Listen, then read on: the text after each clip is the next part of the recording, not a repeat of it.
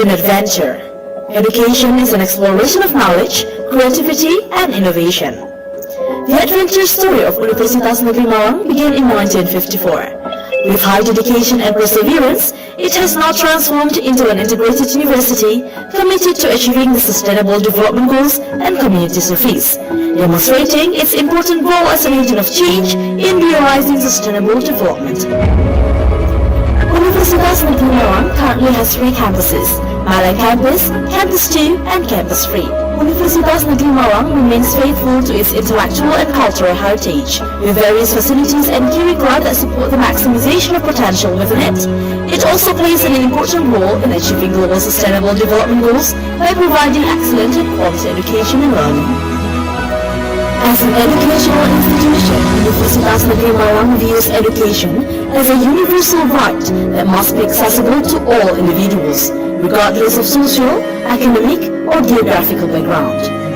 As part of this commitment, Universitas Negeri Malang continuously strives to improve campus accessibility by providing disability-friendly facilities and developing services that facilitate student learning processes in various fields. Universitas Negeri Malang has also collaborated with many companies in providing educational services, offering various scholarship programs that cover different levels of need and talent. Every service provided by Universitas Negeri Malang can be experienced by every student and is continuously developed to support the entire educational process in each faculty. Faculty of Education. As the oldest faculty at Universitas Negeri Malang, the Faculty of Education has 6 departments that are ready to produce professional teachers in their fields. Faculty of Social Science sets the standard in learning, research, and communication services, both nationally and internationally. Faculty of Letters. The Faculty of Letters has 5 departments that will produce graduates who are experts in both language and art. Faculty of Mathematics and Science has 4 departments consisting of 10 undergraduate study programs, 8 master's study programs, and 4 doctoral study programs. Faculty of Economics and Businesses. Having 3 departments, the Faculty of Economics and Businesses strongly emphasizes quality education and training, innovative research, quality publications, and a synergistic learning system. Faculty of Engineering. Focusing on the study of technological advancements in the field of engineering, research, and application, this faculty aims to produce graduates who are instructors, researchers, entrepreneurs, and professional experts. Faculty of Sports Science. As the only sports faculty in the city, it has a mission to lead in providing higher education services by opening 4 departments that will develop knowledge and technology in the field of health and sports education. Faculty of Psychology. It is a faculty that has 2 study programs, bachelor's degree in psychology and master's degree in educational psychology. Faculty of Medicine. The Faculty of Medicine offers programs in medicine, nursing, and midwifery. In a warm environment, students are introduced to various aspects of medical education. Faculty of Vocational. The goal of the Faculty of Vocational is to maximize the development and service of vocational learning, producing the bright bachelors. School of Postgraduate Studies. The School of Postgraduate Studies at Universitas Negeri Malang offers opportunities for students to develop knowledge and skills in various fields of education. As a result of these commitments, Universitas Negeri Malang has earned the title of Best University, achieving the first rank in the Skimago Institutions rankings for education field in Indonesia. By continuing this commitment, Universitas Negeri Malang hopes to create inclusive and equitable education for all and become an agent of change that empowers individuals from diverse backgrounds to reach their full potential. Universitas Negeri Malang has demonstrated a strong awareness of the importance of environmental sustainability. With a determination to reduce its environmental footprint, UM adopts various environmentally friendly practices throughout the campus. UM also actively organizes environmental awareness programs for students and the surrounding community, enhancing understanding of the importance of environmental preservation and motivating real action. Because UM will continue to be a place where ideas are discovered and implemented to create positive change in local and global communities. UM excellent in learning innovation.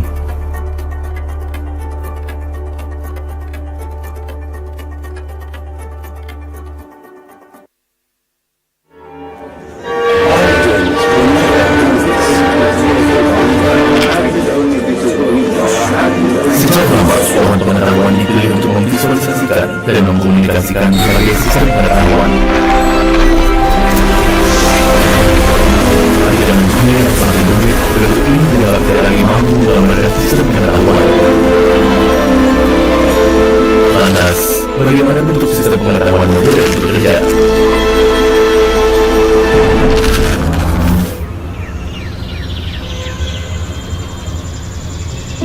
Ini adalah Fakultas Ilmu Sosial, dan ini adalah orang-orang di dalamnya.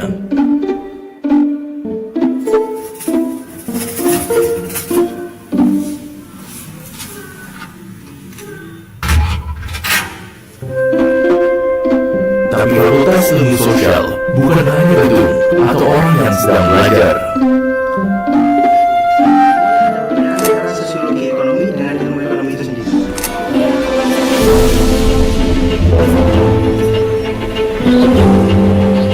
Ini adalah tempat bagi pikiran manusia untuk berkembang.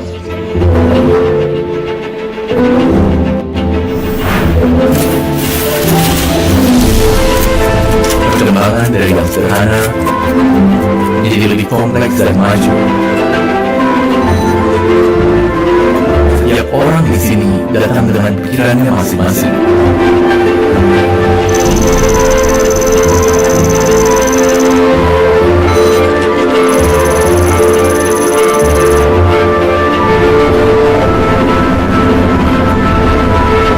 Dan mereka ingin mengembangkannya, mencari pengetahuan baru, memahami pikiran orang lain, dan menemukan perspektif baru. Pengetahuan terlalu luas untuk dikekang, seluas alam untuk dipahami.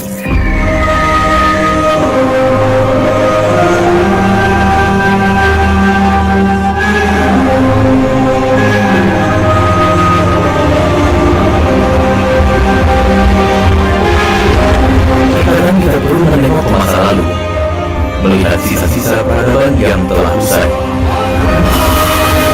atau malah beruntung, karena setiap manusia selalu punya perspektifnya. Demikian halnya dengan budaya, selalu beragam dan selalu unik.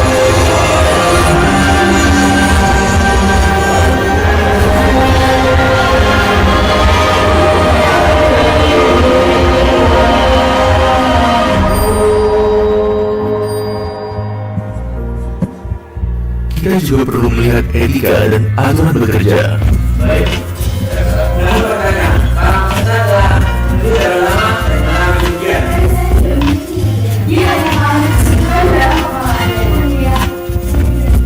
Karena manusia hidup dengan aturan dan etika yang selalu melekat. Klien kami akan melanggar, tetapi klien kami harus menggunakan ini.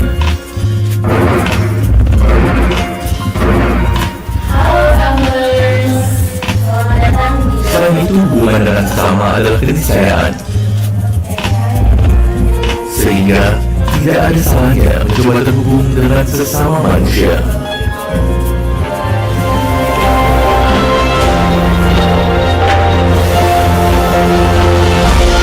Dengan begitu, kita bisa melihat alam dan manusia begitu indah, mengekstraknya menjadi pengetahuan dan meneruskannya. Ilmu pengetahuan adalah jaringan luas yang saling terhubung. Setiap temuan di satu bidang menginspirasi bidang lain.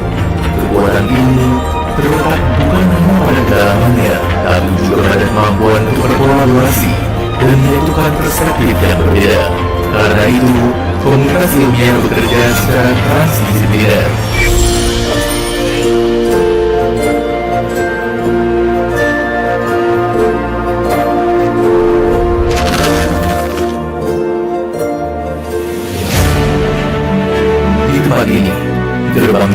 pengetahuan global coba dibangun.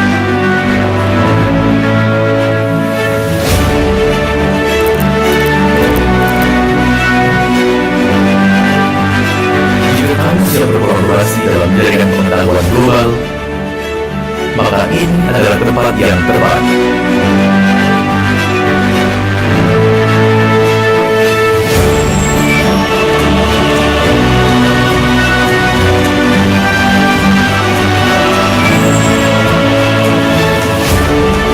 Sama seperti ribuan mahasiswa yang membawa ilmunya ke dunia.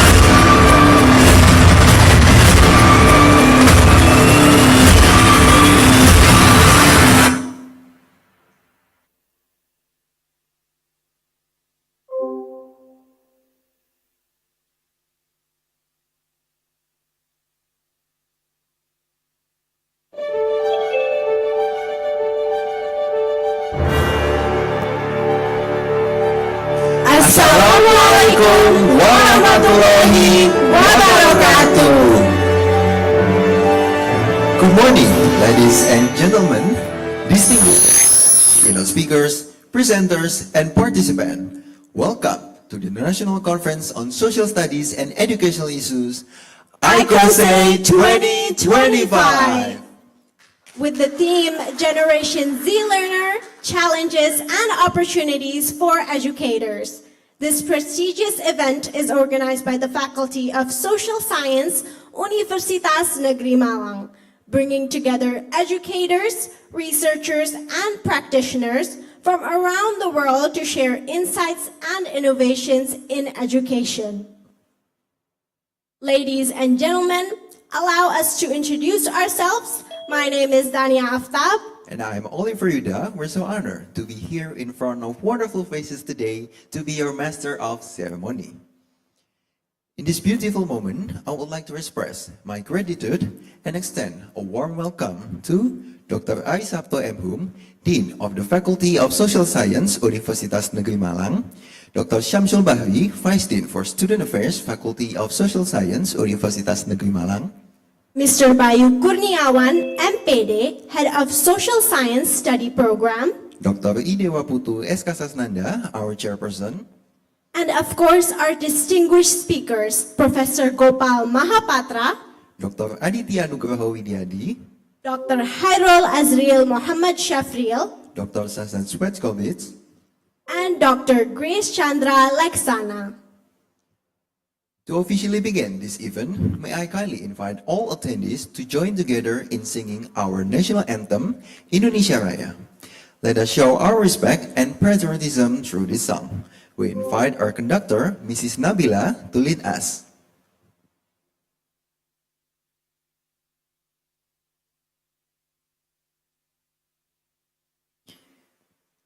And now, may I kindly ask everyone to please stand.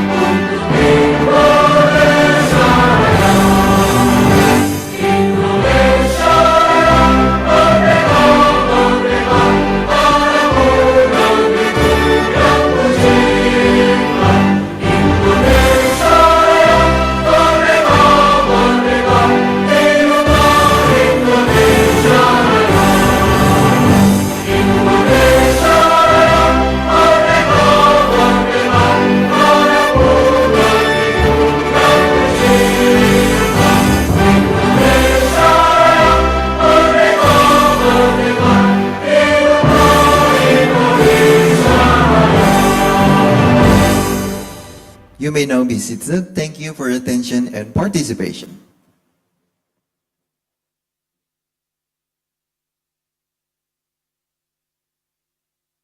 Next, let us continue this event by seeking blessings from Allah subhanahu wa ta'ala. For this purpose, we respectfully invite Mr. Putra Andrianto to lead the prayer.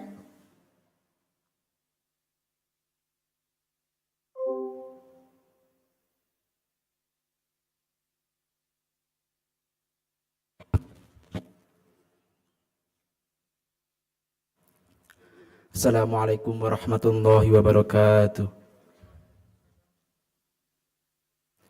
Let us bow our heads for a moment and pray to Almighty Allah, so that again today may run smoothly. Allow me to lead to prayer in the Islamic tradition, and I can invite everyone to adjust according to your own faith and belief. A'udzu billahi minasyaitonir rajim. Bismillahirrahmanirrahim. Hamdan syakirin, hamdan na'imin, hamdan yuafihu ni'amahu wa yukafihu mazidah. Ya Rabbana lakal hamdu kama yanbaghi li jalali wajhikal karimi wa 'azim sultanik. O Allah, the most merciful, the most beneficent, on this day, Tuesday, the 26th of August 2025, we are holding the International Conference on Social Studies and Education Issues. With your permission and blessing, may every step and every action we take in the conference be of benefit, be counted as worship, and brings us full knowledge to all of us. O Allah, our Lord, our praise and praise belong to your greatness, for your majesty, and for your authority. O Allah, the most loving, the most merciful, grant us health, strength, and protection until we can hold all the responsibilities entrusted to us in the best possible way. Rabbana atina fid dunya hasanah wa fil akhirati hasanah wa qina adzaban nar. Wassalamualaikum warahmatullahi wabarakatuh.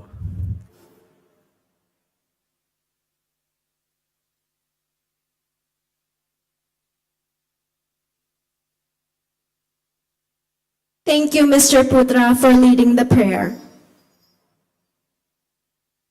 Distinguished guests, to make this event truly memorable, we have prepared a special performance by Bogik and Fatma. Tari Topeng Babang!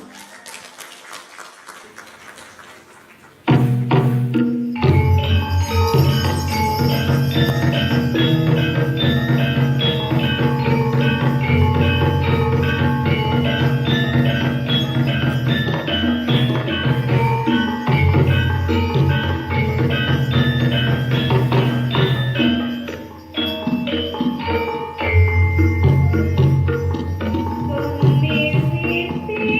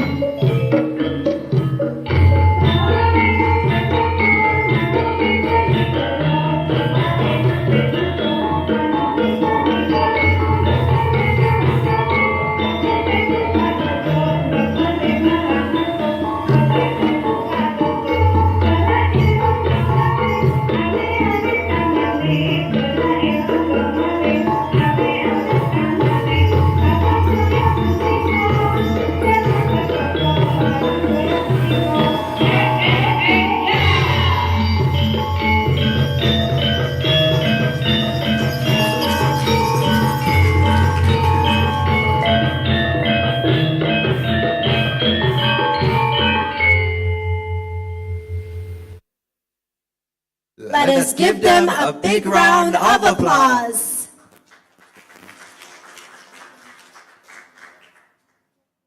Thank you to our talented performers for that wonderful traditional dance. Wow, Oliver, that was such an incredible performance. Tari Topeng Bapang always leaves me amazed. Absolutely, Dania. It's illustrate the character of Bapang, a king figure with harsh, arrogant nature, yet full of authority. Yes, Oliver, and the story usually relates to the Panji tales, symbolizing human traits of pride and worldly desires. Exactly, Dania. And that's why this dance is often performed to welcome guests or open events in Malang. It's firm, energetic, and characterful movement give a sense of respect while also showcasing the cultural richness of Malang. And just as that dance with its firm and authoritative movements sets the tone of respect and honor, this event too is guided by a leader with a bright vision. Distinguished guests, the center of the stage now belongs to leader so bright, with a vision that soars like radiant light. He's the leader of this event team with the wisdom and insight to unfold. So, let us lend our ears to the story about to be told. Without further delay, let us warmly welcome Dr. Idewa Putu Eskasasnanda.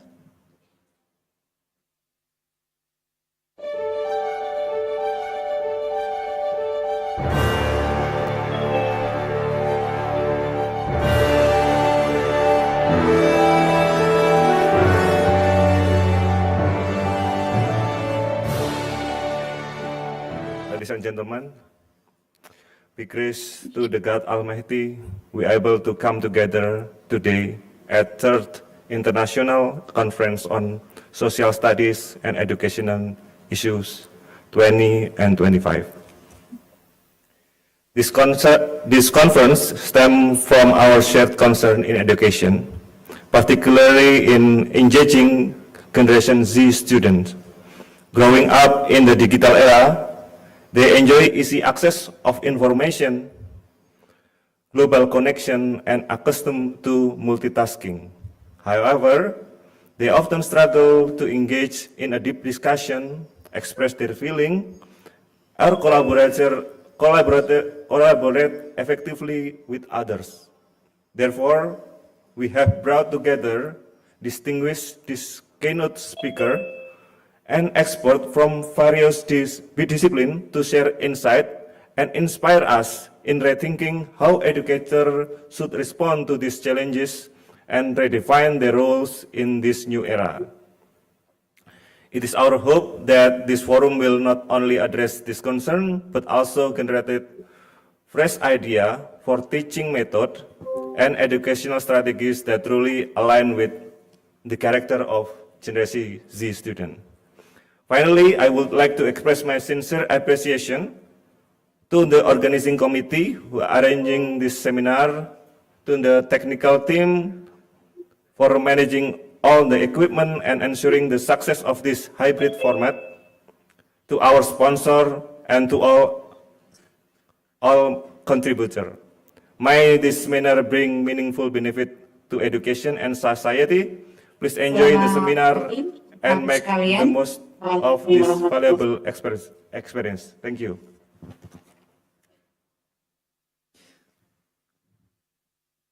Thank you, sir, for the inspiring meeting.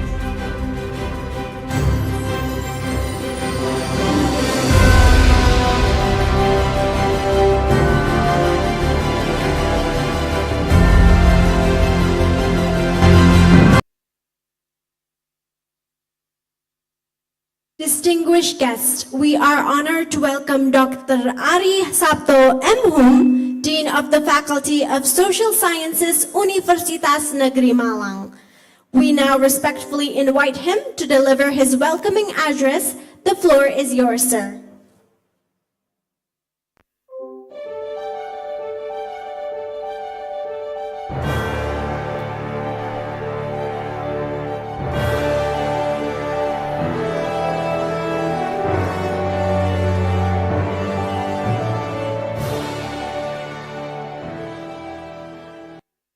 Bismillahirrahmanirrahim. Assalamualaikum warahmatullahi wabarakatuh. Selamat pagi, salam sejahtera, salam sehat bagi kita semuanya. Yang saya hormati para narasumber, ini yang hadir ada Mr. Gopal B. Mahapatra, ya. Ada Pak Adit, ada Bu Indah, moderator ya Bu Indah. Ya. Ada mungkin saya juga kurang kenal begitu ya. Yang saya hormati semua pemateri, semuanya. Yang saya hormati teman-teman dosen, akademisi, peneliti, ya. Dan yang saya banggakan adik-adik semuanya. Ya. Ini ada WD3. Terima kasih Mas Samsul menyertai saya. Syukur alhamdulillah pada pagi hari ini kita bisa ketemu. Ya. Yang pertama perlu saya sampaikan mohon maaf karena Bapak Rektor yang seharusnya membuka acara ini ada kegiatan lain sehingga diwakilkan pada saya. Ya. Tema dari seminar internasional kali ini cukup bagus ya, mempertemukan 3 titik yang saling berhubungan seperti segitiga itu. Di satu sisi ada ilmu-ilmu sosial diwakili oleh IPS Social Studies, ya. Di titik yang lain ada pembelajaran, di titik berikutnya ada generasi Z. Ya. Biasanya di dalam seminar seringkali mengkaitkannya hanya materi keilmuannya dengan pembelajarannya. Kali ini 3 titik itu coba untuk dihubungkan. Para hadirin yang saya hormati, kalau kita lihat dari perkembangan ilmu-ilmu sosial, 1 abad yang lalu sudah muncul kelompok anal, kelompok studi sebenarnya, ya, yang menerbitkan sebuah jurnal ilmiah bernama Anal di Perancis. Nah, sangat menarik. Dari kelompok ini mengajukan sebuah analisis luar biasa yang sampai sekarang itu sangat bermanfaat bagi kita untuk menganalisis realitas kehidupan. Sebuah pendekatan baru pada waktu itu yang dinamakan pendekatan struktural. Pendekatan itu ya sebenarnya sangat menarik, tetapi ketika kemudian dikaitkan dengan pembelajaran itu agak ribet. Karena apa? Karena pendekatan struktural itu harus mengkaji struktur, mengkaji realitas struktur. Struktur itu yang sebenarnya tidak berubah. Ya. Yang berubah adalah kondisinya. Sebagai satu contoh, ya, kalau kita lihat struktur kewilayahan budaya Jawa Timur, maka ada Mataraman. Itu letter AG, AE, S. Ayo adik-adik mungkin yang berasal dari daerah itu, maka itu disebut dengan Mataraman. Ya. Cirinya apa? Cirinya lebih ke arah Jawa Tengahan, lebih ke arah feodalistik. Tetapi itu menempati ruang yang cukup lebar di Jawa Timur itu. Kemudian ada budaya arek yang meliputi 17% wilayah Jawa Timur. dari Gresik sampai Malang. Cirinya lebih religius, lebih terbuka. Makanya di budaya arek itu bisa menampung ya segala etnis di Nusantara ini. Ada budaya Madura, ada Pendalungan, 4 budaya besar.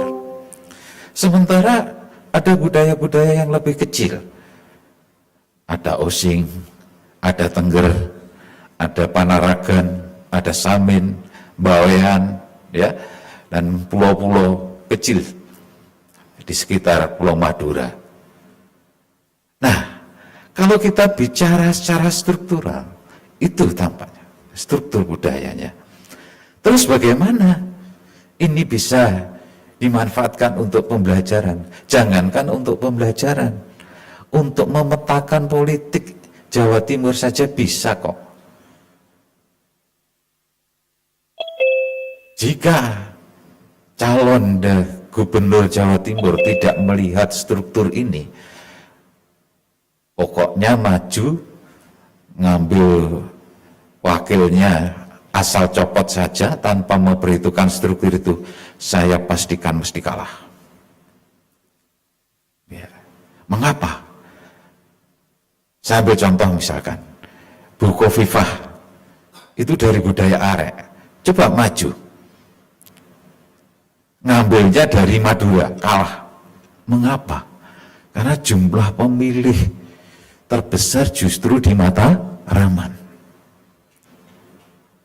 Oleh karena itu, kemudian Bu Khofifah menggandeng Emil Dardak yang dari Mataraman.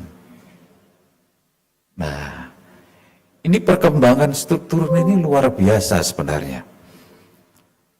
Ya. Kemudian kita lihat perkembangan ilmu-ilmu sosial lain di tahun 1950-an, ya, ada gejala masing-masing ilmu sosial itu saling mendekat, reapproachment, saling mendekat, sehingga batas-batas keilmuan itu tipis sekali.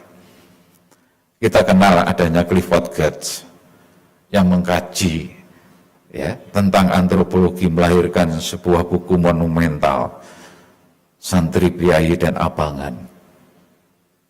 Beliau ini seorang antropolog, tetapi kajiannya banyak lebih ke sejarah dan banyak lagi. Nah, disinilah sebenarnya ya IPS akan menemukan suatu pola bagaimana ya integrasi yang diharapkan itu bisa diwujudkan. Di tahun 80-an, ilmu pengetahuan sosial kena pengaruh dari linguistik. Ya. Datanglah semiotika, ilmu tanda, berbarengan dengan hermeneutik untuk mendapatkan makna dari sebuah realitas sosial. Luar biasa. Nah, ini di satu titik. Di titik yang lain, ada pembelajaran sejarah. Pembelajaran IPS khususnya, ya, tentang kurikulumnya, tentang strateginya, tentang medianya. Ya. Kalau materinya kemudian sampai hari ini belum clear, wujud dari integrasi itu seperti apa, ini menjadi problem. Sementara, ya, dari ilmu-ilmu sosial sudah menyediakan baik di bidang ekonomi, geografi, sejarah, ya, sosiologi, materi-materi yang kontekstual. Nah, bagaimana kemudian kemas dalam pembelajaran? Titik itu. Di titik yang lain ada generasi Z, ya, dengan ciri-ciri yang saling terhubung, komunikasinya yang bagus, ya.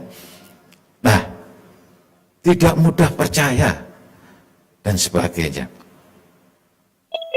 Nah, inilah tema kita hari ini, bagaimana mengkaitkan 3 titik itu, ya, yang seolah-olah terpisah menjadi satu jaringan yang terhubung secara bagus. Generasi Z melalui IPS mampu memahami realitas-realitas sosial yang ditawarkan oleh dinamika ilmu, khususnya ilmu sosial. Dengan demikian, saya kira ilmu sosial akan terus berkembang. Ya. Bapak Ibu yang saya hormati, di dalam perjalanan ya untuk mendapatkan topik-topik yang terkait dengan ilmu-ilmu sosial, tidak akan pernah habis. Tidak akan pernah habis.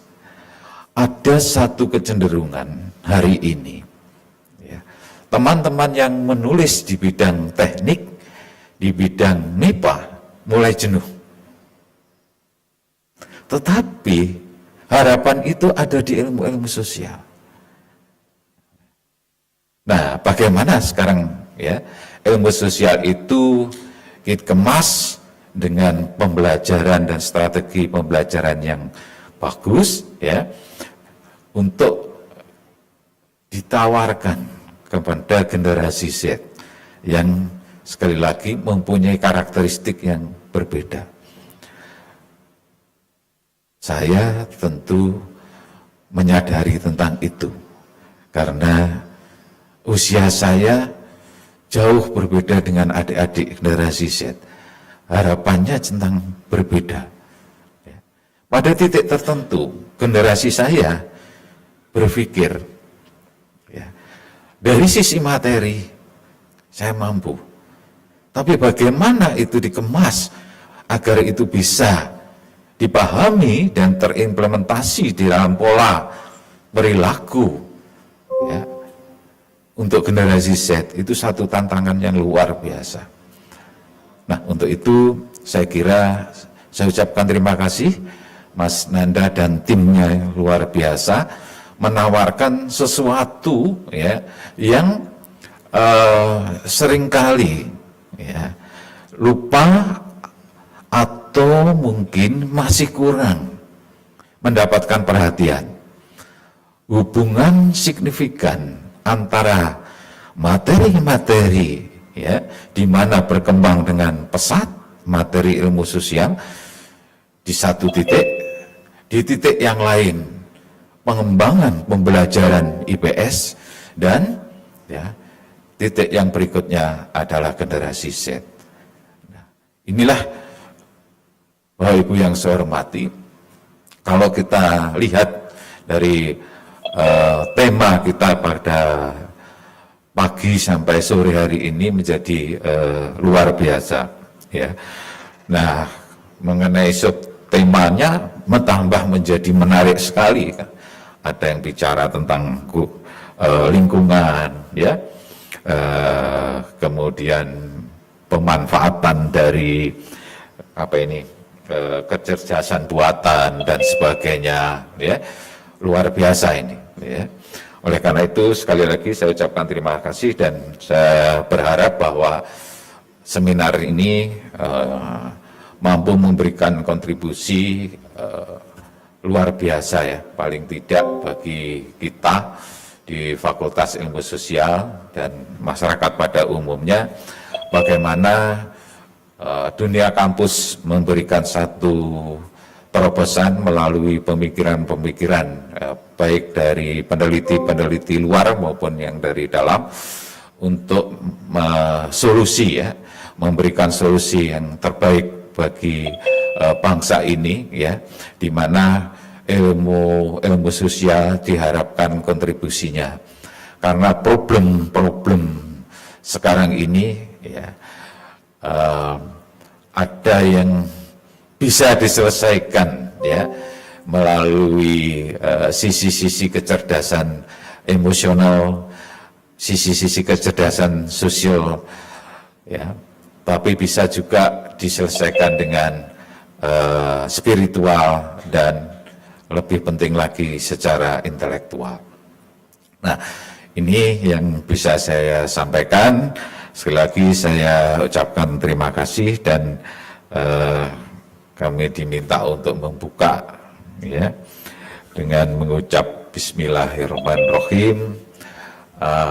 ICOSSEI 2025 bisa dimulai.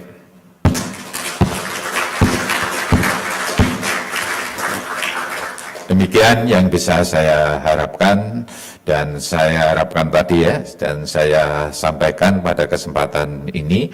Tentu di dalam penyelenggaraan ini banyak hal-hal yang kurang berkenan ya, sebagai sebuah momen ya, rutin, tapi apapun ya, setiap langkah itu ada sisi-sisi yang sekiranya kurang bisa berjalan secara maksimal.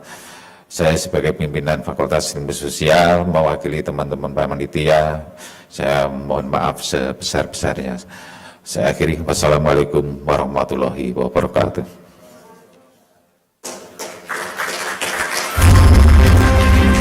At this moment, we kindly invite Dr. Ali Saffril, MPhil, to present a token of appreciation to our keynote speakers today.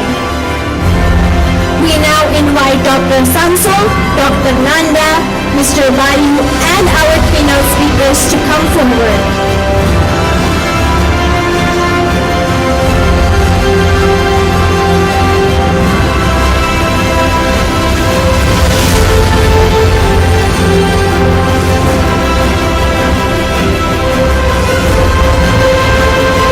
First, Dr. Ali will present the token of appreciation to Professor Gopal. Please hold for a picture.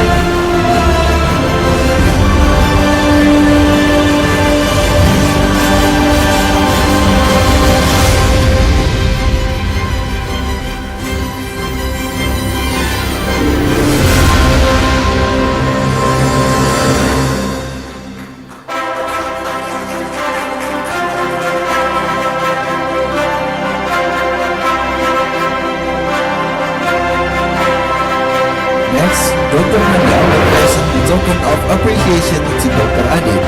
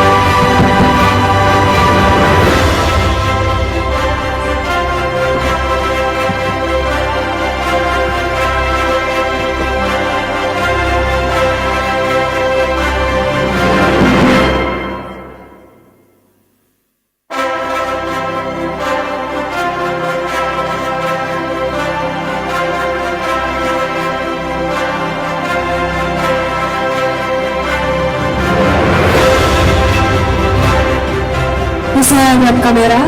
Saya hitung 1, 2, 3.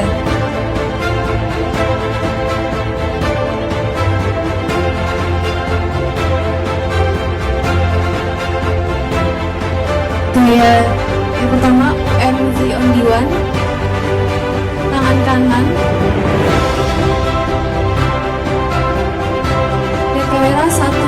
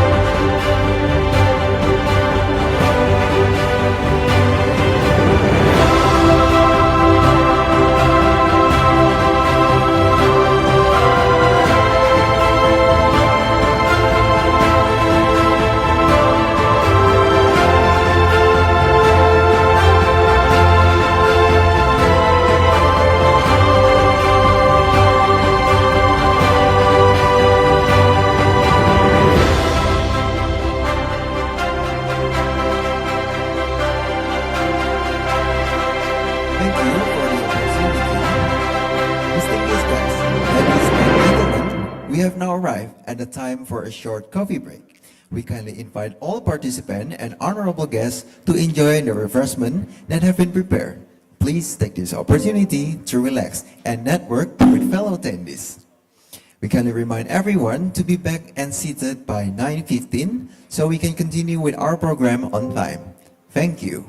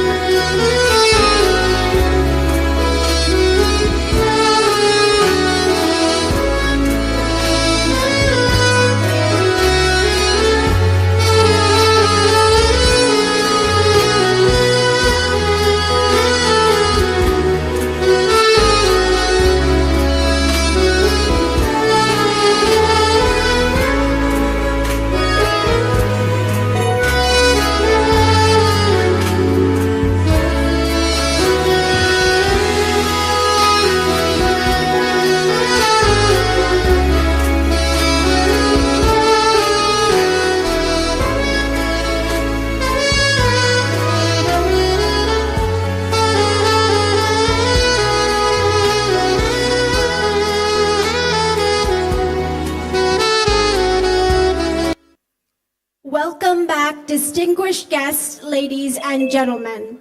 We hope you enjoyed the short coffee break and had the chance to refresh yourselves as well as connect with fellow participants. Now, as we reconvene, we're about to begin one of the most anticipated sessions of today's program, the keynote speech. The session will provide us with valuable insight and perspective that will enrich our understanding and inspire us moving forward. It is now our great honor to invite Dr. Indah Wahyu Puji Utami, SPD, MPD, to deliver the keynote address. Please join me in giving a warm welcome to Dr. Indah Wahyu Puji Utami, SPD, MPD.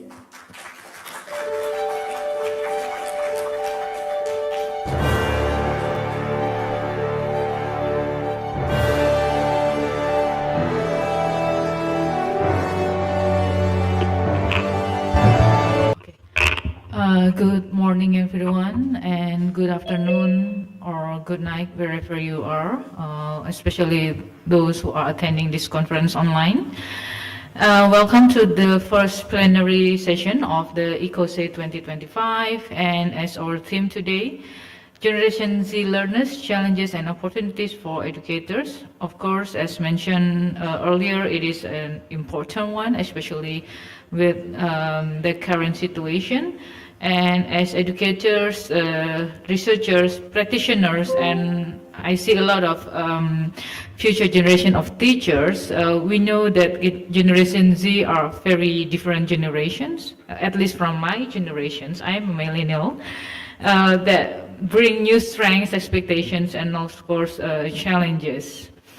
And we are very fortunate today to have three distinguished speakers with us, and each speakers will be given 30 minutes for their presentations. At the 25-minute mark, I will kindly remind you that you have 5 minutes left, and at 30 minutes, we will need to stop so we can stay on time. Okay, let's move on. Without further ado, I would like to invite the first speaker, Professor Gopal P. Mahapatra. He's professor from, sorry, I don't want to be, yeah. He's a professor of practice, OB and HRM at IIM Bangalore since 2018. And he brings over 3.5 decades of rich and varied experience reversing academic, corporate, and consulting domains. So today he will share his paper titled Generation Z in Southeast Asia, Perspective for Organizational and Educational Leaders, in which he will look on how Gen Z is reshaping the workplace and society in Southeast Asia. And he will also challenge us to think about digital fluency, multi-generational collaboration, and leadership that really puts people at the center. And I would like also to invite our second speaker, Assistant Professor Aditya Nugroho Widiadi. He's a historian and educator from Universitas Negeri Malang. He completed his PhD in education at Victoria University of Wellington, New Zealand, and his work focuses on history education, peace education, and curriculum studies. And today he will present his paper about Generation Z and Generative AI that will raise a very timely issue, what happened when students use AI, and deepen heavily on AI, and he will offer some powerful insights and solutions that can help make history education more critical, reflective, and meaningful for the Gen Z learners. So let's give big applause to both our speakers here.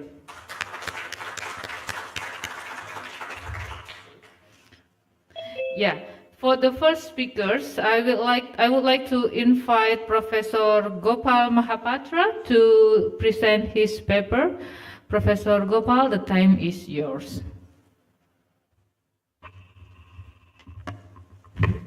Hello, Assalamualaikum, and terima kasih.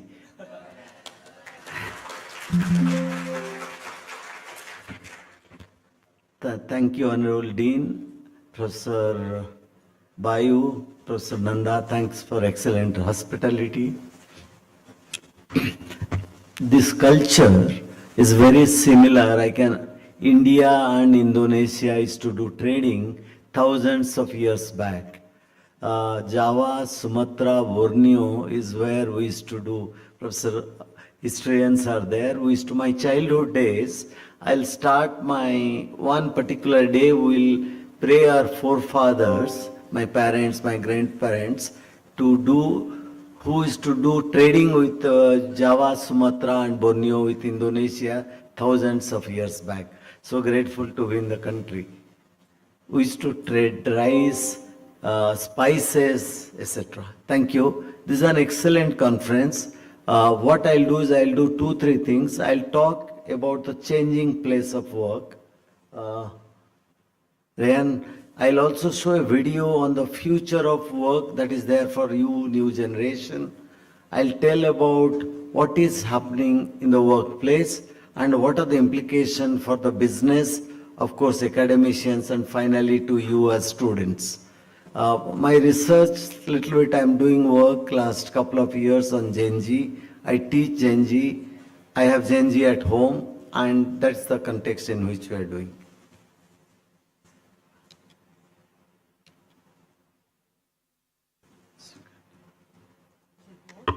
One second. Next slide.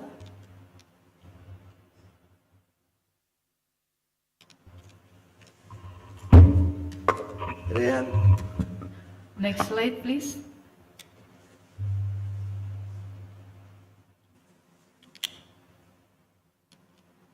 It's not working.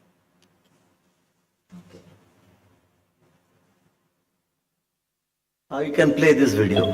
This will give an idea of what is happening around.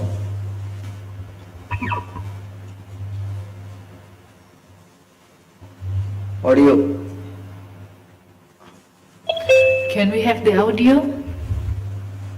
Yeah. What do the jobs of the future look like?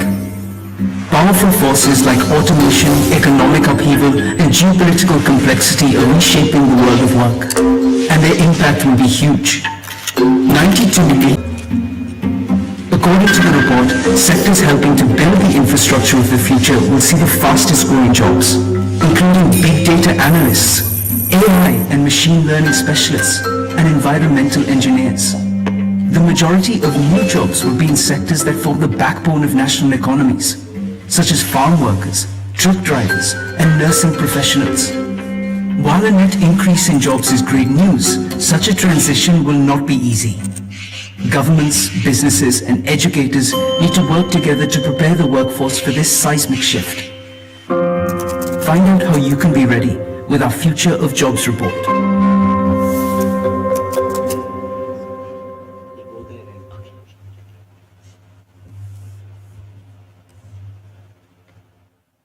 I'll try from here. Can I have the slide, please?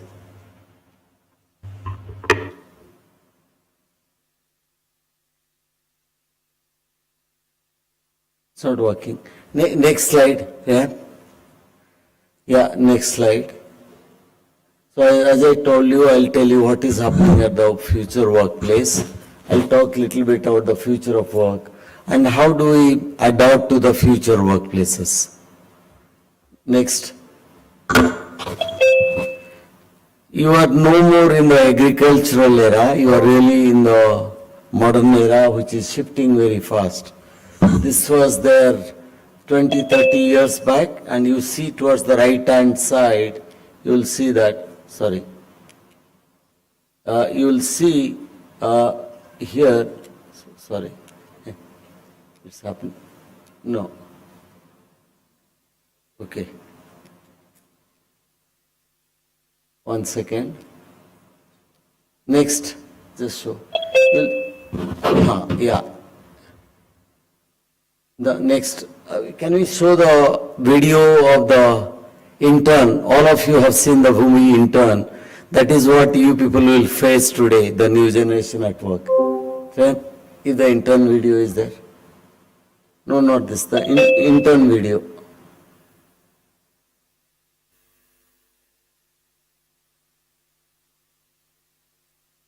Just see how the new culture is changing.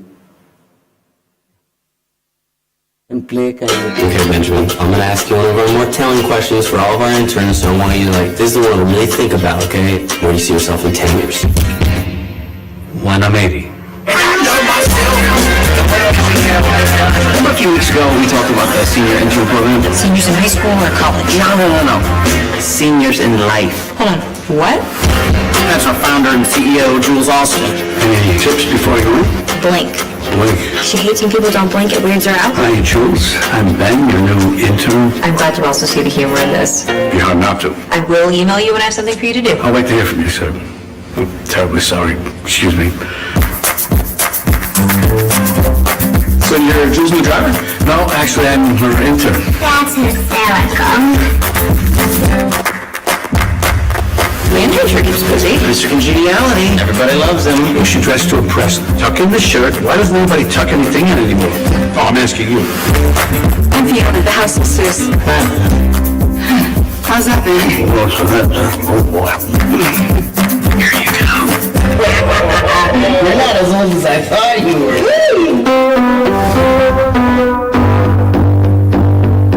So you're on Facebook, huh? I joined about 10 minutes ago. Well, better late than never. All right, so there are all these questions for your profile that you can answer if you want to, like people who inspire you. Jules Austin. You do inspire, Jules. Our investors just think that a seasoned CEO could take some things off your plate. Let me give you CEO lessons. I never had anything like this in my life. This big, beautiful, exciting thing that you created. Remember who did that? Who?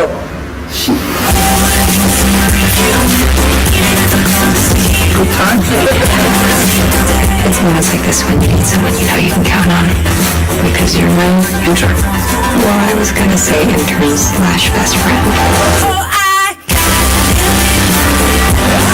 Look at Marvin boys, this is what feels. How in one generation have men gone from guys like Jack Nicholson and Harrison Ford Thank to... you. You can stop.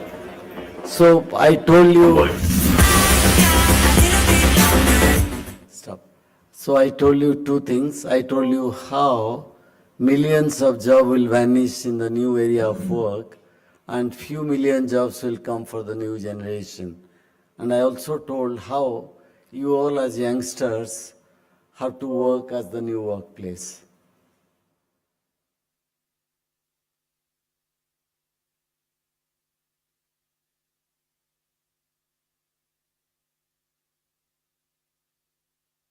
Okay.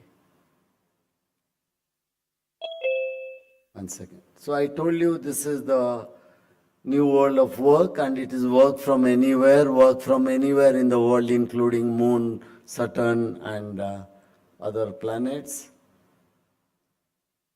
1 second. I think what is multiple generation?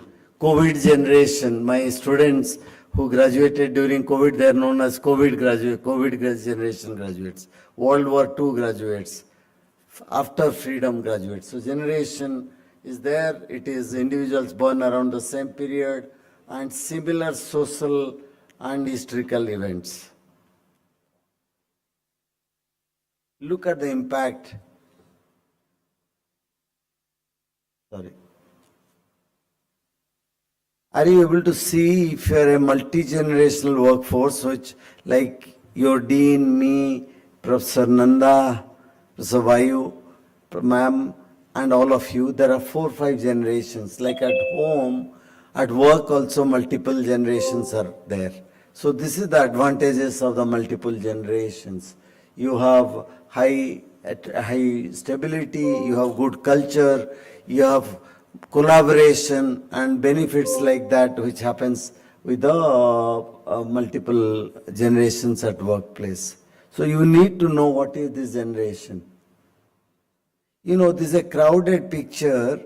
It says how there are countries like Japan and Australia and others where workforce is retiring. They won't have many workforces. So they'll depend on countries like Indonesia, which is here. You'll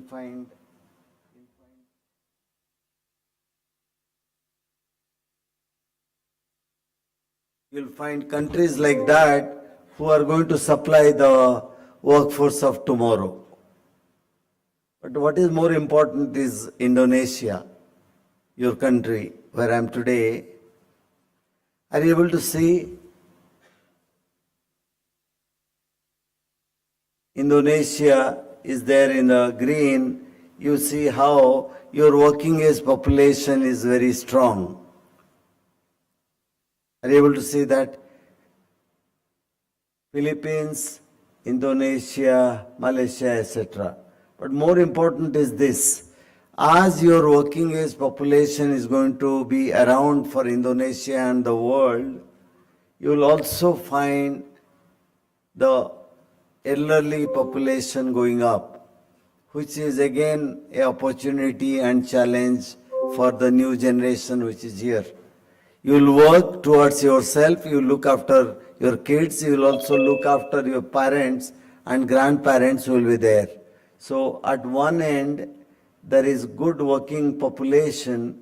At another end, there is again growing elderly population which is going to grow up next 10, 15 years and beyond. All of you will be having the question, all of you know that. What are very important definitions of some of the generation? You will know that baby boomers were the generation which was born between 46 to 64. Then the generation X, where I belong to, is 61 to 79. Then the generation Y, which is also known as millennials, 1980 to 1995. And of course, our focus is on the new generation, Generation G, which is 96, 97 to 2010. And don't worry, new generation, your brothers, sisters, nephews, nieces are there. They're known as Generation Alpha. So now the quicker generations will also enter the workforce. So our focus today is going to be on Generation G, how the challenges are and what we need to do.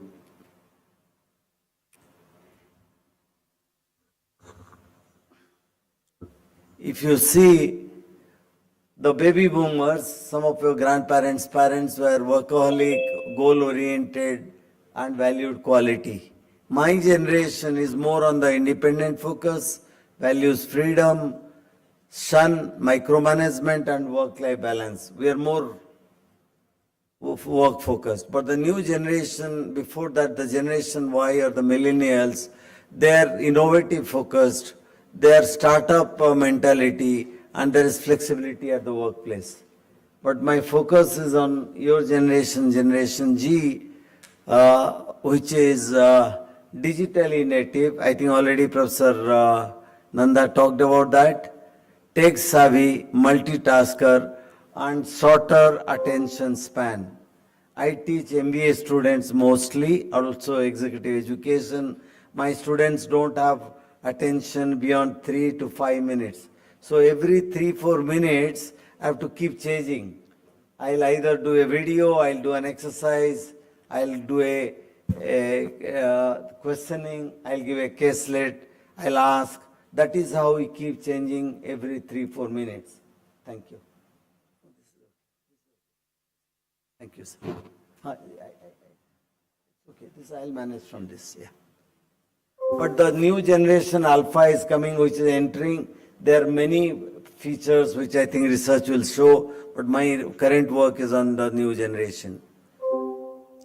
This is a brief comparison of multiple generations. There is an article I have shared, I think Professor Papananda will share it with you, Professor Nanda will share with you. Look at the earlier generation, less self-centered, altruistic and intellectual. Gen Y is autonomy focused, highly on self-enhancement, immediate feedback, transparency of working. And on the new generation, you will find how you all value autonomy, immediate feedback, transparency of working. How am I doing? Please tell me, give me feedback. Like yesterday I met Rayan and your team. Excellent work by the working committee. Please check it. Right now you saw, he came and tested it, said it's working. So you all want transparent and immediate feedback. That is how it is. and of course, meaningful and challenging work. You won't want any type of work. You want work that gives joy, that gives challenge. And finally, greater focus on health and well-being. During COVID onwards, this Generation G has become more aware of the health and well-being to the extent that they want, you'll find more gym, more control on dieting. Most people have started reducing smoking, drinks with moderation, lot of morning walk, cycling, etc. Of course, Professor Nanda does cycling, so also young Generation G. He's a Gen Z professor. You'll also find baby boomers live to work, but your generation live and joy. You work and joy. Work is not the only means. Then you seek autonomy, I already talked. You dislike micromanagement. Like yesterday, Rehan and others, if I would have told do this, do that, they don't like. Please tell me what to do, I'll do it. Leave it to me, set your expectation. Which is rightly so, it puts more responsibility on you. Then values, purpose, ethics, and work-life balance. All of you are driven by the purpose, and you see your Honorable Dean started with Quran and your prayers, National Anthem. You see a purpose. We work, we live in Indonesia, we work for Indonesia and the world. We have a purpose in life, and that is what your generation works on. Please keep your questions in case there is time towards the end, we'll keep. One of the bigger trends, as I said, well-being is the focus. Diversity and inclusion. I was talking Professor Vayu and Professor Nanda. Your culture is very diverse. You have had past Hindu culture, Islamic culture, Dutch, Spanish, then you have English people, Buddhist. So Indonesia is like another inclusive country like India and this. So this inclusion, DEI has a lot of benefits. So that's the advantage of diversity and inclusion. I already said purpose of work. Why do I work? Why do I come to school? Why do I go to college?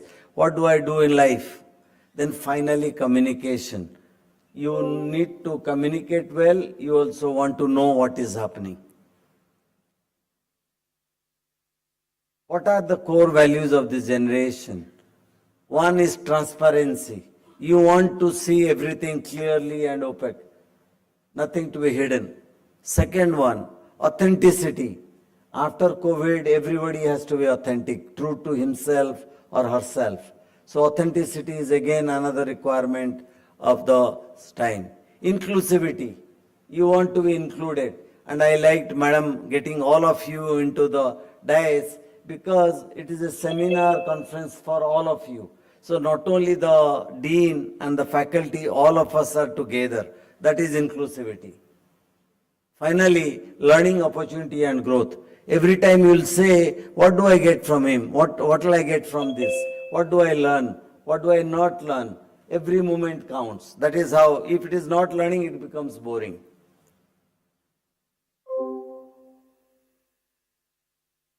You see, all of you, when you enter the workplace, if you are not already working part-time basis, your working style has changed. Going to office, going to factory has changed. Now, remote working, hybrid working, teleworking, all that is in place. Health, well-being and social media. You'll find last 5 years, social media has taken over. Everything is on Twitter, Insta, Facebook. Facebook is not relevant for you, LinkedIn, etc. Then you are also the working style. You don't want to work your way. You want to work with the way. You don't want to work the boss's way, company's way. You want to the way it fits you well. And finally, focused on money and the cost of living. But one funny or a difference you can find with the new generation is that many people, at least in India, I hope it is not true of Indonesia, Malaysia and South Asian countries, they have started taking their parents to the interviews and the workplace. In the interviews, parents are asking, my daughter, will she get nice clothing allowance? Are there good restrooms? Are there canteens? Parents are asking, will my daughter get an hike? So this is one thing which is happening, which is creating some noise at the workplace. Okay. I think many of the new generation employees, Gen Zs, are getting fired early because they do not have the skills required at the work. So that is a concern. So how do I have the skills that is relevant? I'll share this. If you can see the core skills needed, this is by World Economic Forum, I'll share the slide with all of you. You can see resilience, agility, analytical thinking, creative thinking, technology literacy, empathy, curiosity. All these are the skills required for the next 5-6 years. Either we have it or we become obsolete at that point of time. I think the technology and digitization is taking over the place. This is an indication of saying slowly manual intervention will come down and automation, machine learning, AI, ML will take on. This means lesser human interference in many of the routine jobs and machines will take over. Are you able to see? These are the jobs: analytical thinking, facilitation, leadership, creative thinking, motivation, all that is going to increase. And the other side, you will see the skills which is going to go away. So increasing roles, see, sensory processing skills, global citizenship, manual documentary, programming, all these jobs will become less important and new jobs will become more important. I'll share slowly, you will be seeing many of the manual work which is to be done by your parents' generation is going away. New generation work is coming. This is again another example. Administrative assistants going off. Budgeting clerks, caretakers, that's going off. But physical tasks, some of them are important, that is staying on. Last 3-4 minutes, let me tell you.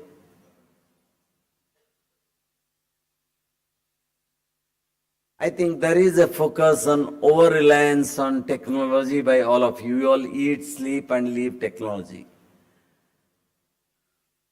I think speed over accuracy is your focus, but the need is of accuracy as well. Linking strategic skills to maximize opportunities, and the other side, you need to have management of distribution, growth mindset. How do I grow? How do my team grows? How does the organization comes? And how do you align the values? That is how working alongside technology. Technology is not enough. How do you work? How do you foster a very good human skills, which your parents' generation had, grandparents had, empathy, compassion, and emotional intelligence. I think for the educations, your dean, your professors, the University of Negeri, the reform is needed. Of skill of teachers, I go for conferences, your professors go for conferences, teachers keep on learning. Practical skills, more action-based learning and work-based learning, that is how the situation is.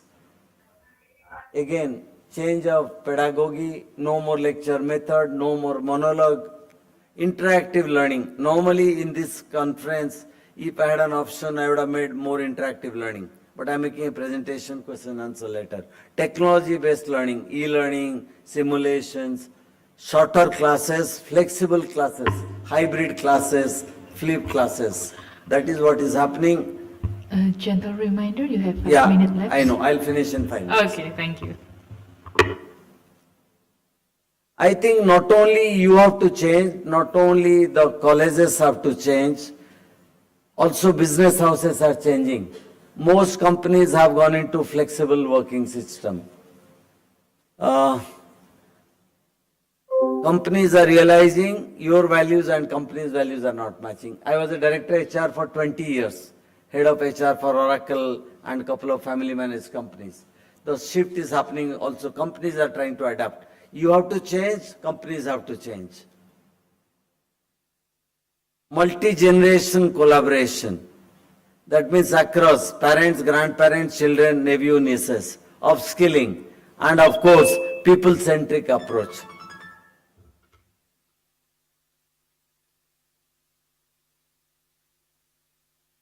You will find organizations are focusing on well-being, empathy, health, inclusion.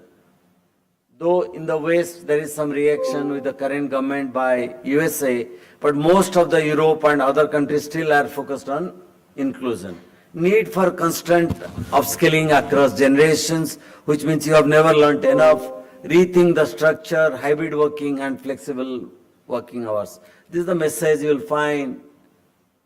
World Economic Forum again is saying, adopt talent assessment criteria, focus, hire beyond borders, meaning you can hire from anywhere across the world. And breach the artificial intelligence divide of skilled people. You'll see the same message I'm seeing across. This is an HBR article which says, information sharing will across. Now you know our conference is being shared all over the world. Explain how the individual can excel individually. Show them that paths to career progression and incentivize how you all can grow. And provide specific constructive feedback. Harness community and connection to engage and empower them. New generation, its empowerment, community linkage, and finally, prioritize well-being for this. I've already told that. Yeah, I've already told that. I have. Yeah. Is it duplicating? I think I had one slide by McKinsey. If I have that after this. Okay. I just want to end with this last slide. You have no choice. Technological advancement, disruptions will be there. We all have to be there along with that. Fostering a flexible work arrangement. The traditional work style will not work. Both companies, institutions, and you all as employees have to do that. Cultivating inclusive and diverse working culture, which means though we are Indonesian, we have to work with Malays, Australians, Americans, Europeans. We can't only stay focused only in one because now whole world is together globalization. Promoting continuous learning and development, all moment we are becoming obsolete. How do we keep on learning and facilitating authentic, individualized communication? Friends, it's a great opportunity ahead of us. Gen Z is here to play, and don't worry, Gen Alpha is coming as the older generations are slowly fading away. So it is this generation which will learn and cultivate. Teacher's job is to leverage you. Your job is leverage from parents, teachers, peers, and the technology together. And finally, every institution has to keep on growing with continuous learning and growth with a human touch. That is where emotional intelligence is important, health and well-being is important. Thank you very much, Professor Nanda, Professor Vayu, and thanks for the opportunity given to me. Thank you.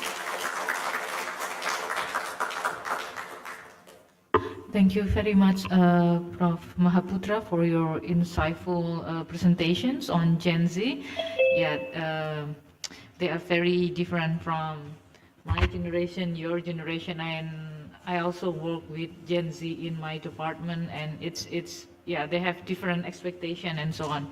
Now let's move on to the second presentation that will be delivered by Assistant Professor Aditya Nugroho Widiadi. Pak Aditya, the time is yours.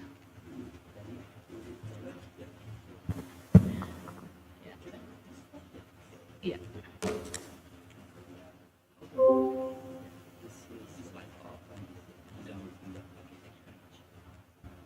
Check. Thank you, Bu Indah. Very interesting talk, Professor Gopal. Let me stand down from the podium. Bismillahirrahmanirrahim. Assalamualaikum warahmatullahi wabarakatuh. Waalaikumsalam warahmatullahi wabarakatuh. Good morning for all of you all. First of all, I want to apologize because my English is little. I cannot speak English fluently, so Hope you can understand what I'm talking about. And then if I'm getting stuck, I don't know how to talk, then I will use bahasa if it is okay for you. And for the first time, I want to give you a pantun. I don't know what is the English pantun, Bu Indah. I don't know either. Okay. Wis pokoknya pantun. Sorry, pantun. Taj Mahal is in India, and it's very beautiful. Hello, my name is Aditya, and I love you full. Okay. Where's my slide? Can you show the slide, please? Okay, since I coming from history department, so I have to giving a talk in the perspective of history education, right? And the title of my presentation, which still not available in the screen yet.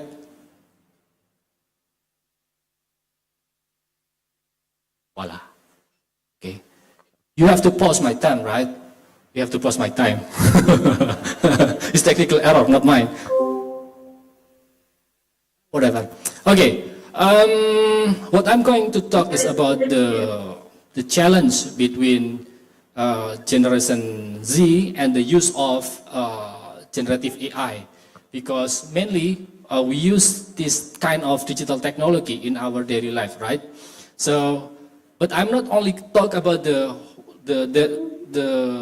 challenge itself, but I have to give an alternative solution. What can we do during this digital era or in this post-digital condition?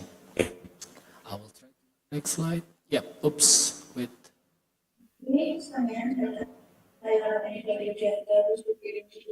Not my song. Okay. Yes.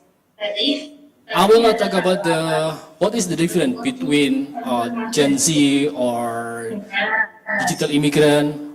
Professor Gopal has already talked about it. The distinction, the era between the late 1990s to 10-11s. So what we have already know that digital digital native, mostly you are who are attending this conference, I think coming from the Gen Z, right? So I believe that all of you need the digital technologies, especially internet and generative AI. And I believe that many of you cannot live without the digital technology. I want to give you a challenge. Is there any one of you right now who do not have or do not use your smartphone? Raise your hand. I will give you 1,000 rupiah. Is there any one of you? Really? You don't have any? Really? You're the guy in the corner. Really? You don't have any smartphone? No. Okay. It means that it is true that we are dependent to the digital technology, especially smartphone. Especially in this week, you have to register your KHS, right? So you need digital technologies such as your smartphone or laptops. Okay. Next, what I'm going to talk about post-digital. What is post-digital? Post-digital is not about after the digital, but post-digital is an era where we cannot make a distinction between analog and digital, because all the digital technologies has already become our daily needs, our daily routines.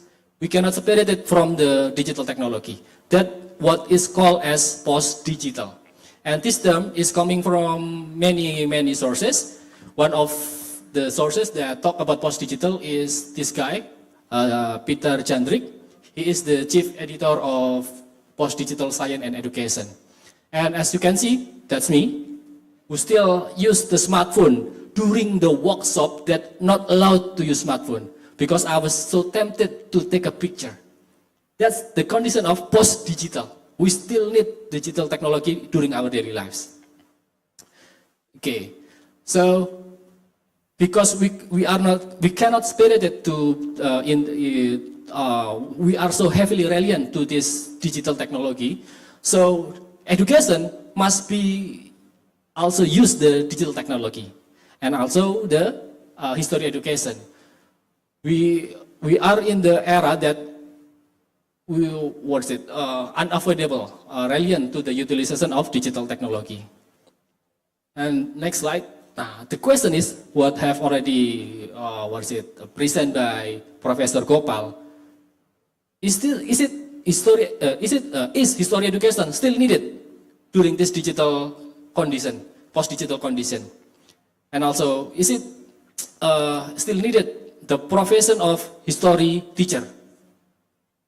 Because all information about the past, all information about history, we can easily access in the internet, ChatGPT, or something else.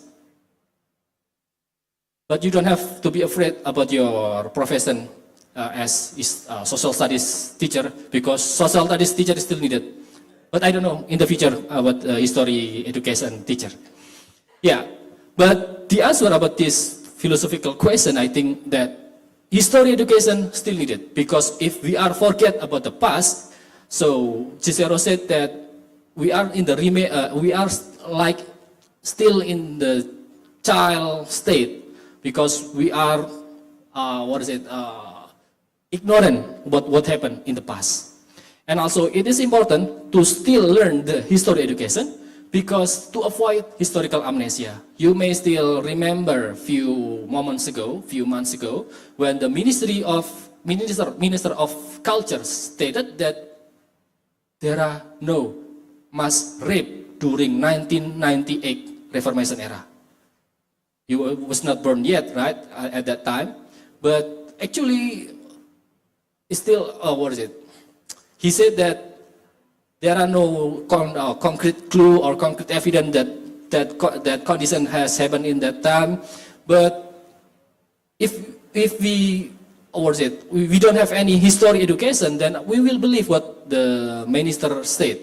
So we need history education to make sure that what happened in the past is really happened, and then we have to criticize what happened in the past. Think critically in history education.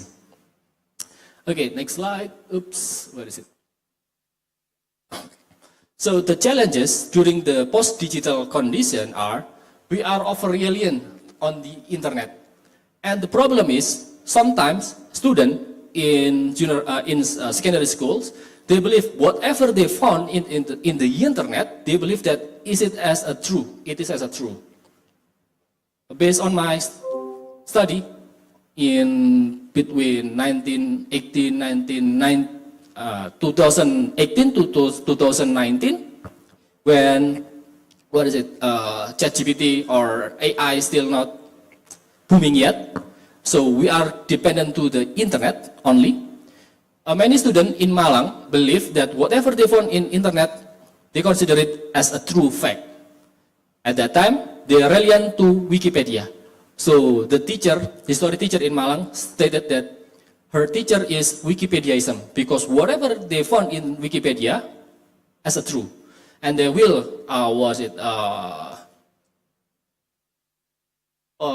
they will say to the teacher, "Oh, you are wrong," because the Wikipedia state the contrary. So that's the condition before the ChatGPT has already booming yet. And based on my research this year, I try to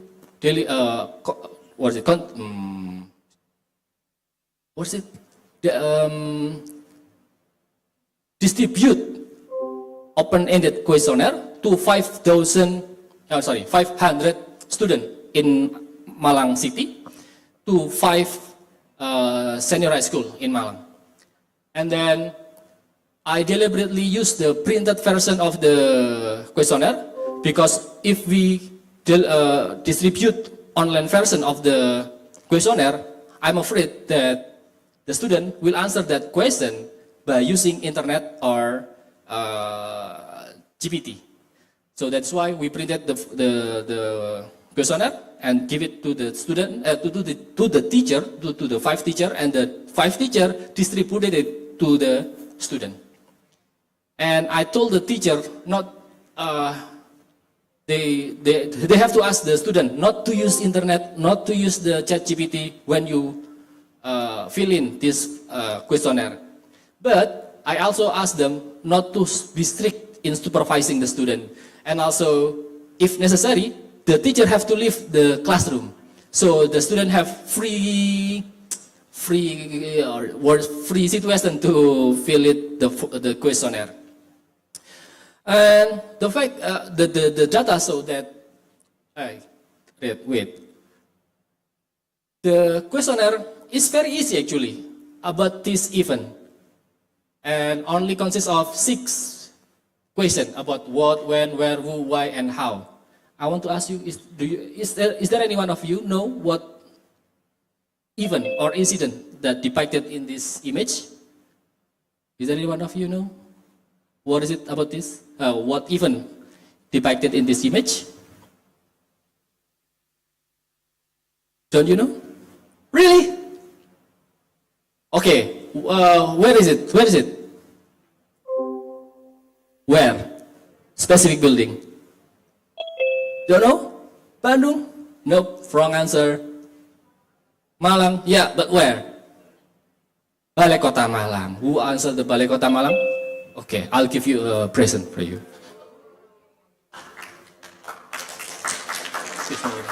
Okay, this is correct. This is about the Malang Bumi Hangus that was happened in 1947 during the Dutch military aggression.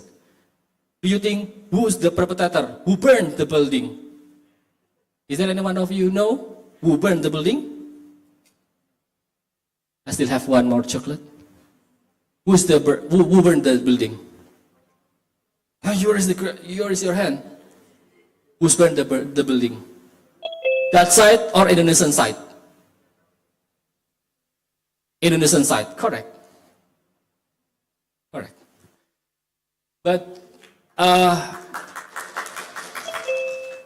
you know, in 500 questionnaires that have already distributed, I have to exclude 99 questionnaires because I consider them as using internet to answer the question. Why? I have suspicion to the questionnaire that they used the internet or ChatGPT, because they gave a very detailed answer, which is impossible to do so. Correct? Yeah. So 99 questionnaire excluded, and 401 questionnaire processed to the data analysis, and the 59% of the questionnaire of the student that answered the questionnaire, they believe the perpetrator, the person who burned the city hall building, was foreigners forces, the Dutch, Japanese, British, or even the German. They made historical mistake.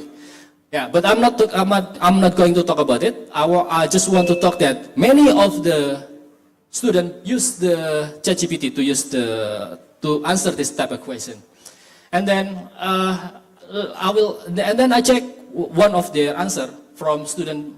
For example, for student A and student B, they have a very similar answer. And when I writing it on the Google, and I found that it's coming from the ChatGPT, and it's very similar to the answer from the article from the Avatara journal or from the UNESA. Yeah. So this is a proof that many of us using internet and ChatGPT AI, generative AI, to answer this type of question. And that's not the only problem. 20 minutes left. Okay, thank you. Still a long way to go. Another challenge, the problem is many teachers also not criticize the student answer. I asked 12 teachers to give an assessment to student A and student C, and they have to give a range score between 0 to 100. And then this is the student A answer, very detailed in the chronology of the incident. And meanwhile, the student C only giving a very short answer. terjadi saat agresi militer Belanda, tentara Republik Indonesia menerapkan strategi bumi hangus dan membakar fasilitas agar tidak jatuh ke tangan Belanda. Both of the answer are the correct, right? But as you can see, very different between student A and student C. But when I asked 12 teacher in the area of Malang Raya, but this is correct, wrong sum. Student A and student C, only 2 teacher in teacher A and teacher G. Teacher G, yeah, were giving the higher score for the student C only. And meanwhile, 10 of the teacher participant giving the higher score from for the student A. So this is the wrong average, right? It should be 83% giving a higher score for the student A. Meanwhile, only 16.6% were giving a higher score for student C.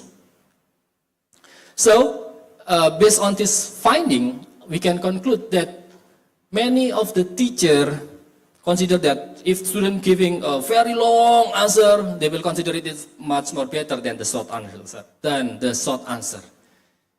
So, in the one side, students tend to use AI or internet to answer the question. In the other hand, the teacher consider the longer version of the answer is the better than the shorter answer, and they don't they don't care is it from the internet or not. Yeah, and the qualitative result stated that teacher A, who giving the student A lower score, he said that this is a typical AI answer. In the condition of the final exam, it seemed very difficult to answer like this at the time of at student level. And it's also similar for student teacher G, who stated, I'm quite suspicious of the detail of this kind of answer, especially since the language seems to be taken from AI. Meanwhile, teacher J, who giving a higher score for student A, said that student C answer actually correct, but has not detailed the chronology. Yeah, they only focus the detail of the answer. So this is one of the proof student relied heavily to the internet and AI, and teacher don't care whether student use AI or not. So what is the solution about these challenges? Should we ban the AI and internet in the school, in the education? Definitely not. It's very impossible. Why? Because we have already know that Gen Z or everyone in this post-digital condition really need the digital device or digital technology. So what I can propose is 3 solutions.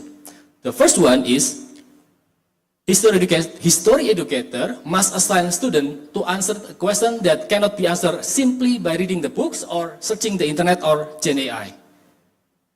We have to give them a question that they have to think by themselves, but to think critically and to think reflectively. According to Abi Reisman, she said, is it as a central historical question. So during one meeting in the classroom, students only have to solve one problem only. But that problem cannot be easily found in the textbooks or in the internet. This is an example of a reflective question. Based on the lesson learned from the Malang Bumi Hangus incident, what can we do to promote peace in the future? This is the typical of answer from the AI, ChatGPT. But when actually they still can find the answer, right, from the ChatGPT. But they have to think critically by themselves to answer this type of reflective question. And for another example, let's say about critical question. Who killed Malabi? You know Brigadier Malabi, right? During the Battle of Surabaya. Let's say what the ChatGPT said. The ChatGPT cannot give exact answer, only probability. So when students found this type of question, they have to think critically. Actually, who killed the Brigadier Malabi at that time? And also, do you know who threw the Dutch flag during the flag incident in the Hotel Yamato? Do you know the name of the person? And this is the version of the ChatGPT. They cannot also give an exact answer. So students have to think critically. Actually, who were the perpetrators of the flag incident? And the second solution, after you are giving the question that cannot be answered easily by student, by you reading the books or opening the internet or ChatGPT, you have to encourage your student to looking for the primary sources. Whether it is written primary sources or oral primary sources. And I know it's not easy in Indonesia to looking for primary sources, but we have to encourage them to looking for the primary sources. Let's say for written primary sources, we can open up the National Archives, digital archives, and also you can open up my website, berpikirsejarah.com. This is my website. I related to the what is it? The Battle of Surabaya, regarding the flag incident and the death of Malabi. You can find a very some written primary sources. Try to open up this website. Very good website. And then, if you are unable to looking for the written primary sources, then you have to looking for the oral primary sources. You have to encourage your student to do kind of oral history research. Ask the parent, ask the witness or perpetrators of the incident or something like that. They have to looking for the answer from the one who are know the incident. And if you are confused how to do oral history, you can open up this website, sejarahlisan.um.icid, that the history department developed, and also Winda with KTLV and NIOT, Netherlands. Please use this website. This is a kind of digital module that will guide you how to do oral history research.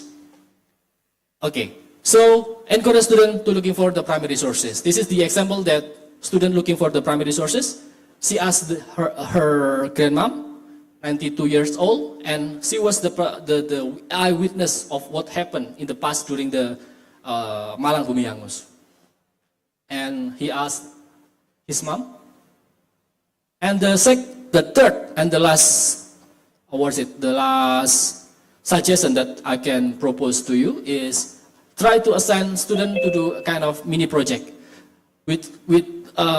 to solve the social problem around them. I think it's very related to your study program, social studies.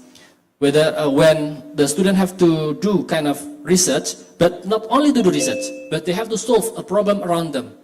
And the UPT-PSL, pengelola sekolah lab, have already developed this kind of module, which is me also included in this team. And then there are 101 projects that can work by student in SMA lab. And then what they have to do is actually almost the same, 10 minutes left. Okay, 10 minutes left. What they have to do is, let's say there are 101 problem, and then they have to looking for a solution about that problem. Let's say about the status of kayu tangan heritage, about the conflict related to the parking area in the kayu tangan, and many other topic that student can do during this task. Gentle reminder, 5 minutes left. 10 minutes left and 5 minutes left. Okay, I will comply to you. 5 minutes left. And then when you are using this type of mini project, module, when students encouraged to do a research, mini research, and not only to do research, but also to find a solution in this city, in this Malang or in this any other area. So definitely they have to, to think by themselves, critically and reflectively, to propose a solution. So this kind of solution definitely cannot be, cannot be easily asked to the ChatGPT. They have to do research by themselves. They have to do interview. They have to do observation. They have to do, doing kind of small research to find the solution. And the conclusion, one, do not prohibit students, especially Gen Z, to use their digital devices, but because there are a challenge over reliance to the digital devices, then we still have to use that during the educational process, especially in history education or social studies. So there are 3 solutions that I have already proposed to this conference. The first one is giving students only one question, and then the second one is they have to do research by themselves using primary sources, whether it is written primary sources or oral primary sources. And the last one, encourage students to study the social issue around them and propose solution through photo voice project. Let me back a little bit. They have, when they're doing this, proposing the solution, they do not have to write a long solution. They just need to take a picture and then giving a short sentence about the solution in the form of photo voice. This is type of the example of photo voice that have already done by student related to the Malang Bumi Hangus. And there are 3 type of photo voice. Oops, where is it? 3 type of photo voice: nationalistic voice, peaceful nationalistic, and peaceful voice. But this is, I think it is enough for me. This is what I can share to you during this conference. I hope you have beneficial information about what I have already presented. I think that's all. Thank you. Selamat pagi.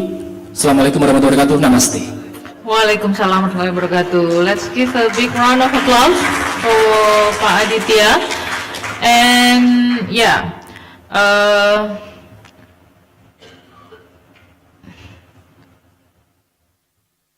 okay, so while actually we also have one more speakers, but before, I think he has problem with the connection, so before he can join us, so I think now we can have a Q&A session first. So if you want to ask questions to both Professor Mahapatra or Pak Aditya, please raise your hand. Yeah. Is there anyone? And if there's someone online who wants to ask questions, you are free to do so. And can the committee help me to read the questions from the online participants? Thank you. Okay. Thanks for the opportunity. Before the question, I want to introduce myself first. My name is Diana. I am a 7th semester student of Social Science Education. So, I have a question to Mr. Aditya. So, one of the solutions that you said in the presentation is about oral history, right? And you know that oral history is an interesting solution, but you know that Gen Z has a characteristic to love an instant answer. You know, we love an instant answer and we don't like to read something that has a lot of words. So, my question is, how can we as a teacher motivate our students to actually conduct an interview and a historical lecture on our witnesses? That's my answer. And that's my question. Thank you. Okay, thank you. Do we have one more question? Yeah, please, Pak. Sorry, what's your name? Diana.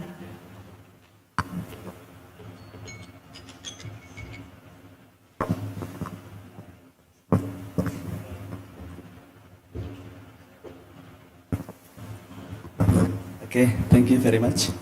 My name is Ali Imran. I come from Surabaya State University. Okay, my question is Mr. Gopal. I read on news that Gen Z is currently shifting to traditional jobs. Is this news? Okay. Is this anomaly in the current digital era? This is traditional jobs in Gen Z. What are Mr. Gopal, is his prediction future change in Gen Z economic behavior in developing countries? So what you are saying is okay. I read in news that Gen Z in currently shifting to traditional jobs orientation. Okay. Is this an anomaly in the current digital era? What are Mr. Gopal prediction the future change in Gen Z economic behavior in developing countries? Can I take it straight? Ya. Kira-kira nanti prediksi ke depan berkembang seperti apa perilaku ekonominya? So because the very sir, if you don't really this is a paradox.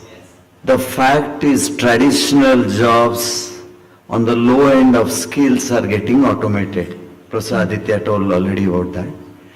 But the new generation, mostly they enter the technological jobs, IT, services, consulting with a fan. The working hours are high, health issues are high. They're finding it burnout is also high. So they're getting into flexi working and gig working. New generation is getting into gig working. And in the absence of anything, exception, but many of them want to get stable jobs in the old economy. Traditional jobs. But new jobs are coming mostly in the technology enabled, automated AI, ML, critical thinking, digital jobs. So while the new jobs are there related to technology, the traditional jobs are still there. 30%, 35% jobs are there. The smarter Gen Z who don't want to burn out, who don't want to get stretched, and they want to enjoy life, which is their purpose, they are going back there. But unfortunately, most of the jobs are coming in the new economy, in the digital space. This paradox will continue for some time. Thank you. Okay, thank you very much, Pak Al Imron, and thank you for your answer, Prof. Gopal Mahapatra. And I think Pak Adit, you can answer Diana's question. Thank you, Diana. And your English very fluent, very well done. And the first question, why oral history, right? Because you said that Gen Z tend to looking for a short answer. That is why we told them to do oral history, because to push them looking for a deeper answer, not only tend to looking for the exact and short answer. That is the reason why we told them to do oral history. Actually, your question is answered by yourself. Do you know what I mean? Because we told them to use oral history to make them not easily believe to what the internet or Gen AI said. And when they are doing oral history, they will find another perspective, which is maybe not included in the internet or something like that. So let's say the grandmom, 92 years old, when her grandchildren asked her what was happened during the Malang Gumiangus, and the grandmom said that actually the Malang City Hall was not burned down. It's only Sarina, Kayu Tangan, and Anim, PLN. So she gave her grandchildren different perspective, even though it's not correct. But that's the point, to make them looking for another answer when it's possibly true or it's possibly not true, but they have to criticize what they found in the interview process, oral history process. You got my point? Thank you. The second one, how can we motivate students to do interview? Yeah, this is also a very good question and very hard to answer because it depends on the situation in the school, right?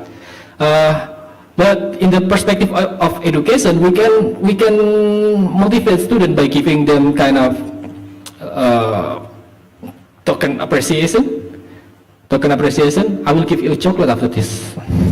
It's also kind of motivate students to do so, to do the oral history interview. And also you can promise them, I will give you a higher score if you do the interview properly. And then when you found the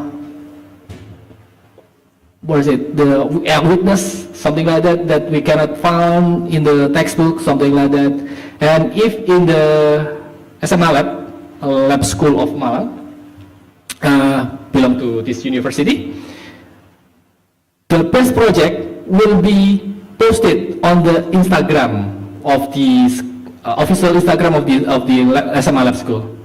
It's also kind of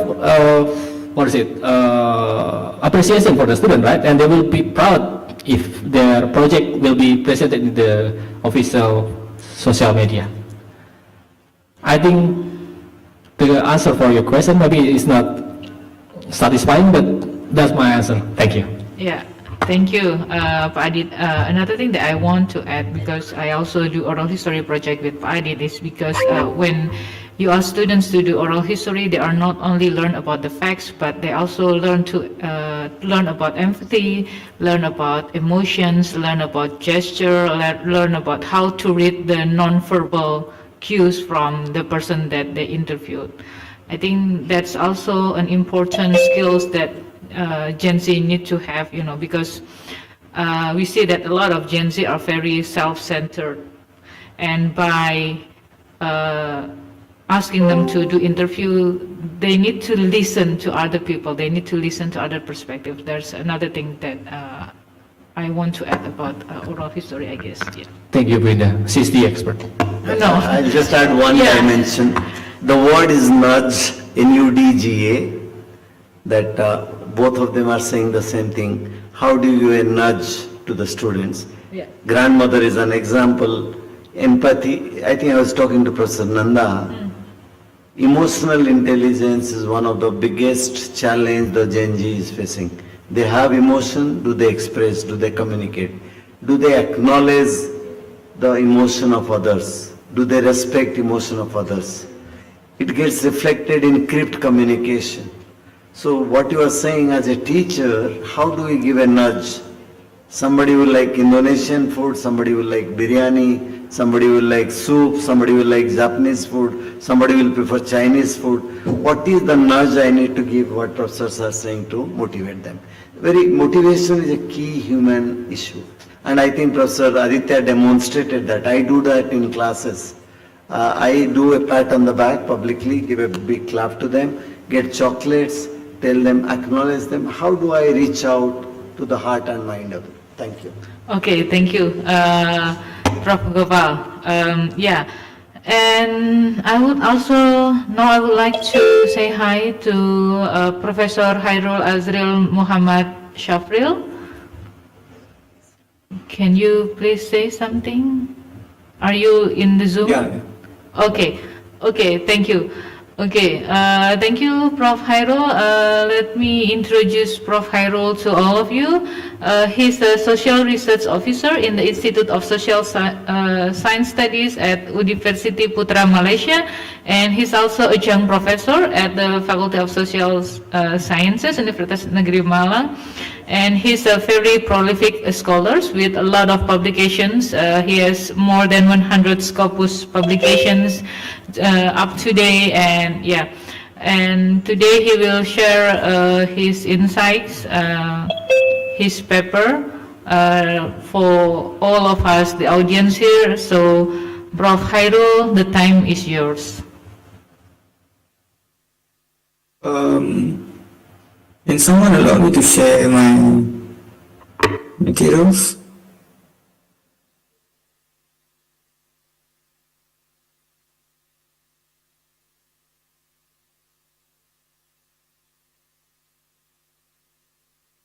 All right, thank you.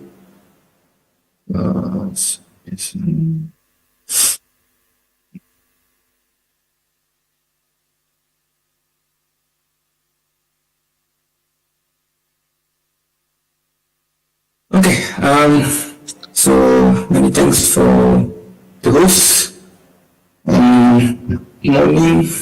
Good morning and salam sejahtera and assalamualaikum to those participants, presenters, and also viewers for this conference.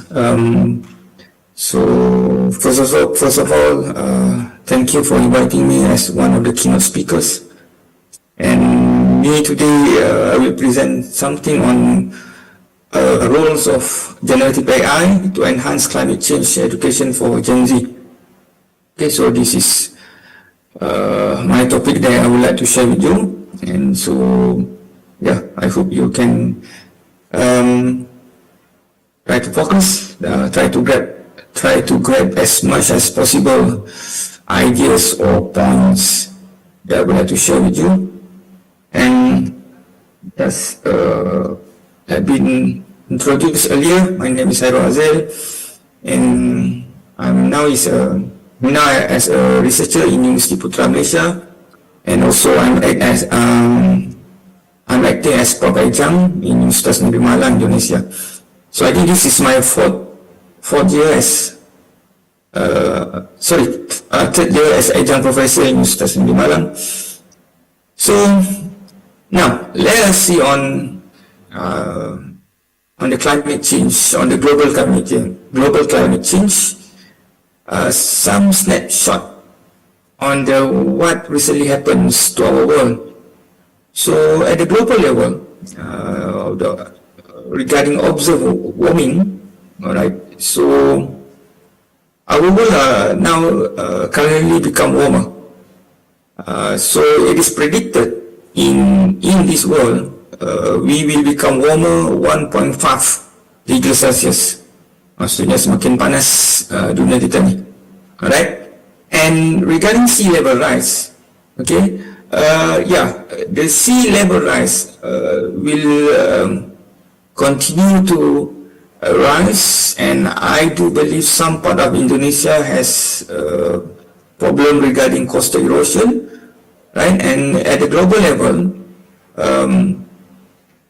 it is expected the sea level rise will continue to rise up to 3.7 millimeter a year.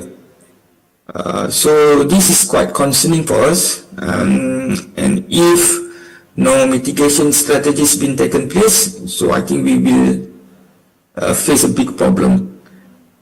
Now in Malaysia, and in Indonesia and in Malaysia, so some of concerning impacts from the climate change has been seen in the recent years. For example, I do believe some of you still remember how flood in Sumatra last year has killed 26 people and affected 40,000 families. And the damage resulted or caused by this flood is more than 10 million dolar America. Alright? And Jakarta, alright, might face serious problems of sea level rise. Jakarta might be submerged, right? Especially on the northern part. While mangrove, Indonesia has to face some mangrove loss problem, whereby it might lose 40% of its mangrove area over the 3 decades. Now, in Malaysia, my country, we also face the same problem. Alright, temperature rise, for example, 0.24 degrees Celsius temperature rise in Peninsular Malaysia, 0.14 degrees Celsius increase in Sabah and 0.13 degrees Celsius increase in Sarawak. Right? We also face flooding and heat wave. So, in terms of its impacts to the community, so climate change impact bring several problems, result in several problems to those who especially rely heavily on the nature stability. For example, fishermen. If there are strong winds or extreme winds or wave, fishermen cannot go out to conduct their operations and their fishing routines, their fishing operations. Farmers, when heavy rain struck their area, they might face landslide. So this is among the impact. And people always link climate change impact to those in rural area. But you need to know, us in urban area also face the impacts of climate change, flood, even landslide. Right? So this is among the impacts that we need to worry. Now, Generation Z, I do believe, later I will link Generation Z with this climate change. Gen Z, before we go further, we need to know who is Gen Z.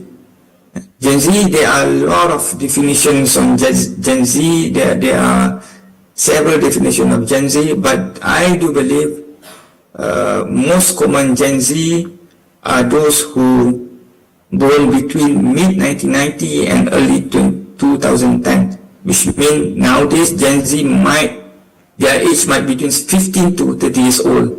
And I do believe most of those in the whole now are Gen Z. Alright, so Generation Z. Of course, we have Gen X, Gen Y, millennials, and baby boomers, and so on. But today, we will focus specifically on Gen Z. Now, why do I link climate change with Gen Z? Because Gen Z will inherit a climate future which is uncertain. The climate change, people ask me one thing, can we reduce the impacts of climate change? Is it will become worsening or we can make it less worsening? The climate will continue to change. That is the things that we need to admit. But we can reduce the impact by implementing some mitigation strategies. Right?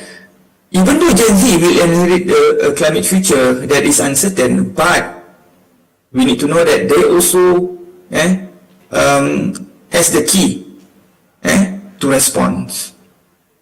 And one of the ways to respond, one of the ways for Gen Z to respond is by having or by learning more climate informations, which climate change education in today's settings is urgent.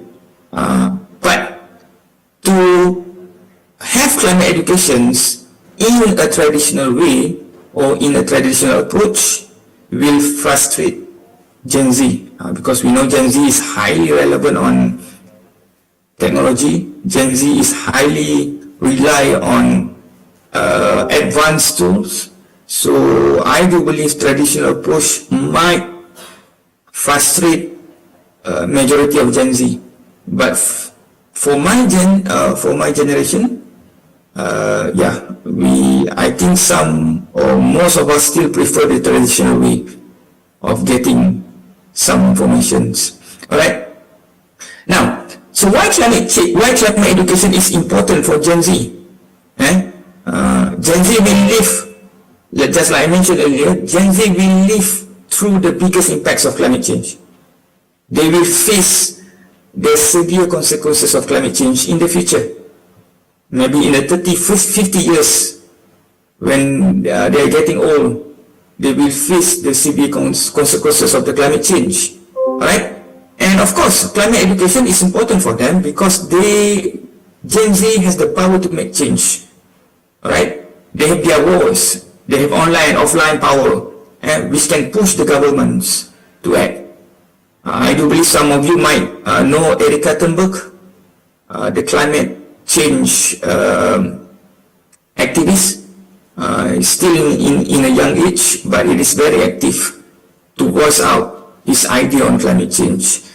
So, of course, climate education is also important because Gen Z will or might interested to have green skill or green jobs, right? Which the future economy, I do believe, the future economy need climate smart skills, which might rely on renewable energy, technology, or eco-business, right? And climate education is needed to reduce the eco-anxiety. Anxiety resulted from the impacts of climate change. This is the eco-anxiety is a serious problem, especially to areas that are seriously affected by climate change. For example, in the coastal area, right? In an area that always been struck by flood, right? Eco-anxiety, and of course, climate education. Those who has climate education, the Gen Z who has climate education, they can be a leader. They can lead a campaign, start eco project, and inspire others to get involved in environment conservation, etc. Now, so what is generative AI? We have learned about climate change. I have informed you on Gen Z. I also explained why climate education is important for Gen Z. And what is generative AI? I think there is no need for me to explain what is generative AI because most of you are using it nowadays. Generative AI is a type of artificial intelligence that can create almost anything. Almost anything. And I do believe some of you have used this kind of AI. Of course, AI, there are thousand kinds of AI. There are thousand types of artificial intelligence that we can use. This is just a small portion of it. What I've demonstrated to you now is just a small portion of it. I do believe all of us know what is ChatGPT. Alright? This one is text generation or idea generation. Image generation, you can use Midjourney. Video animations, you can use Runway.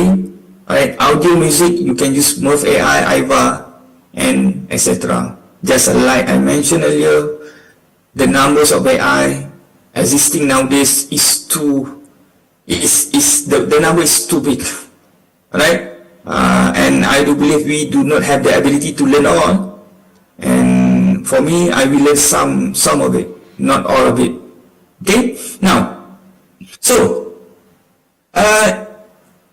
why do I say? So why do I stress or why do I emphasize that generative AI or AI can help Gen Z in their climate education process? So I would like to share some of the statistics that you might interested to know.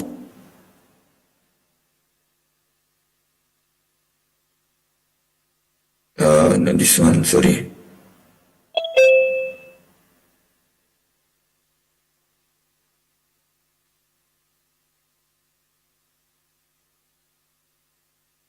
Oh, not this one also. Where is it? Sorry.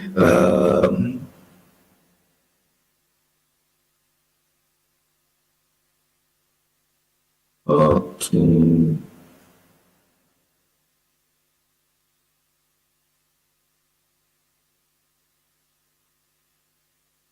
Please give me 1 minute. Let me try to solve this problem.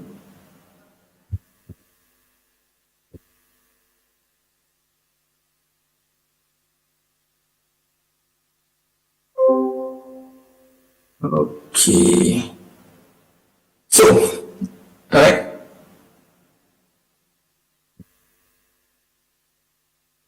This is why do I say, alright? Generative AI is useful for climate education, especially among the Gen Z. Now, this is among the statistics. Alright? Almost 80% of Gen Z professional is between 18 to 21 years old use AI tools for over half of their work tasks, meaning that Gen Z is the heavy users of generative AI. Alright, 27% significantly reliance on AI, and they have minimal concern on using AI replacing their roles. Alright, so this also I think is important statistic. 40% of Gen Z use AI at least once a week, right? So this one. Okay, so AI, I would say majority of Gen Z use it or will use it. So that's why for climate education, if we use AI to educate Gen Z in terms of climate change, it will be a useful tool in terms of educating Gen Z. Now, let me share some of the online studies available related to Gen Z. Right, this one. A study by Chan and Wee, published in 2023. Alright, so their findings, they have conducted a research, alright, and their finding is that Gen Z participants were generally optimistic about the potential benefits of Gen I, which include enhanced productivity, efficiency, and personalized learning, and express intention to use Gen I for various educational purposes. I do believe education purpose include climate education.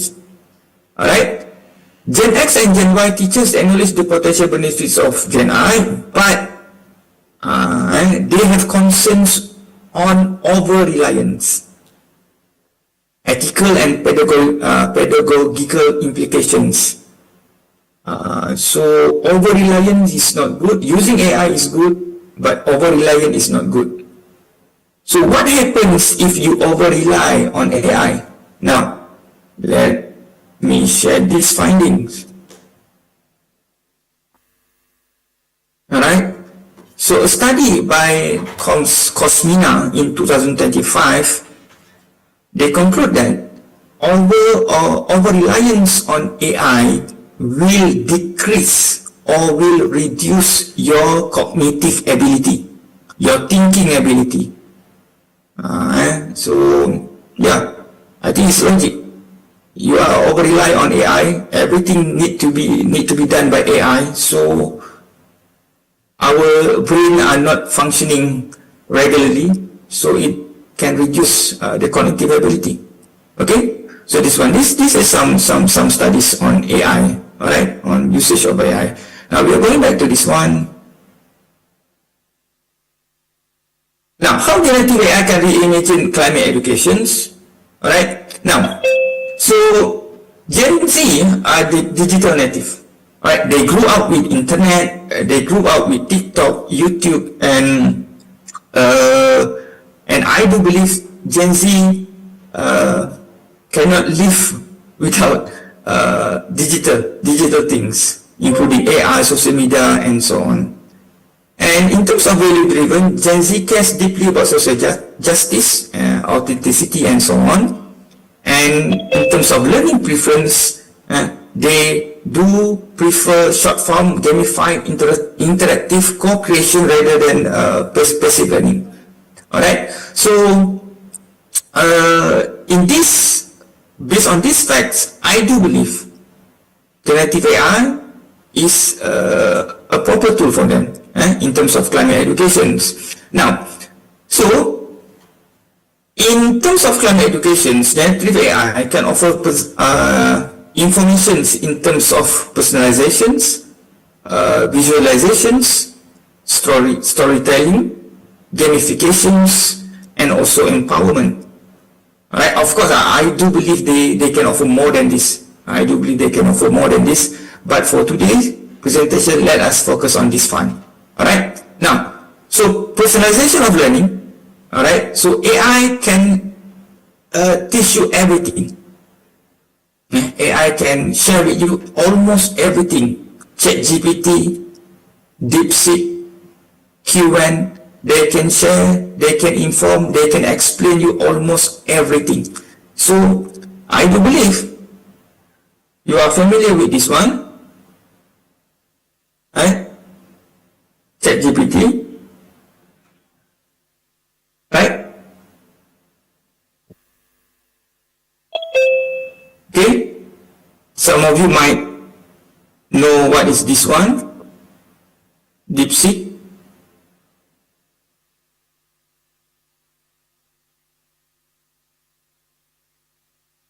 And some, I think very few of us know about QN.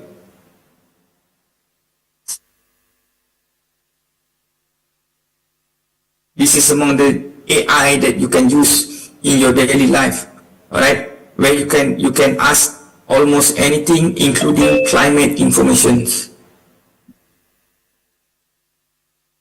Alright? So, for example, AI can explain carbon footprint in gaming terms for gamers, or in fashion for those interested in clothing sustainability. Alright? For example, you're using that prompt, explain what carbon footprint is like, is part of a video game, use console, PC, server, blah, blah, and blah. So, ChatGPT or DeepSeek or QN can provide you such answers.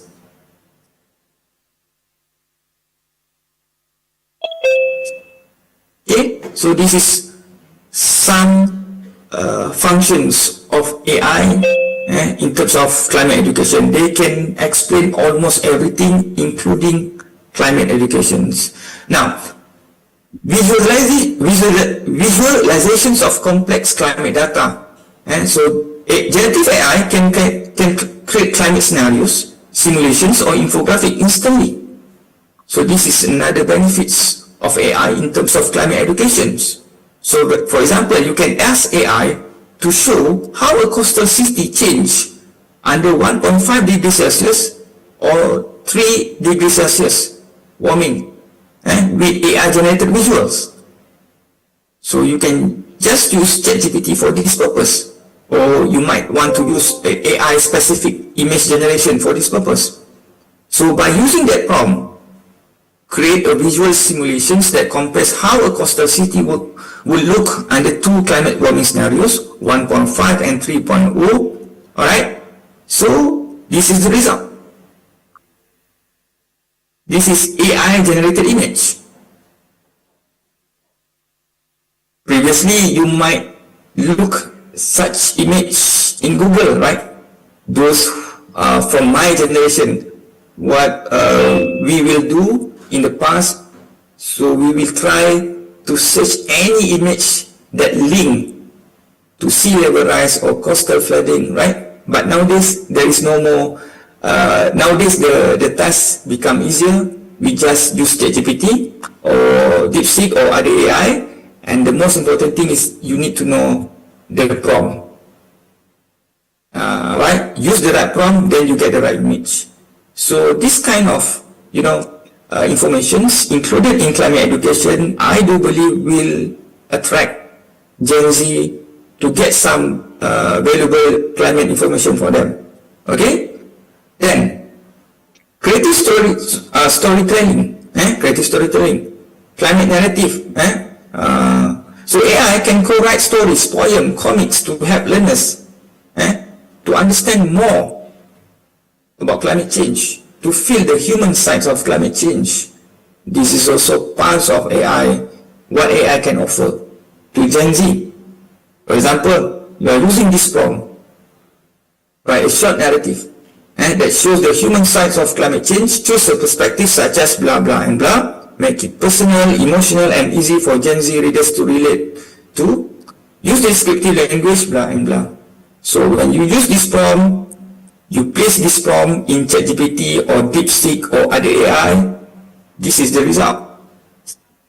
This is a comic generated by AI. I use ChatGPT for this one. It's not taken from Google, it's not drawn by me, but it is generated by AI. Okay? And then, of course, we have gamification and engagements. You can use AI to create games or quiz or role-playing games, debate prompts, to make climate education fun. I think this is the most things. I think this is the main things that Gen Z would like to have in their education, climate education, games, quizzes, role-playing games, and so on. Alright, of course, for this one, right, you can use a lot of AI, from general AI such as ChatGPT to specific AI to generate games such as Duolingo. Alright, then this is some of the examples of games, climate change games. Right, there are some climate change related games available. Okay, so this is one of it. Alright, then AI, okay, can help Gen Z to design campaigns, social media posts, and advocacy content for climate actions. Alright, for example, you can use AI to create Instagram Reels. Alright, so for this purpose, you can use AI such as invideo.io. Alright, and yeah, this is some of the benefits of how AI can offer your climate educations. So I think I have shown, or I have shared 5 things: personalizations, visualizations, storytelling, gamification, and empowerment. But instead of the benefits, we should also consider the negative side of using AI, and the challenge and the ethical considerations of using AI in climate educations. First of all, misinformation risk. I think you already knew about AI might hallucinate or oversimplify complex science. AI might inform us things that does not exist. It just hallucinates, providing us false or inaccurate data. Alright? Of course, we have bias in training data. Alright? Not all regions or voices equally represented. Over-reliance on AI, just like I mentioned earlier, AI or addiction on AI, over-reliance on AI might reduce your cognitive ability, your thinking ability. And also we need to concern on equity and access. Not all schools, countries have equal access to AI tools. Those with budget, they can use subscribed versions of AI, right? For example, ChatGPT, the subscribed version is more superior compared to the free versions in terms of functions. Right? You can use more functions in subscribed versions of ChatGPT. I think the price now is between $20 to $22 America. I don't know in rupiah how much, but in Malaysia it costs between ringgit Malaysia 96 ringgit in a month. So I do believe not all have such budget. Not all of Gen Z have budget to use subscribed versions. So that's why equity and access is one of the challenge for us to encourage Gen Z to use AI for their climate educations, or for the educators themselves to use AI for educating. Sorry, reminder 5 more minutes. Yeah, thank you. Educating Gen Z for their education related to climate change. So, future direction, alright, a massive climate education, right, collaborative platforms, students across countries co-create climate solutions with AI. Yeah, why not? It's a good idea to have students from Universitas Negeri Malang and from Malaysia to have this kind of activities, right? One day, who knows? And of course, policy and curriculum integrations, AI-enhanced climate educations can complement national curriculums. So this is one new thing that might interest policymakers. But I do believe to have this kind of new curriculum might be a great challenge to us. In Malaysia, I think students, teachers are already been congested with a lot of programs, and to have climate educations, we need to think new strategies. in order to have climate education and at the same time not to place more burden to students and teachers. And yeah, I have reached to my final slides. All right. Gen Z is not learning about climate change. It's not only learning about climate change, they are learning to lead the solutions. I do believe Gen Z, our future generations, will produce more significant answers on how we can produce a good climate education in order to educate publics and also students and also Gen Z for reducing the impacts of climate change in the future. So I think I stop now. Thank you for listening, and yeah, I give it this floor back to the host. Okay, thank you, Prof. Hayrol. Let's join me to give a round of applause for Prof. Hayrol.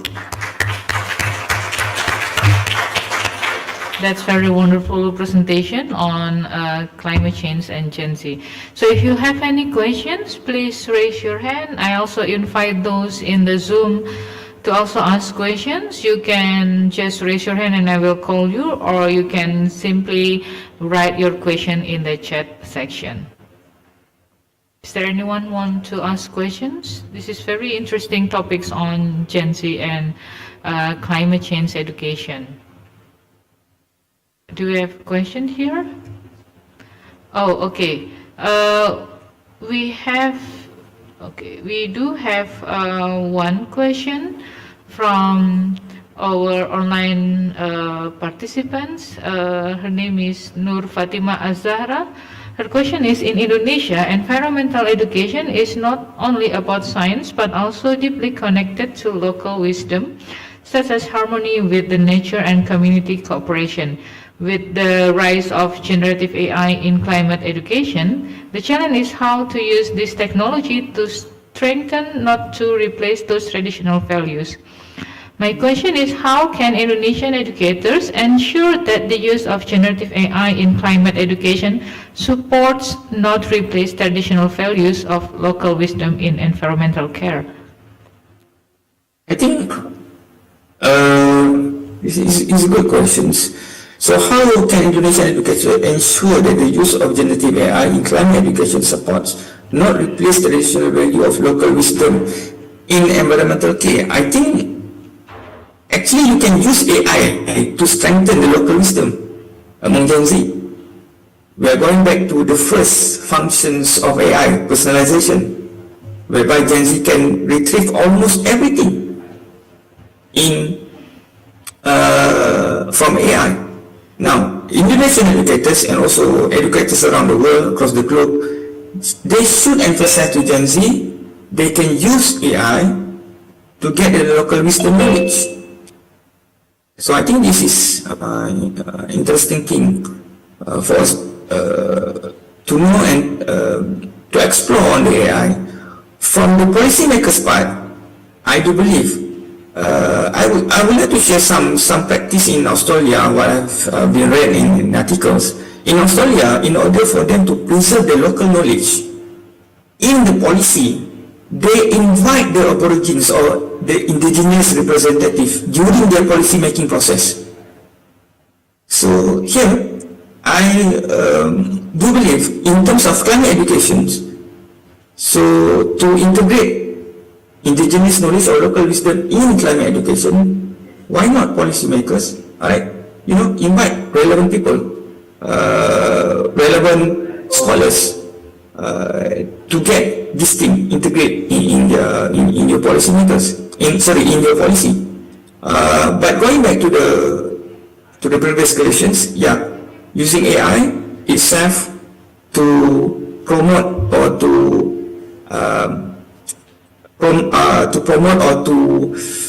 share local wisdom with Gen Z. Okay? Alright? Okay, thank you. Do we have another questions? If not, then I want to ask you a question still related to this question and your answer. You mentioned that it is important to invite people, and we can use Gen AI still to generate some solutions or yeah. But you mentioned earlier in your presentation that there's also potential bias within the generative AI based on the data that they being trained, and in related to the local wisdom, local knowledge, a lot of them are not available online. So they are still with the people. So and how can we mitigate the bias of AI itself when it comes to knowledge or local wisdom that's not available online? Yeah, I think that one in terms of that things, I think physical approach to them to get the knowledge, physical approach with them is the first thing. The second thing is to get the knowledge from them into AI. Maksudnya di sini soalannya tadi bagaimana kita nak invite mereka yang I'm speaking in Malay. Bagaimana ingin mendapatkan knowledge daripada mereka sedangkan mereka tidak mempunyai connected to AI, begitu ya, Doktor? Ya. Siapa? Indah. Ya, Dr. Indah, betul Yes. Okay, so I think in this thing, alright, so first of all, as a researcher, we need to meet them first. So in qualitative science, I do believe we have focus group discussions, interview, survey, alright. We have quantitative science we are using survey, we have qualitative science. So get the data first from them, and it is our task as a researcher then to get all of this data online or through AI and so on. So yeah, that's my answer. Okay, thank you very much, Prof. Hayrol. Do we have one more question? Okay, I think I think we can. That's enough, and we can end the first plenary session now. And please join me to give a round of applause to our keynote speakers, to Prof. Gopal, Assistant Professor Aditya, and Prof. Hayrol. Thank you very much, everyone, for your attention and contribution to this session. And then I will give the session back to our MC. Thank you very much. Assalamualaikum warahmatullahi wabarakatuh.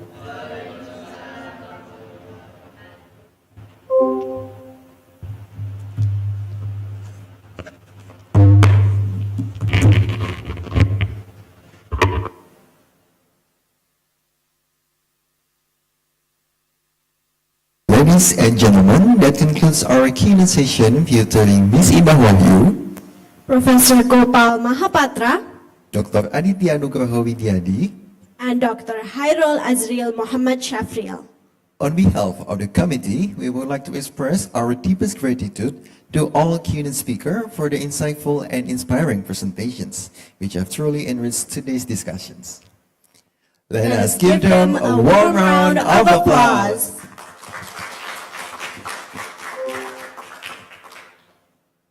Distinguished guests, ladies and gentlemen, it is now our honor to begin the next session with Mr. Idris SSMM.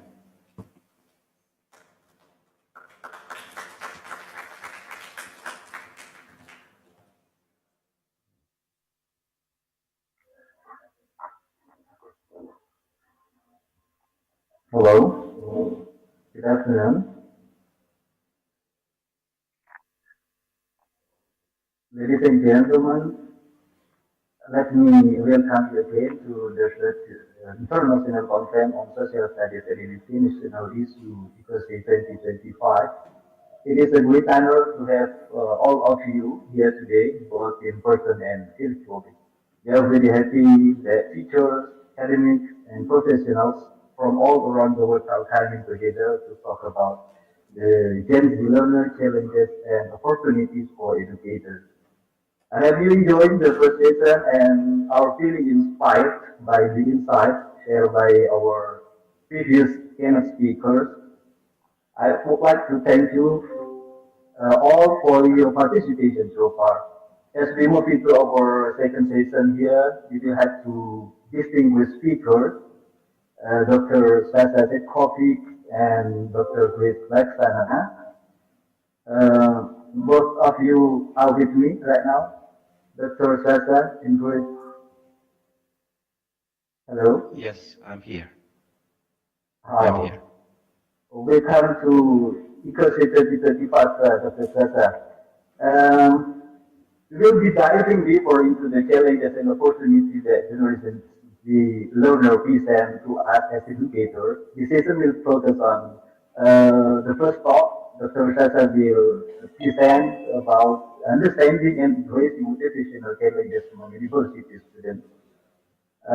Before that, let me introduce Dr. Saša Cvetković, is professor in the University of Kragujevac, Serbia, Faculty of Technical Science, Serbia. Dr. Saša is an expert in teaching information technology, multimedia, and signal processing and cybersecurity. He is also a seasoned R&D professional with 24 years experiences, including 22 years in Netherlands at industry leaders like Philips, Bosch, and SFL.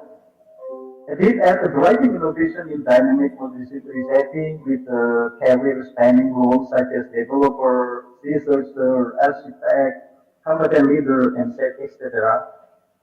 He is also deep expertise in software and product development lifecycle, customer collaboration, and end development program. Let me focus to the first speaker. Dr. Saša will be present the understanding and addressing motivational challenges among university students.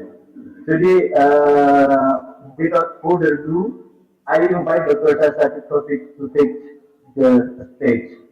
The time is yours, Dr. Yes. Thank you very much for having me here. Can you all hear me? Yes. Okay. Now, indeed, welcome. Thank you for inviting me from far away, from Europe. Actually, I think you have already, let's say, introduced me a little bit. But just to say the least, I'm coming from a very hard engineering field, working in algorithm development and, let's say, data analysis, mathematical, physical analysis of systems in nanotechnology for many years in the Netherlands. But then I just, like recently, like 2-3 years ago, transitioned to academia. Moved back to Serbia, and I'm now assistant professor. And working in these high-tech fields, I think you can see my screen, right? Yes. Working in the high-tech fields, typically we would hire people with very high technical skill, and I was not coming too much into contact with Generation Z people, simply because typically it was like very high professionals that were hired, and I wasn't really aware about who those people are and so forth. But when I moved to start teaching as a professor, then I just saw this new new type of young generational people, and I was really surprised to see that, and I didn't understand it so much. So just to help myself and to really dive in and understand how can I approach them better, why are they so different than I'm used to, because like we are the old school, we were learned to do things different, to study hard, but this new generation is just very different. I was really like starting to read, to understand, let's say, okay, who are those new young people that we need to serve now and help them to find their way. And I would just say that there are differences between cultures. In that sense, not everything that I say maybe is exactly applicable to your country, but I think it's more like a general topic that we see definitely in Serbia, but especially in the Western society, in richer countries, it's definitely a very big trend. So let's start without further ado.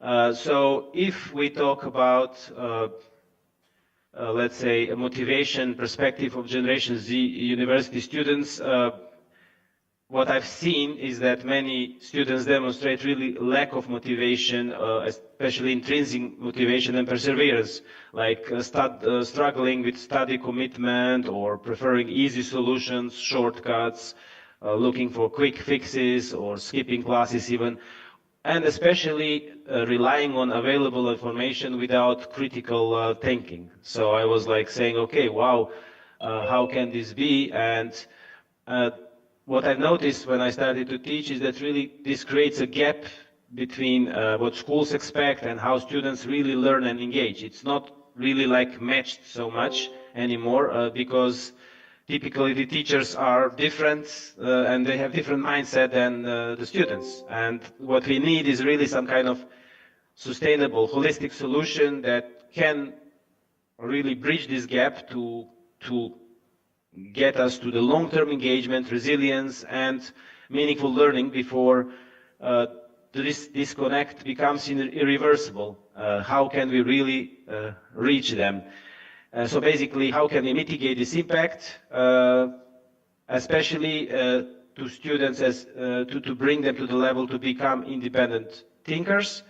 And do we really need to somehow redefine the role of educators to adapt to those changes? So these were the main questions I was asking myself, simply because, yeah, you have to somehow find the way to the minds and to the hearts of this new generation to really be able to help them somehow.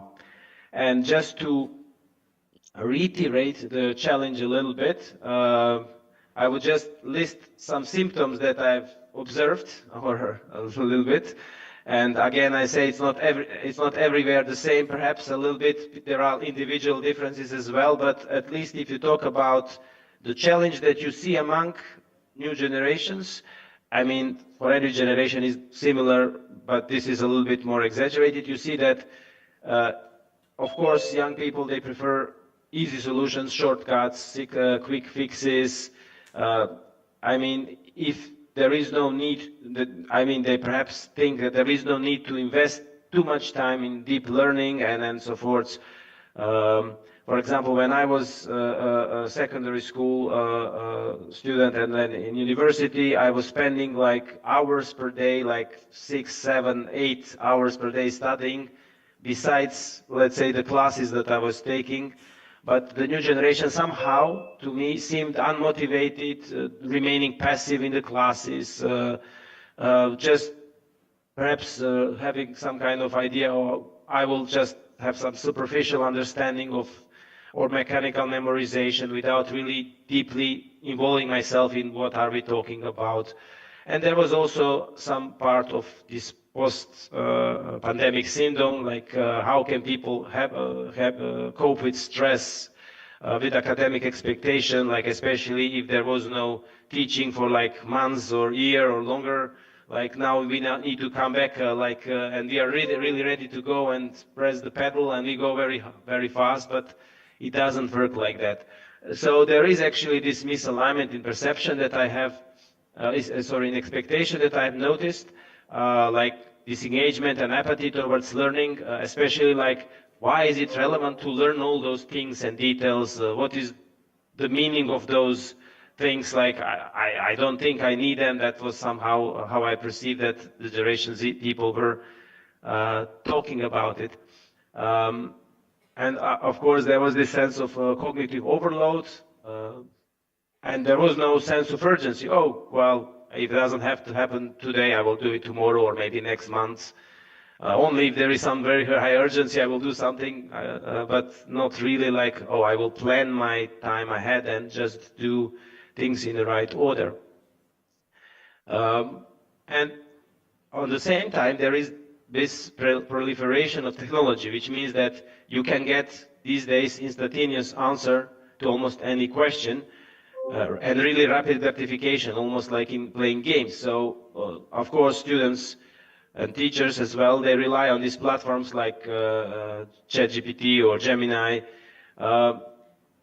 which I really like for certain reasons, but if you do not have the power to critically discern and evaluate the information in independent way to get to your solution or to assess the provided solution, then you are just a slave to the technology. You are not really driving the technology. Technology is driving you. You are not controlling the technology. It is actually controlling you. And we all know that big companies like Google, there were a number of experiments there that they can really control people's opinions and actions by providing them answers to their queries in a certain order, for example. In a certain way, they can bias the opinion of people. But can you imagine how more powerful that is in this era when you use, let's say, as your search engine, when you use this large language models, because they just give you this answer and that's it. There is no like 1,000 pages of answers and you can look, but yeah, you just get the answer.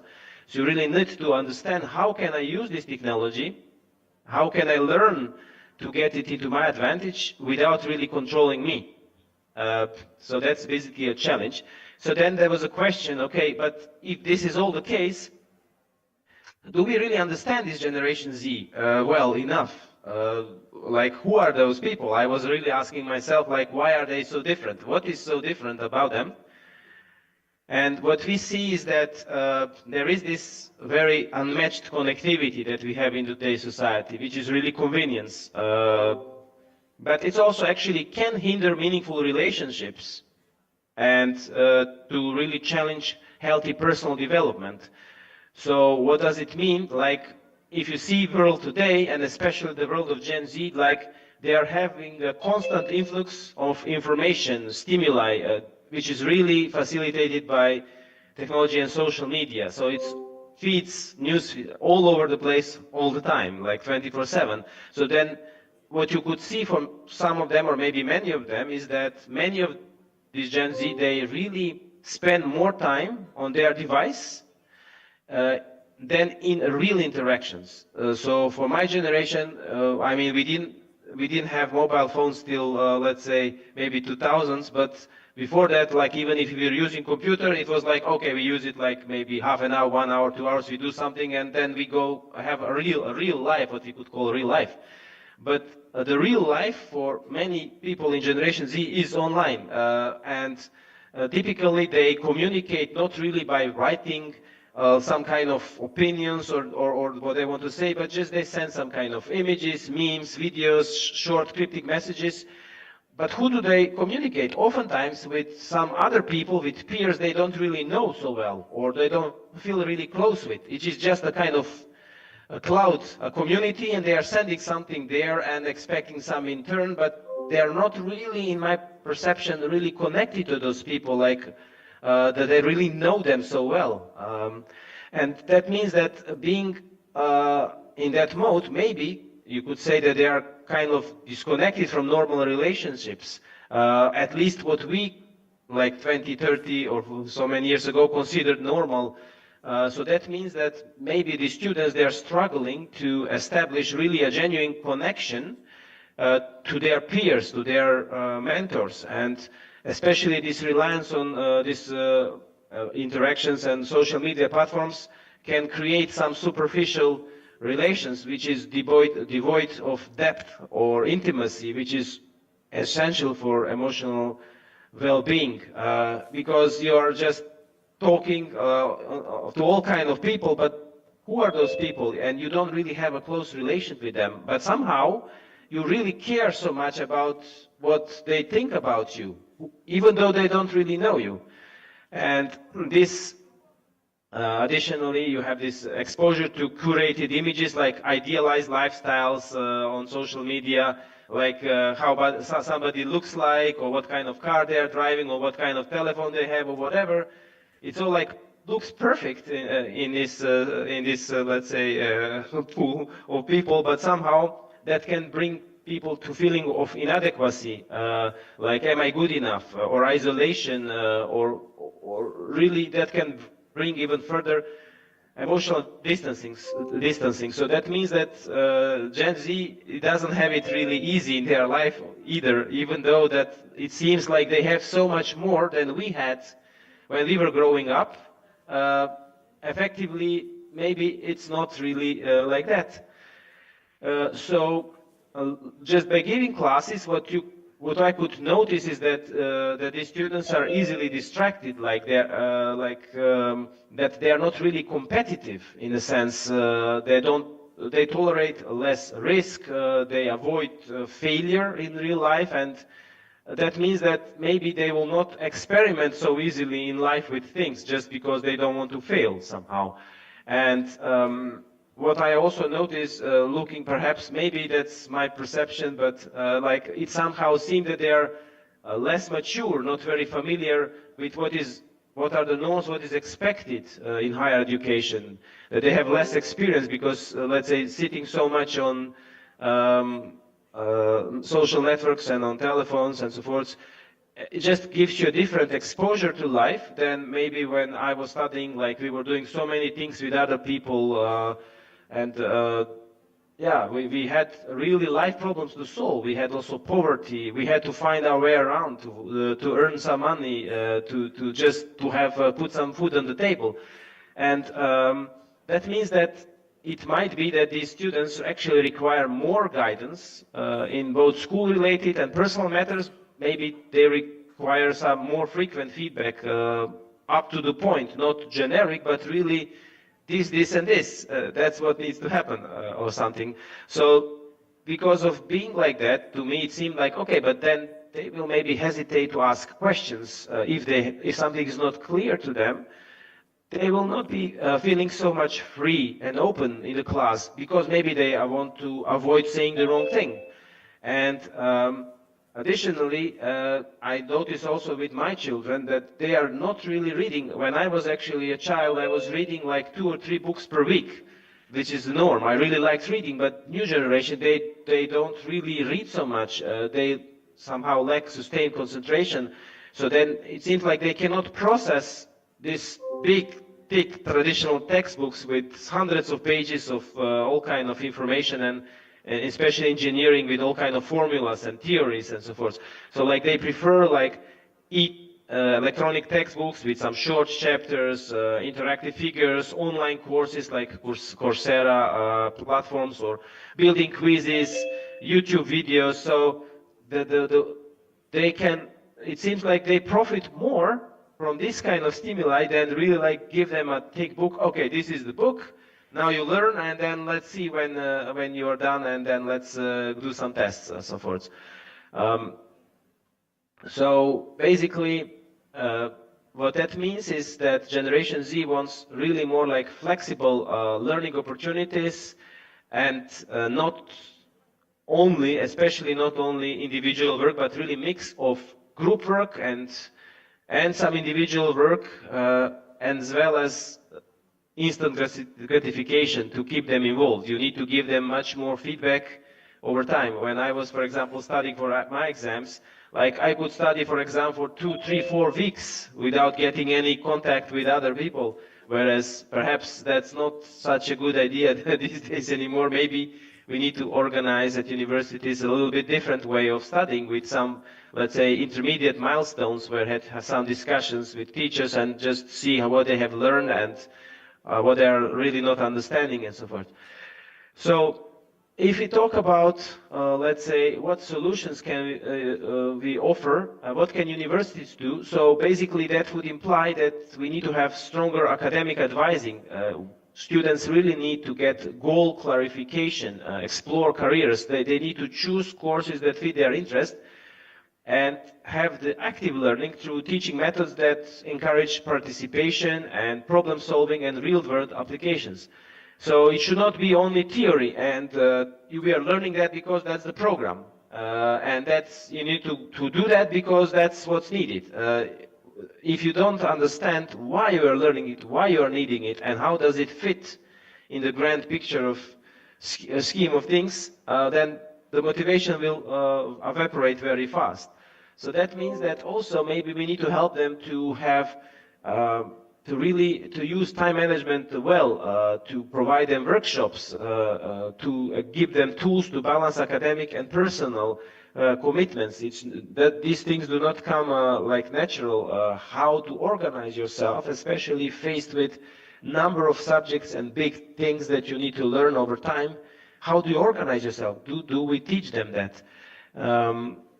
Then what is also important is actually a sense of community. So you need to create moments of interaction and peer support and mentorship. For example, for all the fresh starters, you should have perhaps a mentor from an older generation of the same study who will really show you like how to find your way around, how to organize yourself, what is important, what is less important, how do you find your way also in the social way, how do you organize your life, and so forth, especially when you're living in the campus. For many of those people, that's the first time they are not living with their parents, so somehow they have to like grow up, mature, they need to learn how to live by themselves and so forth. So you need to help them somehow, especially to reduce this isolation and to increase this sense of belonging. And that can also include mental health support. You can offer some kind of accessible services, awareness programs to help them to maintain well-being in terms of both physical and mental health. So, as for the students, I mean, they also have to do their own part. They need to set smart goals and to develop healthy habits in studying. That means like, okay, if I study, I have my own studying space, I have my own regular routines, I utilize time management, I enhance my focus and productivity, and I organize myself. I do some study, and then I do some break and study, but you need to really organize yourself. Somehow they need to learn how to do that. And that's actually valid for any generation, not only for Gen Z generation, but somehow even more pronounced these days. That also could include a solid support system. If there is, let's say, a certain need, yeah, you need to know who can you contact. Because maybe if you don't know who to contact, then you will contact all the wrong people of the world for yourself. So how to connect with peers, professors, mentors who can offer you guidance and encouragement. And especially accountability. And also practicing self-care, which means sufficient sleeping, healthy eating habits, doing some exercise, sports, very important to boost motivation. And of course, when you have some achievement, celebrate it. Don't keep it also for yourself. So, what do educators need to change? Well,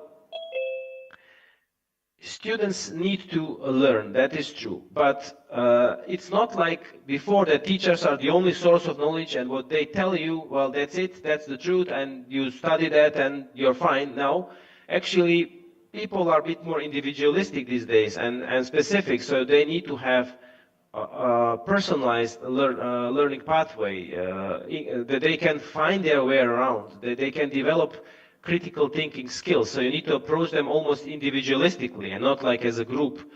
And instead of just transmitting knowledge, educators should actually have a bit broader approach to also be a mentor as well, to offer guidance not only on what, but also on how to understand, how to learn something, how to develop personally.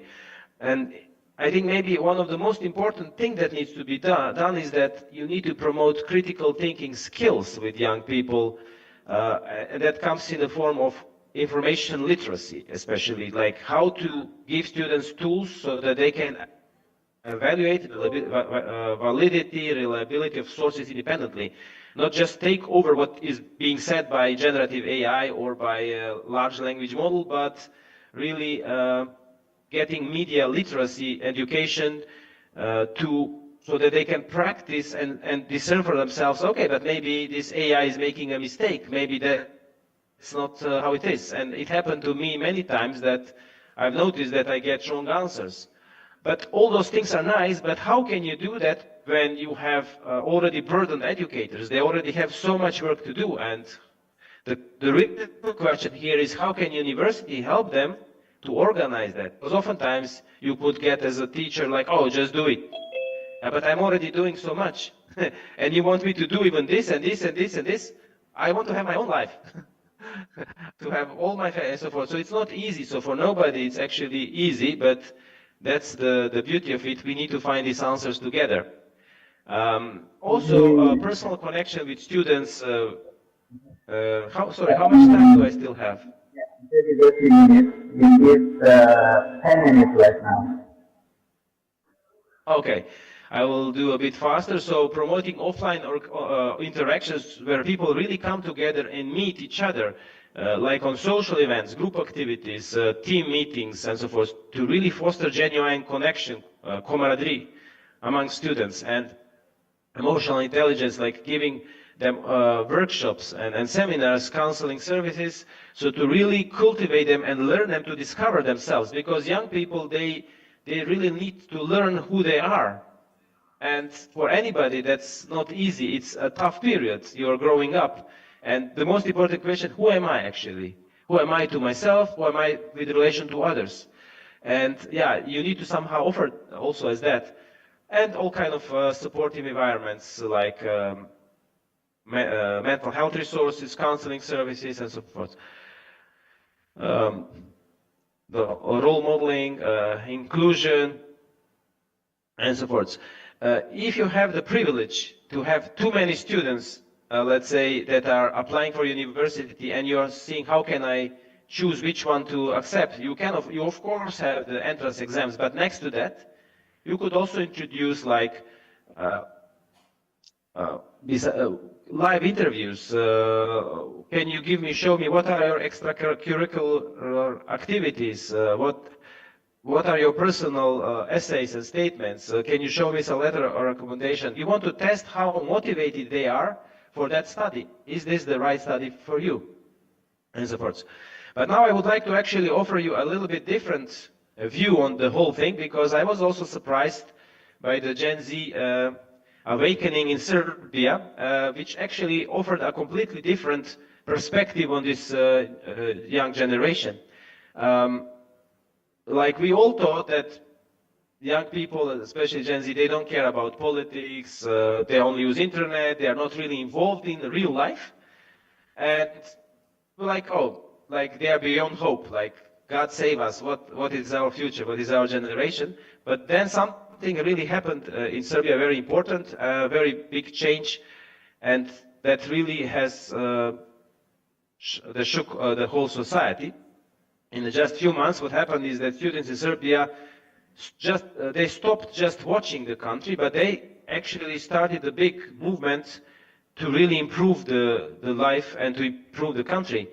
So they show that they can take action, and they started a big protest. I will explain what happened, but it was really in a few months the generation like grew and matured so much that you cannot recognize them anymore. What happened in Serbia is that we had an accident, a tragedy, where in November last year, part of the train station roof collapsed and a number of people died and many were injured. And effectively, that was the moment where the trust broke, because it was a project was paid by the government, many delays, too much money was spent, people thought there was a lot of corruption, and they really I mean, we had accidents before, but somehow these deaths were the direct reason that students felt angry and demanded answers. And what happened then, there was a fast shift, mood changed quickly, like it was a quiet memorial in the beginning, but then it was a strong message, like enough is enough, we don't want to live like this anymore. And the protest started. Students started to talk about that on the social media, how sad they are, how angry they are, they met in the streets, and then in a few weeks you already had some kind of organized groups with strong voice all over the country.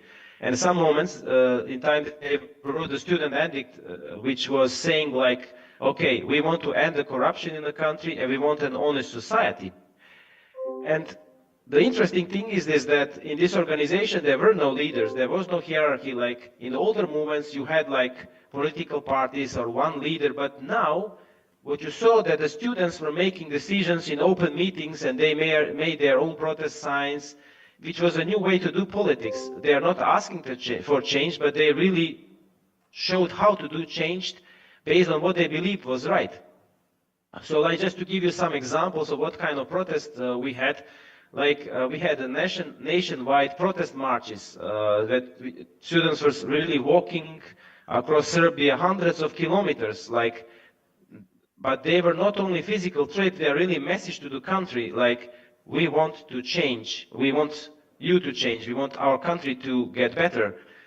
And people along the way, like farmers, old people, they really, I was walking there, yeah, they started to cry, they joined them, they gave them food and water.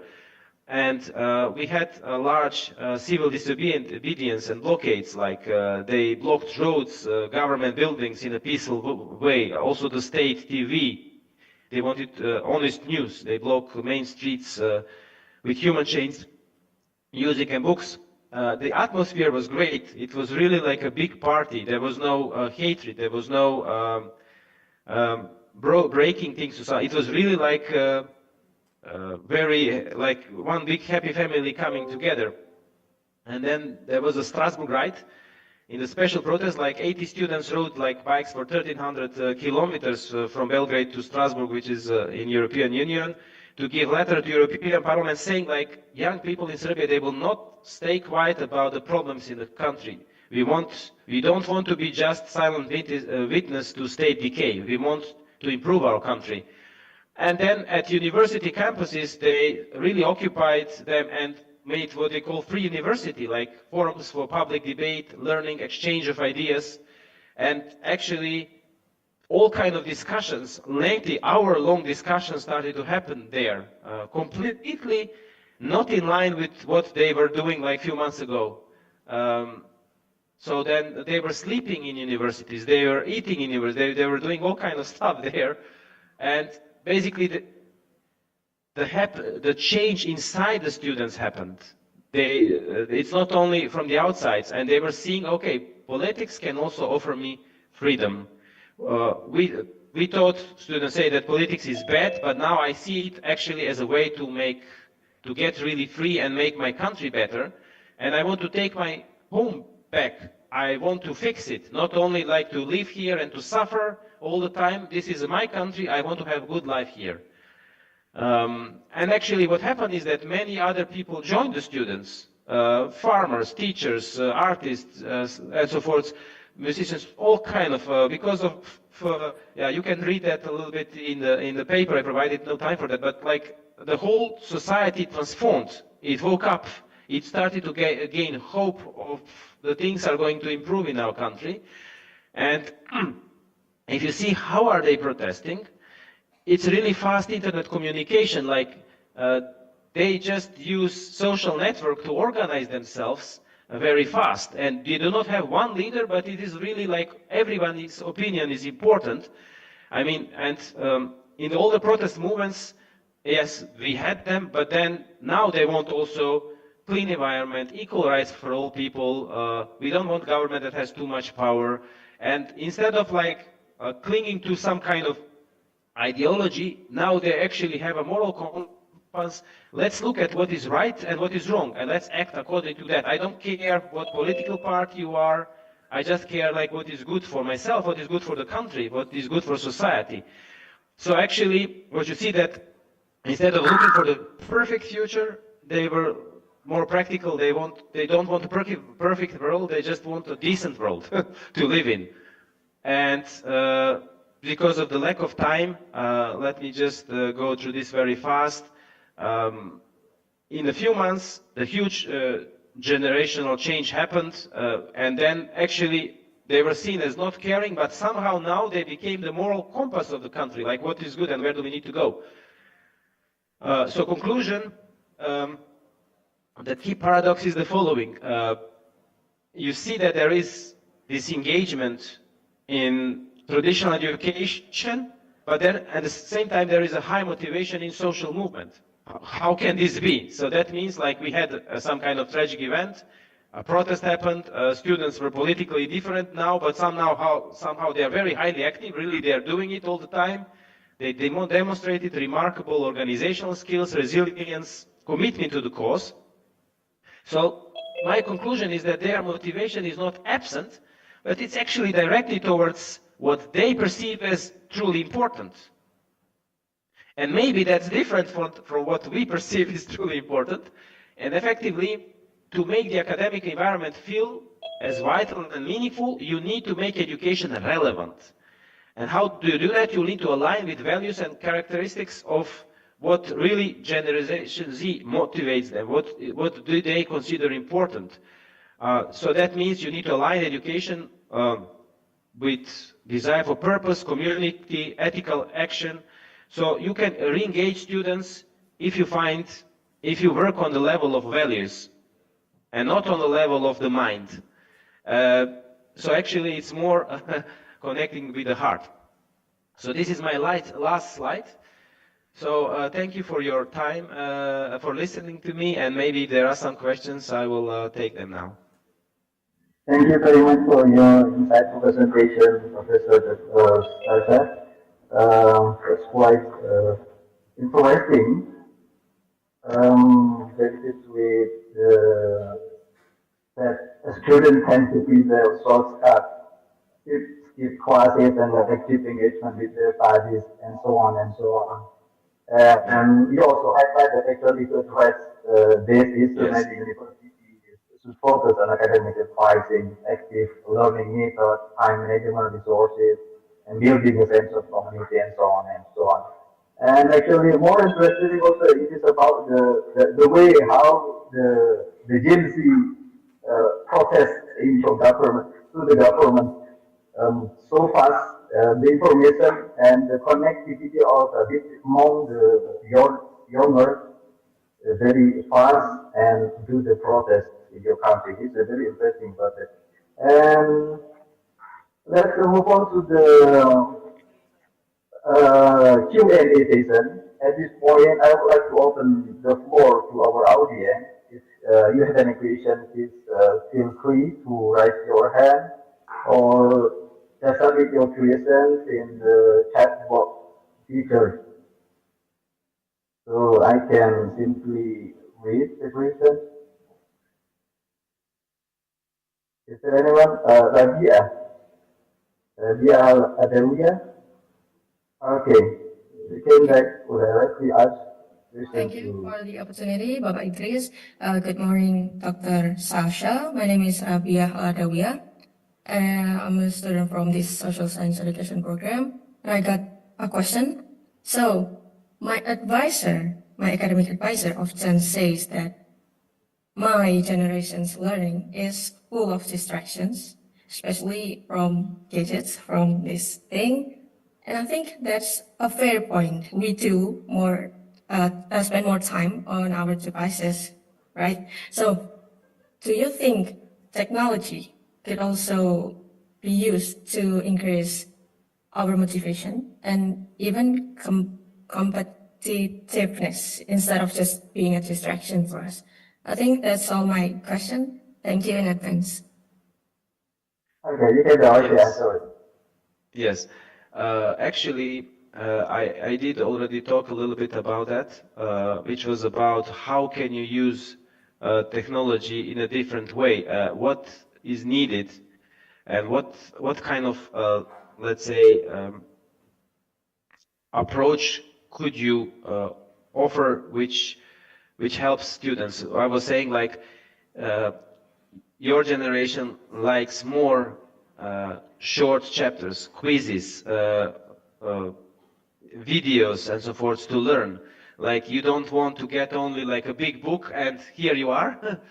But you could also use that, for example, to do some quizzes or to validate your knowledge. Like if you learn something, if you have already pre-made, let's say, exams which are interactive, which actually give you opportunity to learn further via technology, you really like that because somehow information comes to you, you can be very fast. During the lessons, what we sometimes do is like you have platforms like Kahoot, and then students are listening to the professor, but at some moment in time, professor says, okay, and now I have a question. And then it opens this page with quiz, and then everybody from from the classroom can give their own answer. And then you can actually see what kind of answers did you get, and then you can explain, okay, why did you choose this answer? You can open a debate, and you can learn from those discussions much more than only like if the teacher was just teaching all the time and you didn't have your say in it. So by becoming active participant in a lesson, by using technology, for example, in this way, can help you to maybe get engaged more. I hope that helps. Thank you so much, Dr. Saša. Thank you. Yes. Okay. Is there any other questions from the audience?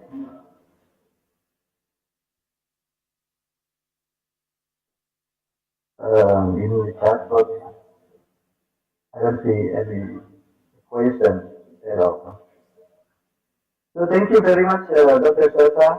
I think that is for your session right now. And it is an honor for us to have you in this conference with your insightful and amazing presentation. Now we will move on to the next keynote speaker, Dr. Leksana. Are you with me right now? And Dr. Saša, you can stay tuned in this, or you can off the camera. It's up to you. Hello, Dr. Grace. Halo, Cak. Halo, gimana kabarnya, Mbak? Baik. Long time no see, Dr. Grace. It's honor for me to guide you as the moderator for this conference. Let me introduce Dr. Grace first. Dr. Grace is an assistant professor in Indonesian history in the cultural history section of Utrecht University in Netherlands.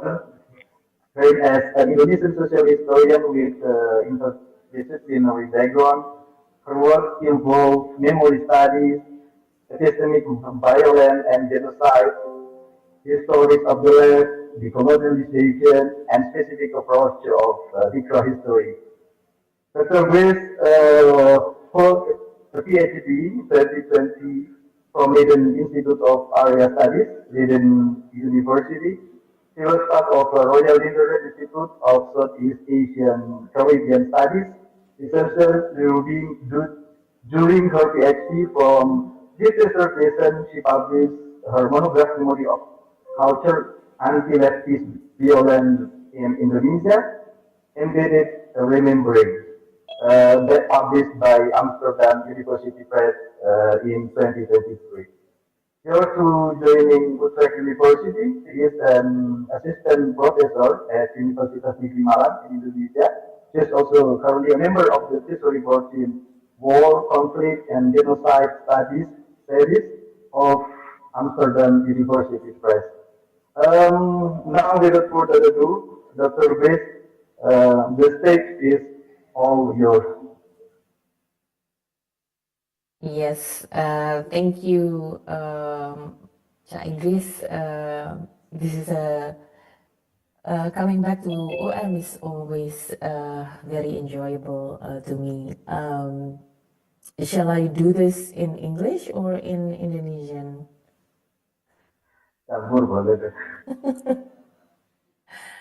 Oke, selamat pagi semuanya. Ini selamat datang juga di ICOSSEI. Terima kasih untuk undangannya. Mungkin saya share screen dulu ya.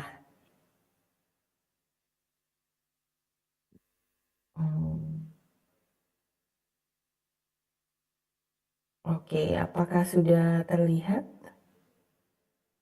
Ya, sudah, tapi belum full. Please make it simple. Ya, gini. Okay. Yeah. So the slides are in English, tapi mungkin saya bicara dalam bahasa Indonesia saja ya, karena di sini masih jam 7 pagi, belum terlalu nyambung ini otaknya. Sesuai dengan tema yang diberikan panitia soal Gen Z ya, Gen Z, beberapa dari sejak pertama saya dikontak oleh panitia, saya mencoba untuk merefleksikan apa yang dari kerja-kerja saya, penelitian, karya, mengajar dan sebagainya, apa yang bisa saya kontribusikan di forum ini terkait dengan Gen Z. Karena kerja-kerja saya banyak menyangkut, saya sejarawan ya, jadi kerja saya banyak menyangkut masa lalu gitu. Tetapi juga banyak bicara juga soal kaitannya dengan masa sekarang ya. Jadi saya banyak meneliti soal ingatan kolektif, kemudian heritage atau warisan ya. Heritage itu terjemahannya apa ya? Saya juga bingung.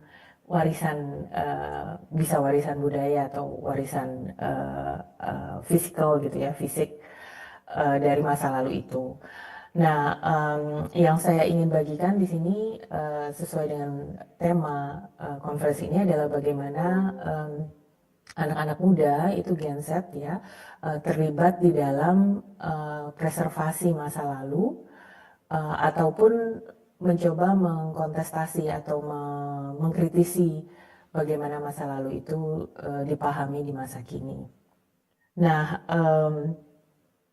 sebelum lanjut ke inti presentasi ini, saya mau mencoba memulai dulu untuk mengajukan apa yang sebenarnya kita pahami sebagai heritage ya atau warisan itu. Kalau kita lihat di seluruh dunia lah, nggak cuma di Indonesia ya, akan selalu ada jejak-jejak masa lalu dalam berbagai bentuk ya. Kadang-kadang orang membuat memorialisasi patung-patung gitu ya, seperti yang kita tahu patung Soekarno-Hatta gitu di kalau kita masuk ke Bandara Soekarno-Hatta di Tangerang gitu, itu ada patung besar Soekarno dan Hatta untuk mengingatkan kita tentang kemerdekaan ya, proklamasi founding fathers gitu dari Indonesia. Ada juga patung-patung lain yang serupa, misalnya di Amerika, di Washington DC, mereka punya Abraham Lincoln Memorial Center gitu ya, sebagai wujud penghormatan terhadap Abraham Lincoln yang dianggap juga sebagai founding fathers of United States gitu. Ho Chi Minh juga punya mausoleumnya sendiri, jadi tempat dia dimakamkan yang kemudian dibuat sedemikian rupa seperti kuil gitu ya, dan itu menjadi penanda juga bagaimana negara itu berdiri ya, merdeka. Atau yang terkenal juga di Indonesia, kita punya warisan Borobudur misalnya ya, dari zaman klasik gitu, yang itu tidak terkait dengan presiden apapun gitu ya, tidak terkait dengan pendiri negara, tetapi dia terkait dengan warisan intelektual gitu ya, warisan religi. Yang sampai sekarang terus-menerus itu digunakan Borobudur itu. Nah, kalau kita lihat beberapa contoh ini, maka kita bisa menyimpulkan bahwa warisan heritage itu adalah sesuatu yang berasal dari masa lalu ya, yang ikonik gitu, dan selalu mengingatkan kita akan hal-hal penting dari masa lalu, entah itu figur, entah itu orang-orang, entah itu karya ya, karya-karya intelektual, karya-karya kebudayaan gitu, yang sampai sekarang itu masih berbekas. Jadi kita bisa melihat bahwa heritage ini menghubungkan masa lalu dan masa kini, connecting the past and the present gitu. Nah, tetapi dia sebenarnya lebih kompleks ya, karena ada satu terminologi ya. To interrupt you, the committee asked me to kindly remind you to use English. Oke, baiklah. From the committee. Pesan dari komite, baiklah. Oke, ini slides-nya. Sebentar, I'll stop sharing and then I'll reshare again, yeah, because the slides. Okay, yeah.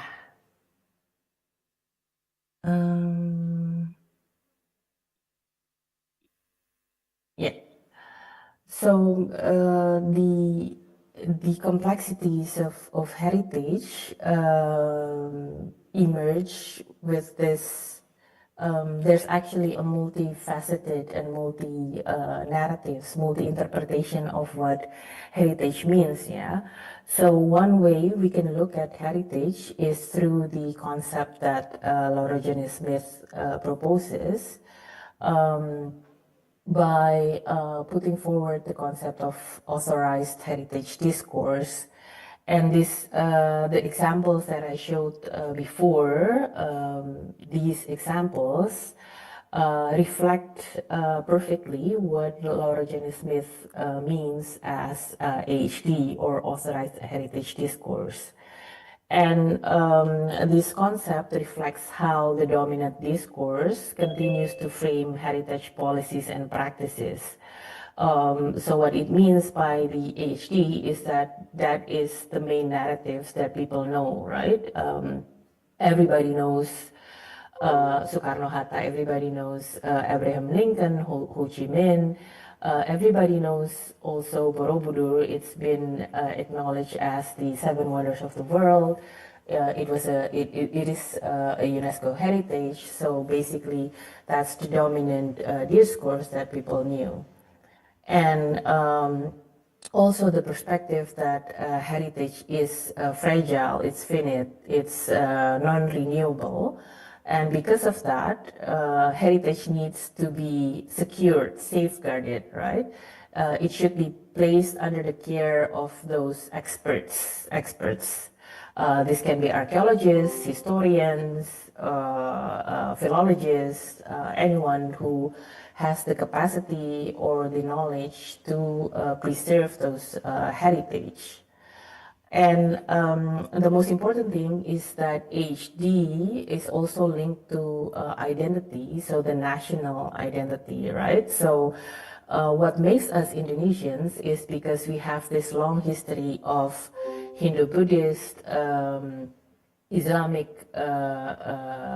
history in our nation, and that's why Borobudur is also an icon to our national identity. And therefore, because it's a national identity, then the heritage management or conservation should be designed to ensure the value, the significance of a heritage objects, right? And it is placed under the national or global policies, right? So there are, for example, the law of heritage preservation, Undang-Undang Cagar Budaya. UNESCO also released numerous policies related to safeguarding heritage. So this is what Laura Jenny Smith perceived as the authorized heritage discourse. But this is not the only discourse that is out there, right? So, for example, if you look at these other 2 examples, let's start with the one on the left. It's about the capture of Diponegoro, right? So I think everybody here should know who Diponegoro is. He's a noble Japanese man from Central Java, and he led the Japanese War in the 1800s. He was captured by the Dutch, and he died during the detention period. So there are we can say two heritage objects related to the capture of Pangeran Diponegoro, right? These are two iconic paintings of the moment that he was captured. The one on the left is the painting by Raden Saleh, the Indonesian painter. The one on the right is the painting by Nicolaas Pieneman, a Dutch painter. This is a painting of the very exact moment of Diponegoro when he was captured by the Dutch. But both paintings have a very different depiction of how he was captured, right? The one by Raden Saleh showed a very equal footing of Diponegoro and the Dutch soldiers. You can see that Diponegoro has a bit of this resistance gesture when he was captured, while Nicolaas Pieneman depicted the capture of Diponegoro in a completely different way. The Dutch is a bit above on the stairs, Diponegoro was below. The Dutch was very much instructive. So we can see how this different depiction of the capture of Diponegoro. So you can see how heritage objects, how people actually have different views of the past, such as shown by these two paintings of Diponegoro. The other example is the statue of Jeppe Koen in the Netherlands, in a small city called Hoorn. And this statue was built, I think, somewhere in the 1800s also. And in here you can see Jeppe Koen is depicted, is framed as a kind of national icon, a high-level Dutch military general who also served his time in the Dutch East Indies, in Indonesia, of course. But then in the other photo, you can see that there is this painting written genocide. And this word relates to Jeppe Koen's involvement in the Banda genocide. So Jeppe Koen was actually involved in the massive killing of the Bandanese people during the Dutch attempt to monopolize the nutmeg trade in Maluku. Yeah. So controlling the nutmeg business in Maluku also relates to very horrifying mass killings of the people there. So you can see the statue of Jeppe Koen in Hoorn is very much problematic because it was established to commemorate the service or jasa Jeppe Koen. When it was built, Jeppe Koen was considered as a hero of the nation, as part of the Dutch identity. But now it becomes clear that he was also involved in a very violent act, a genocide act in Indonesia or the Dutch East Indies. So this is also another way to look at the heritage discourse, although there is an authoritative discourse on how we should look at the past. The past was never a kind of unified narrative. It was never there was never a uniform way to see the past. So that's why another way that we can look at heritage is through a critical perspective, right? So it's not always about the past, but about our relationship with the present and the future. So what we would like to become as a nation. So heritage is created, basically. It's constructed. Although it was built in the past, such as Borobudur, but how we put value in those objects, in those heritage, is a social process, is a very much a constructive process. So the process of heritage, of making heritage, is not a passive process, but an active process. It assembles objects, places, practices, and also people, and values of what we want to hold up as a mirror to the present. So heritage is basically a creative engagement. The meaning is not brought up by the past, but it's always created, it's always active, and it's a production of what we want to be in the future. And if we take this critical perspective on board, it means that we are increasingly engaged with a broad range of constituencies in the production of the past and present. So it's very different with what the HD proposes, the authoritative heritage discourse, that heritage making lies in the hands of experts. In the critical heritage, it's actually everybody is involved in making heritage, including the non-state actors. So by taking the critical perspective, we ask the questions: what kind of values do we wish to take into the future?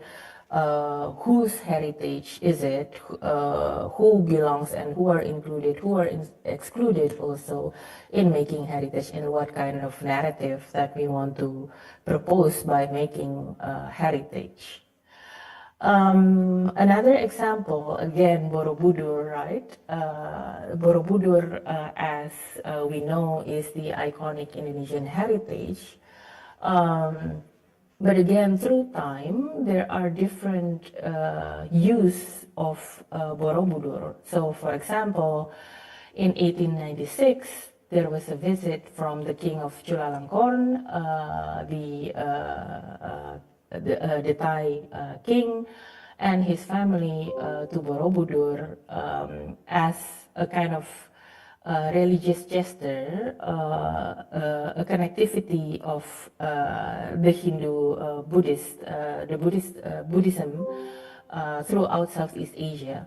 So at that time, with the visit of Chulalongkorn, Borobudur is perceived as a kind of religious symbol that unites countries in Southeast Asia. So you can see, like, the international network that has already established in the 1800s through this religious connection, and Borobudur is central in that connection.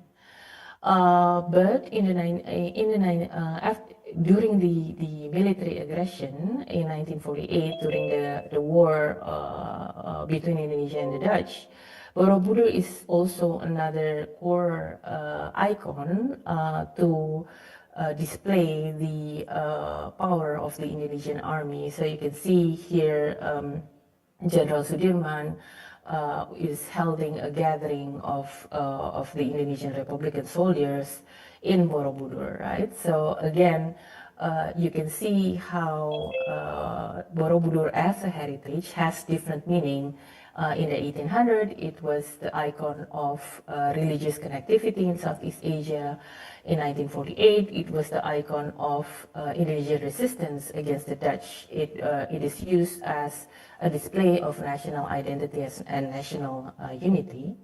But the interesting photo is also in 1971, the last photo, when you can see the photo of Queen Juliana and Prince Bernhard with Suharto and, with Istriati Munadi and Munadi, the governor of Central Java in 1971.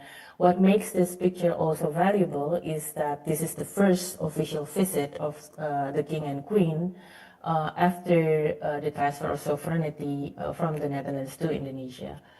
So again, Borobudur here is an icon of reconciliation and resolution of the past dispute, and also a statement of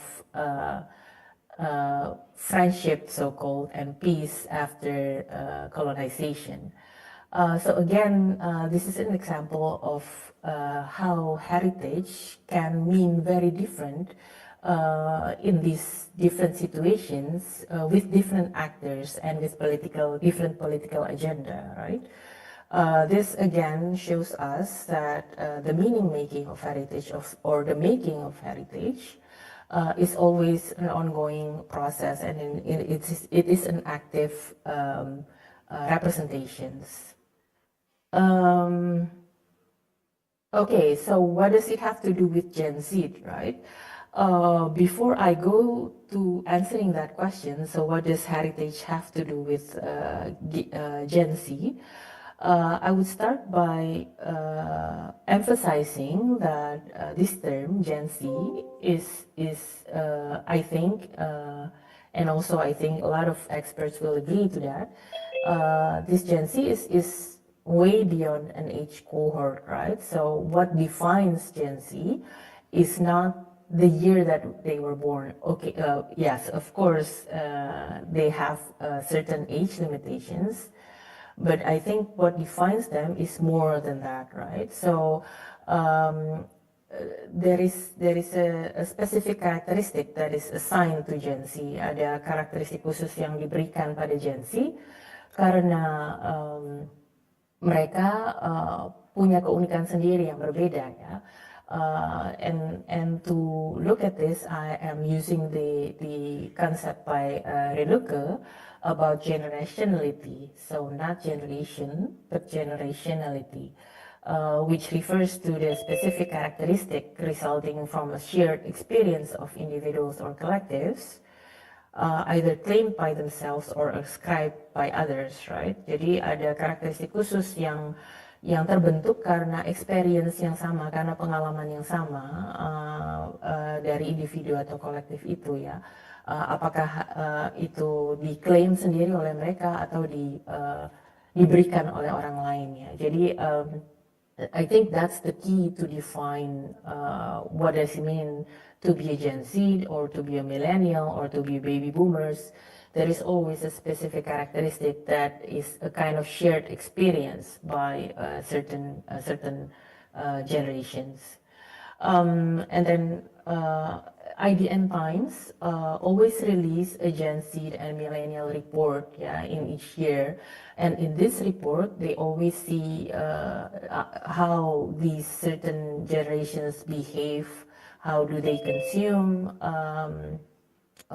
what are their visions, dreams, how is their family relations, etc., etc. And in the 2025 report, there are certain characteristics of Gen Z, yeah.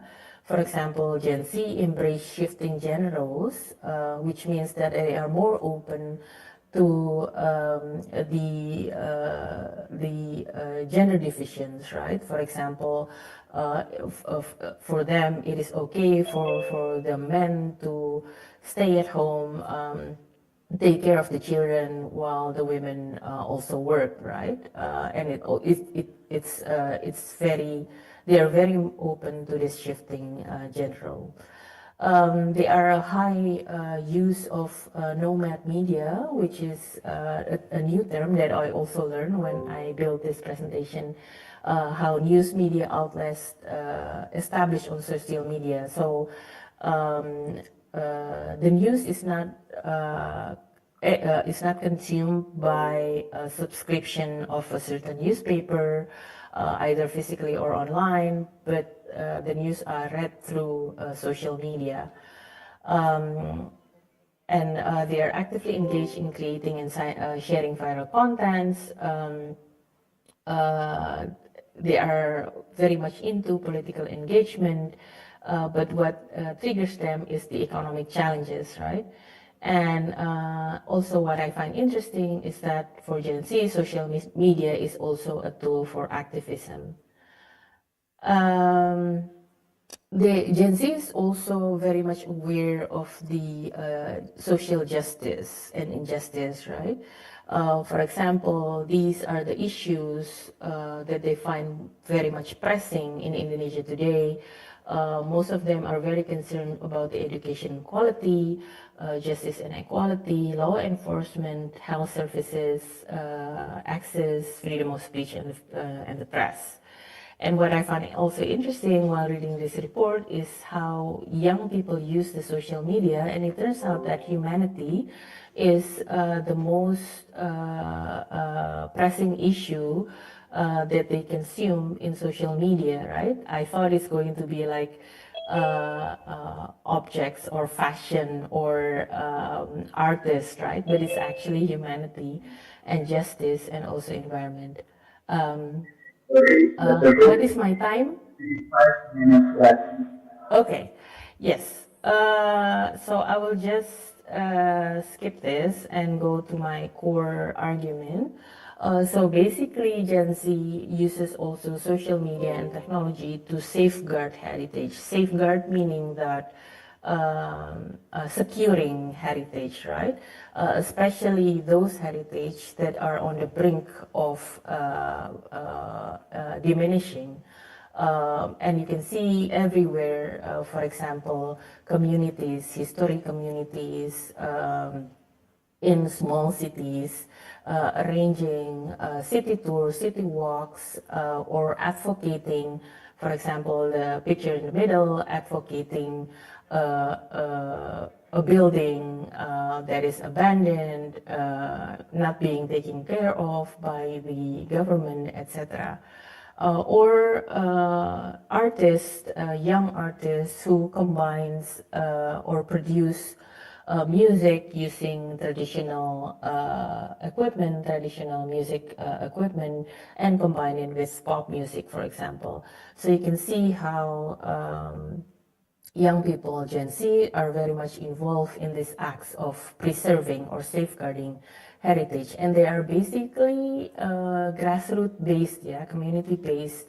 They are creative. They are beyond state or state actors. But we also see that the Gen Z are also very much critical of this construction of heritage, right?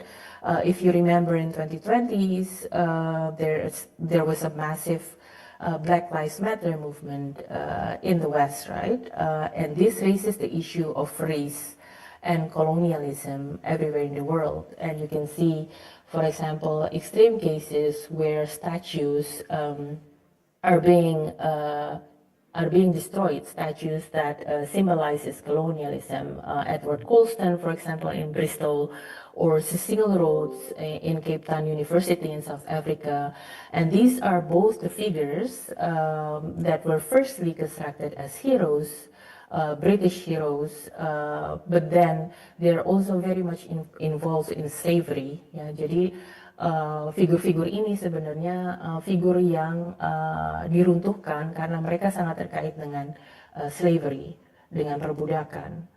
Nah, dalam hal ini, in this case, the Gen Z is also acting as memory activist, ya, atau yang dibilang sebagai memory activism, which means memory becomes a tool for intervention in social transformation through non-state actors, acting outside state channels, and aiming to challenge the official public memory, ya. Jadi memory atau ingatan itu is an integral part of activism to amplify its impact. And we can see again another example in the Dutch political scene.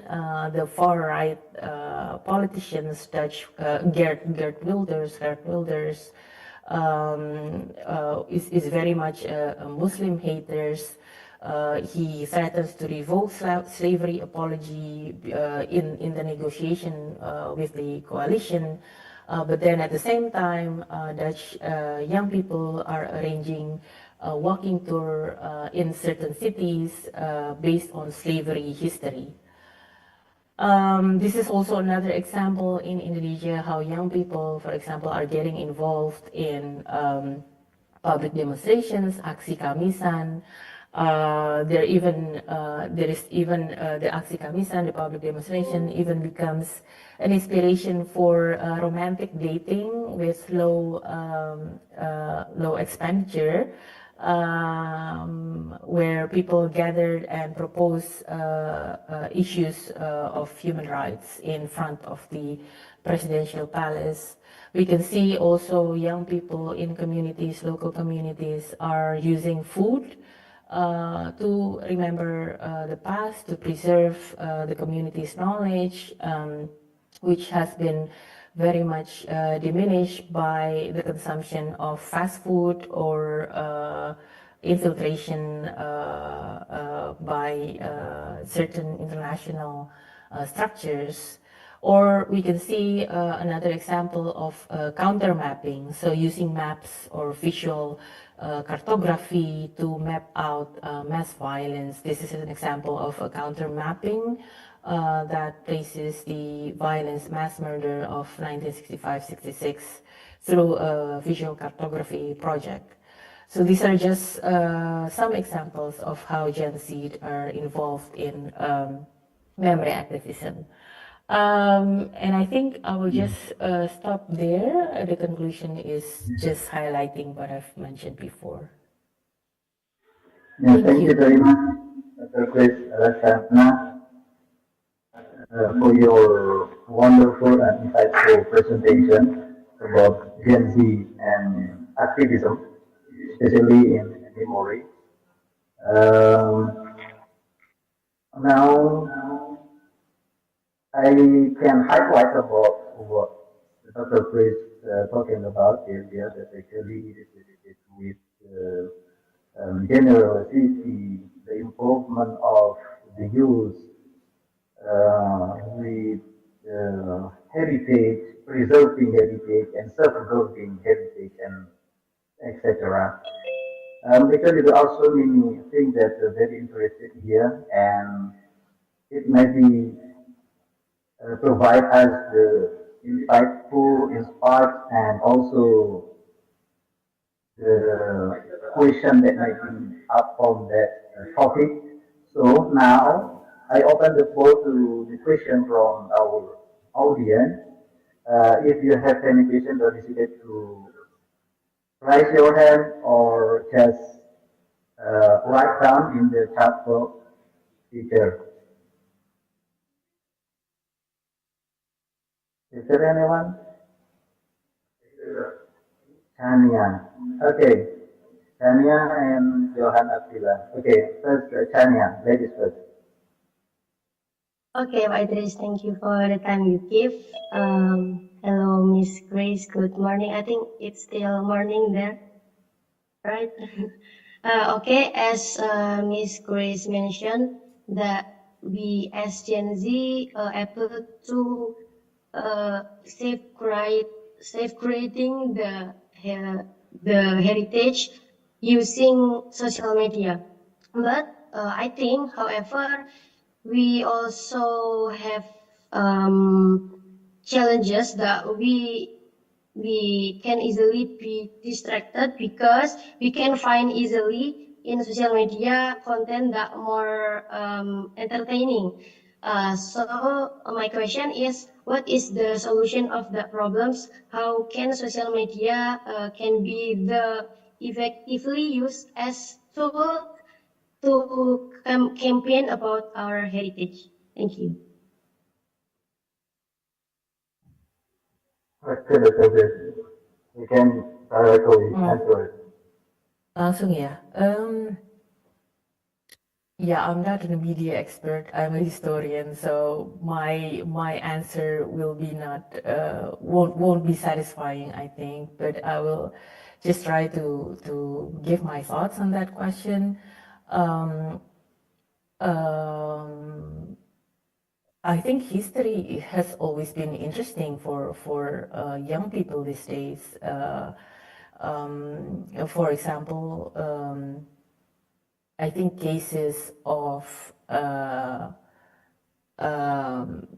buildings that are about to be destroyed, or the Black Lives Matter movement, the movement of roads must fall in the 2020s during the pandemic, has really gathered a lot of attention. Racism has always gathered a lot of attention. And I think this shows that young people are actually consuming these themes, right? And they're consuming, they're getting more interested in those themes, not only about artists or Brad Pitt and Angelina Jolie. That's really a long, a past story. But I think stories of Hollywood gossip or entertainment. I think more and more young people are becoming very critical on what's on display in social media. The survey from the IDN report also shows that more than 50% of the respondents actually acknowledge that social media can be very toxic. So they have the awareness to limit the screen time, to also differentiate what is true and what is not. People who consume stories of artists or entertainment, they know that these people live in a very different world where racism is actually a very daily issue that we are facing. I think it's without having to see how we can package this issue in a very interesting thing, the issue itself is already interesting for the young people, I think. So I think that's my best answer. I know that it's not going to be satisfying, but that's my best answer. Interesting. Okay, let's move on to other listeners. It may be Johan Abdillah. Are you ready? Yes. Directly ask the appropriate question. Okay. Thank you, Idris, for the opportunity, and good morning, Dr. Chris. My name is Mohamed and I'm from this Department of Social Science Education. Actually, my question is not that different from Tjandra. So my question is, how can Gen Z contribute, for example, by using social media to challenge or expand the way society remember history and cultural heritage? I mean, as we know that historical memory is not singular. That's my question. Thank you. Yeah, so the easiest way is to look what is around you, I think. So things, historical narratives that are in the places where you live, di sekitar kosan atau di kampung halaman gitu ya. So even ask your family, what does your father or mother or grandparents remember about the past, and this is your heritage, right? You can, again, coming to the concept of critical heritage, anything can be a heritage, right? It's a claim making, it's a constructive process. So even if you have a family heirloom, a family photograph album, that is your heritage. So and the narrative that is contained in your family might be different from what is written in the history textbook. For example, the story of the independence movement, the independence war, right, the revolution. In history textbook, it's always depicted as a very heroic moment. The Indonesians are fighting against the Dutch. There are victims everywhere.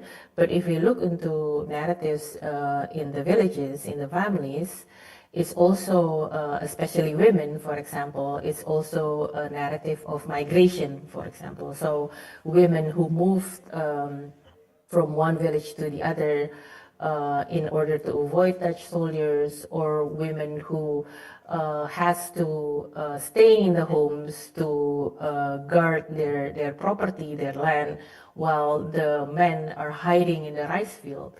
It's a very unheroic narrative, right? But it is there. So again, I think start from the very thing that is closest to you to be able to build your own concept, your own interpretation of what heritage means.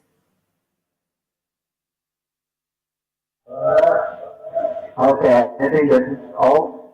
I hope the answer satisfies you, Johan. And that our answer will be the end of this session. Thank you, Dr. Grace. And let's give a round of applause to Dr. Saša and Dr. Grace for the insightful presentation.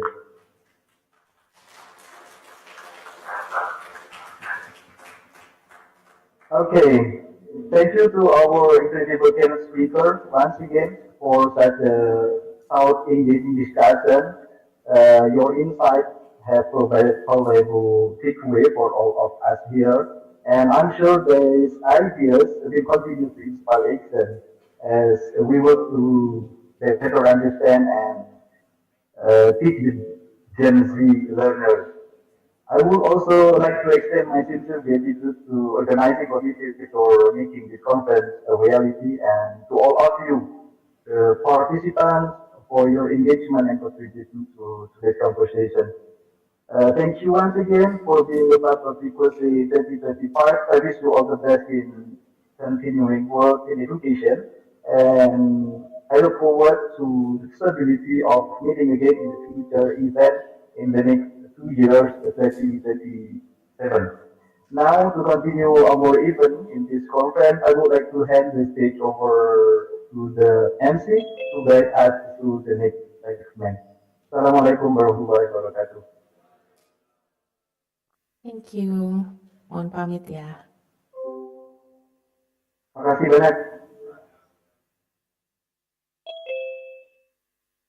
Ladies and gentlemen, that concludes this keynote session featuring Mr. Idris SSMM, Dr. Saša Cvetković, and Dr. Grace Tjandra Leksana. On behalf of the committee, we would like to extend our sincere appreciation to all of our distinguished speakers for their valuable insights and contributions. Please join us in giving them a big round of applause.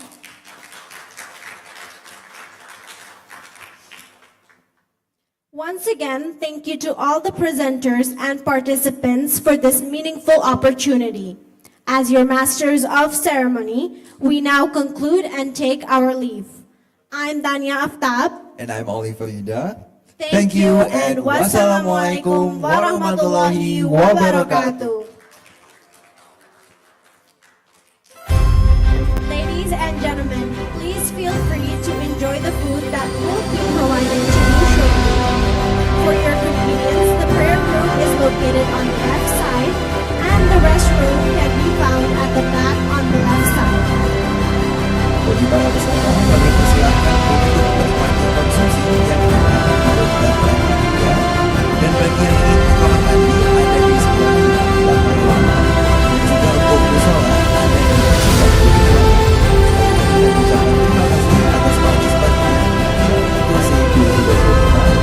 Selamat beraktivitas.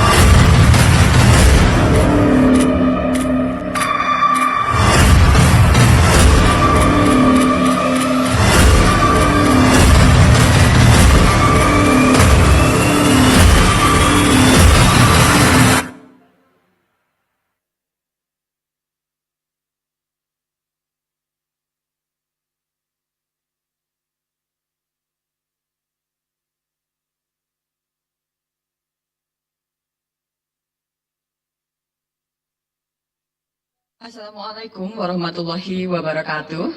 Good afternoon. Peace and blessings be upon us all. Shalom. Om Swastiastu, Namo Buddhaya, Salam Kebajikan. First of all, let us express our praise and gratitude to God Almighty, for by His grace and blessings we are able to gather here today in a good health at the International Conference on Social Studies Education Issues, or ICOSSEI 2025. Distinguished ladies and gentlemen, allow me to introduce myself. My name is Sufa Fatima Azahra, and it is my honor to serve as the Master of Ceremony for this parallel session. Before we begin, please allow me to share several important notes regarding the technical guidelines for our parallel session. First, notes for the presenters. When joining a Zoom room, presenters must rename themselves using the following template: room name, presenter, full name. For example, room1.presenter.dewa. Second, all presenters are required to use the official virtual background provided by the committee. Third, breakout rooms are available from room 1 to room 9 according to the themes listed in the program book. Presenters might check their assigned room in the abstract book. Fourth, to join the breakout room, please click on breakout room, select the designated room and then click join. Fifth, each virtual room will be guided by a moderator and supported by an operator who will assist with any technical issues. Sixth, the presentation duration is 5 to 10 minutes, followed by 5 minutes of Q&A. Seventh, presenters are welcome to operate their own slides during the session. If any technical issues occur, please contact the operator via Zoom chat. Eighth, the committee will be distributed an online attendance form in each virtual room. Ninth, when filling out the attendance form, presenters are required to upload one screenshot or photo as proof of participation. 10th, the link for certificate will be shared at the end of the session via Google Form in each room. Please note that the registration for a certificate will only be available between 3 and 4:30 p.m. After this time, the system will automatically close. Therefore, presenters are required to attend 100% of the parallel session. And notes for the participants. First, when joining a Zoom room, participants must rename themselves using the following template: room name, participant, full name. For an example, room1.participant.bayu. Second, all participants are required to use official background provided by the committee. Third, breakout rooms are available from room 1 to room 9 according to the themes listed in the program book. Participants are free to join any breakout rooms of their choices based on their interests and their preferred topics. Fourth, for the certificate eligibility, participants are expected to attend the session from beginning until the end. Fifth, similar to presenters, participants are also required to complete the online attendance form, which will be provided by the committee in each room. Sixth, when filling out the attendance form, participants are also required to upload one screenshot or photos as proof of attendance. Seventh, certificates for participants will be shared via the same Google form in each room. Please remember that the registration is only open from 3 to 4:30 p.m. After this time, the system will no longer accept entries. Distinguished guests, with these guidelines in mind, we kindly invite you to proceed to your respective parallel virtual room according to the schedule. And hereby I take my leave. Thank you.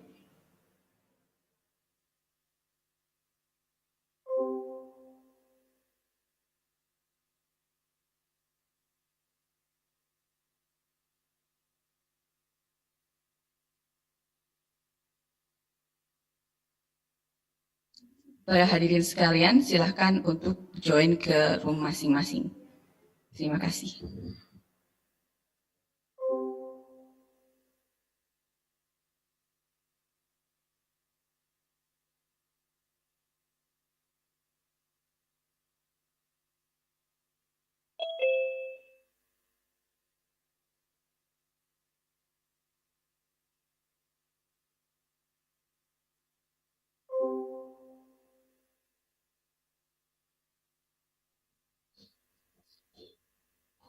Distinguished guests, there is some issues occur for the background room. Please be patient.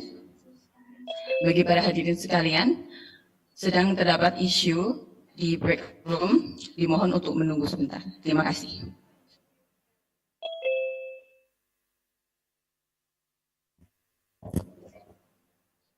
The breakout room is available now.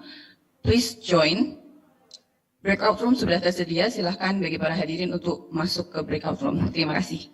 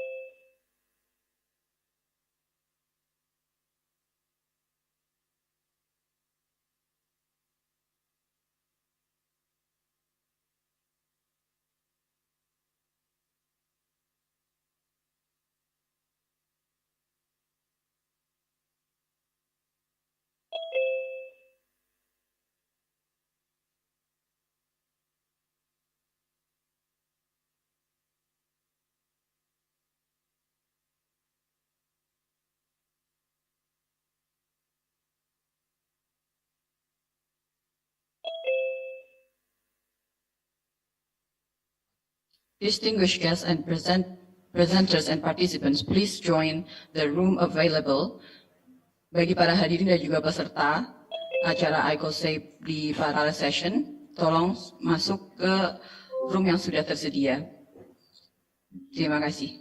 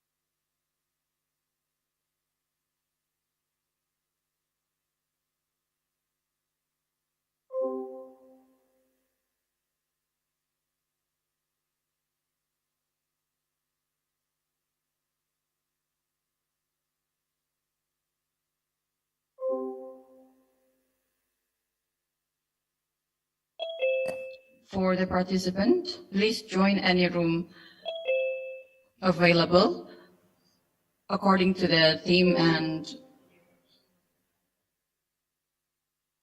according to the theme provided. Bagi para peserta, silakan masuk ke ruangan yang sudah tersedia, bebas sesuai dengan tema yang diinginkan. Terima kasih.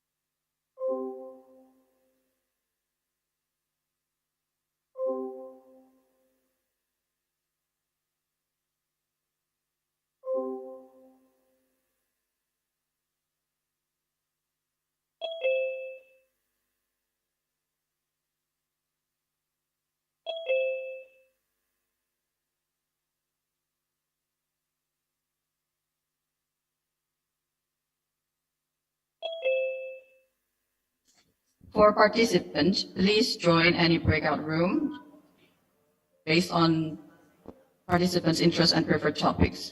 Bagi para peserta, silahkan join ruangan manapun sesuai dengan tema dan topik yang diinginkan. Terima kasih.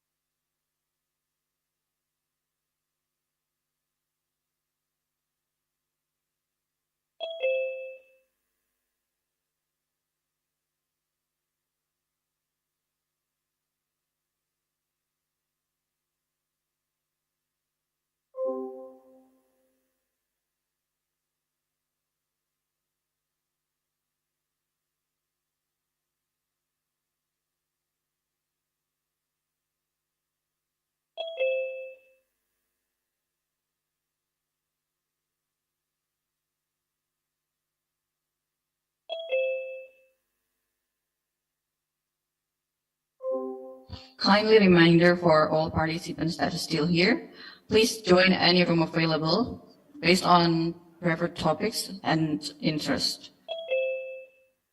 Pengingat bagi seluruh peserta yang masih berada di sini, tolong untuk masuk ke ruangan sesuai dengan tema dan juga topik yang diinginkan. Terima kasih.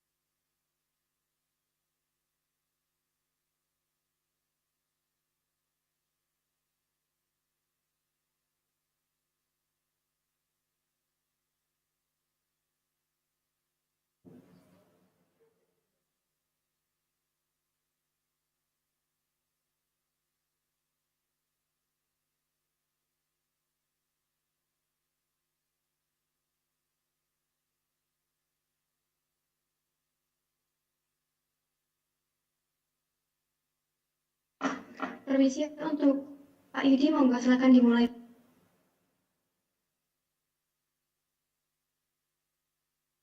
Recording in progress.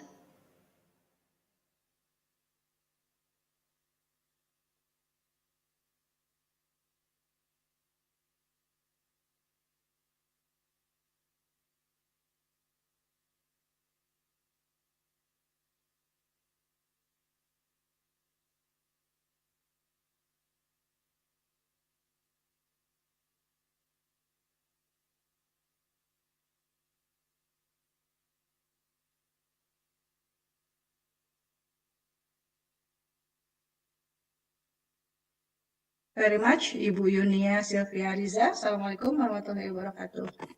Waalaikumsalam. Thank you, Ibu Holiha. This is a very hot topic, right? All right, ladies and gentlemen, Ms. Holiha has already presented, and I will open the Q&A session for 1 or 2 questions. Please feel free to ask.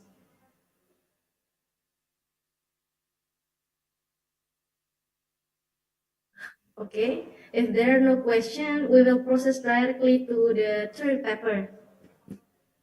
Yay, thank you. Thank you, Ms. Holiha. Bu Yunia.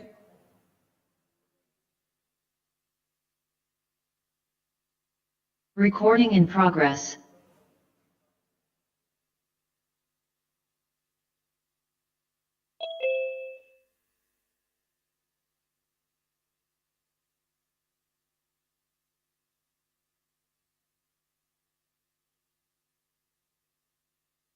Say it in the end of your presentations, or maybe I have 1 or 2 questions that to be answered by you. Okay, you can start by now, Mrs. Sandidia. Thank you. Yeah, thank you so much, Mas Nora, for the time that I have to present in here. So let me present. Can you see the share screen now? Still processing. Okay. Yeah, it's appear now. Okay, thank you so much. So, hello everyone, my name is Sandidia Pramesti, and I would like to present our research, especially that been done with by Pawahi Joko actually, but here I am as the person who gonna present this. We are having the topic of the traces of Hayam Wuruk's journey in Blitar in a review of Negara Kertagama as a source of historical learning. So the background of the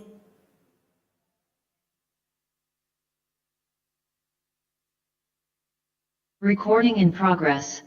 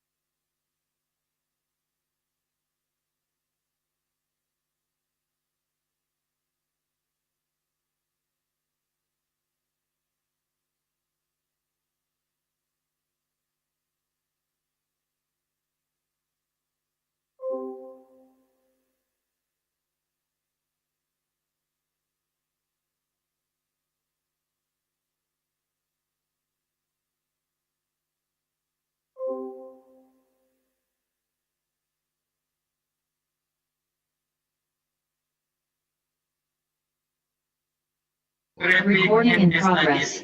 Create participatory and reflective learning. For teacher, module are contextual and engaging, but further training is needed. Student digital content is clearly more relevant and more accessible. Gender awareness improvement, students are able to identify gender inequality and stereotype.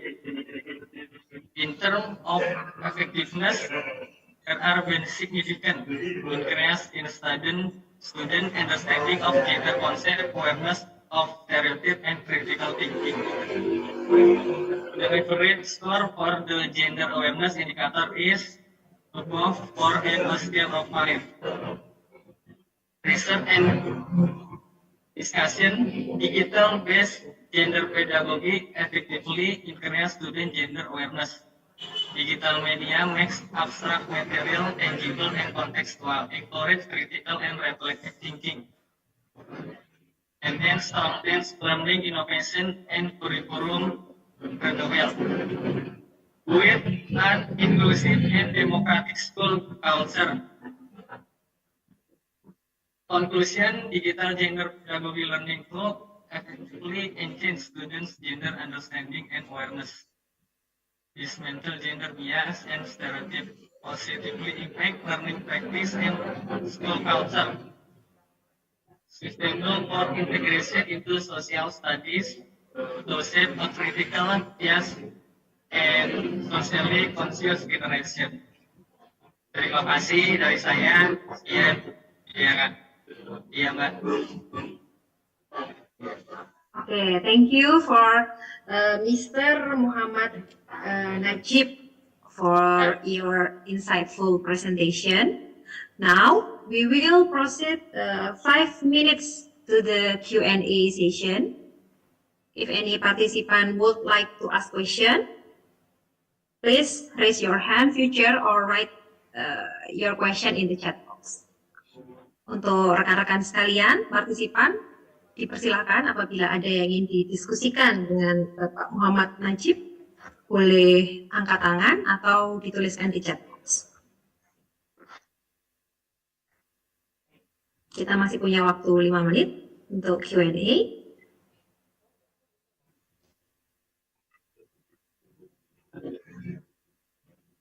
Menarik ya, tadi isu-isu yang diangkat oleh teman-teman di sini, begitu. Silakan, ada yang ingin didiskusikan?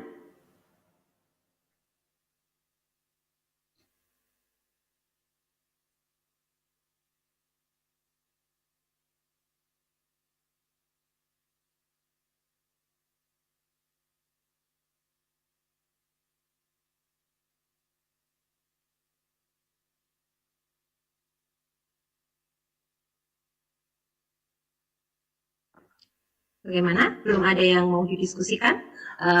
Mungkin saya ada sedikit pertanyaan untuk Bapak Muhammad Najib ya, terkait dengan terkait dengan penelitian saudara gitu.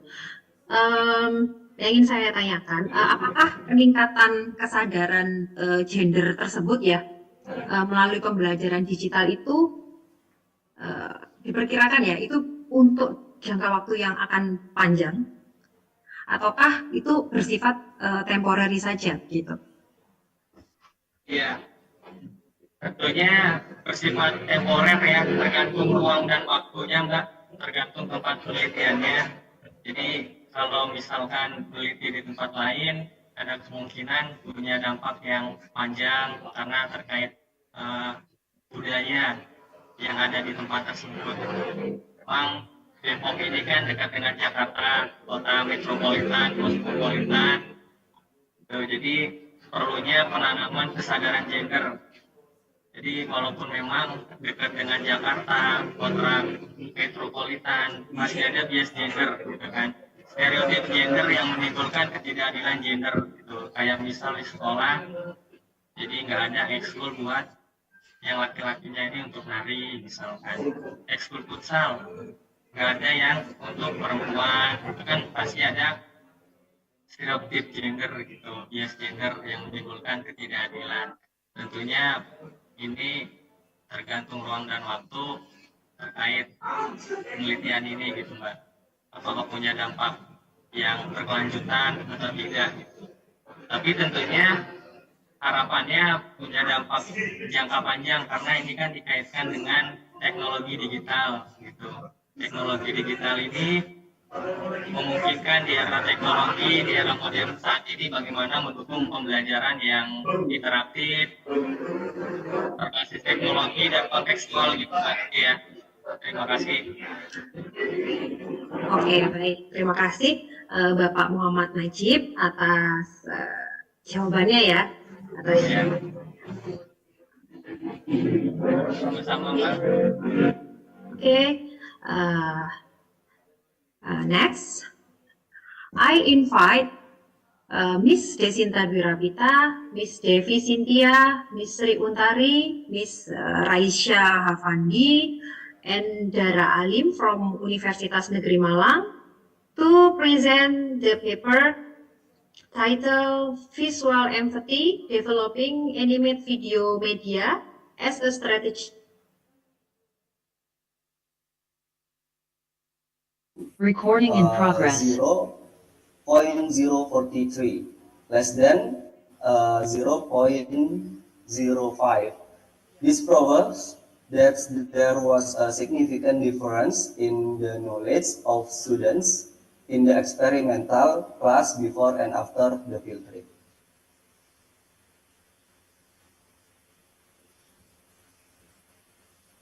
Okay, overall, this fieldwork was effective.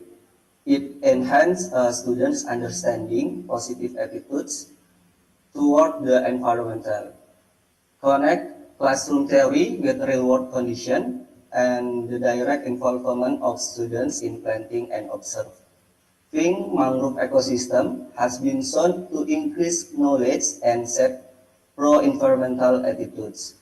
And rules by CMC manager such as visitor restriction and waste management sets a real example for students. Okay, that's all. Thank you very much for your attention. Assalamualaikum warahmatullahi wabarakatuh.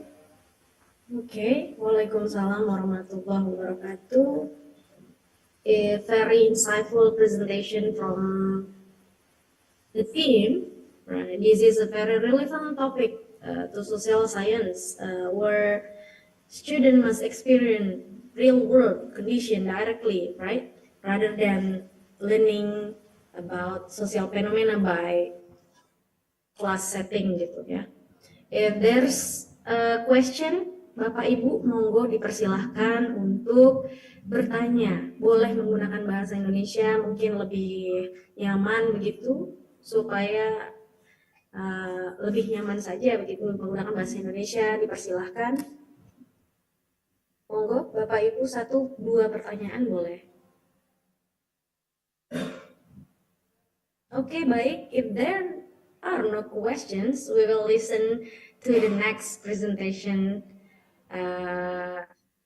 on the topic about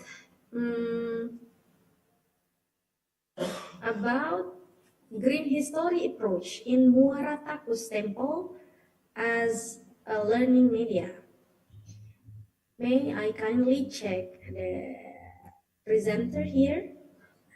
Bapak Rizky Ananda Hasibuan, kemudian Yanwar Alfikri, Bunari, and Yuliantoro from Universitas Riau. Bapak, Ibu, apakah ada di ruangan ini?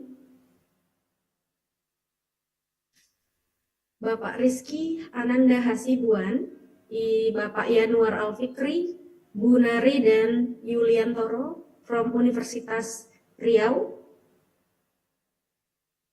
Alright.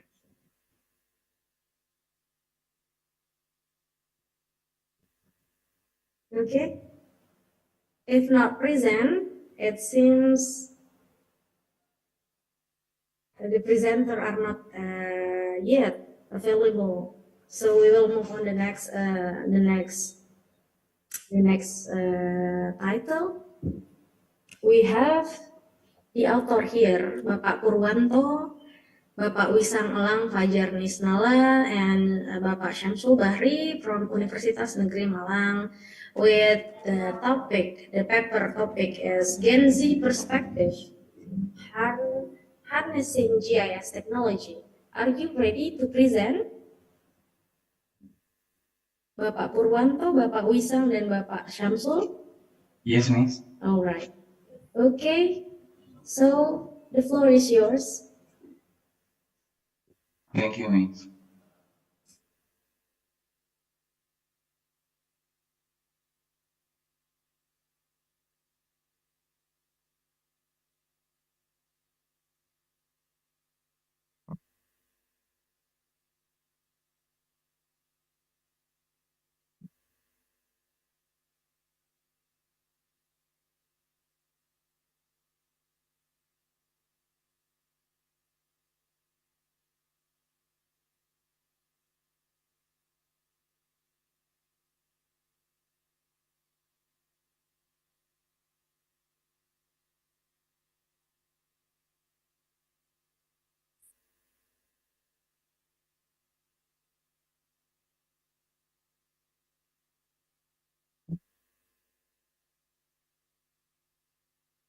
I have a problem, Miss.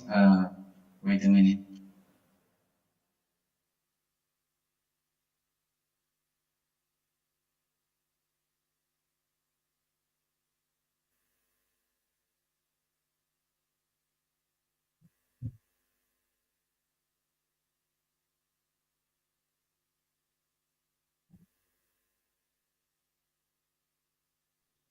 Maybe the operator can help.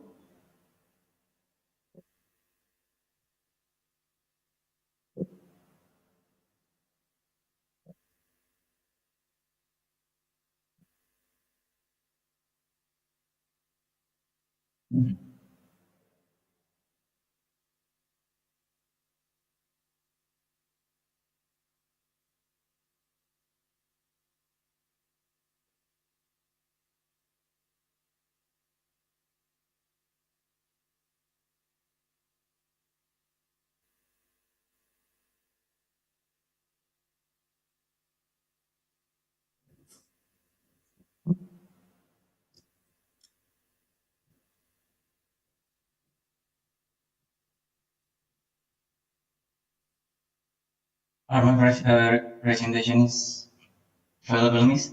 Yes. Okay, thank you. Afternoon, everyone. My name is Wisang Elang Fajar Nisnala.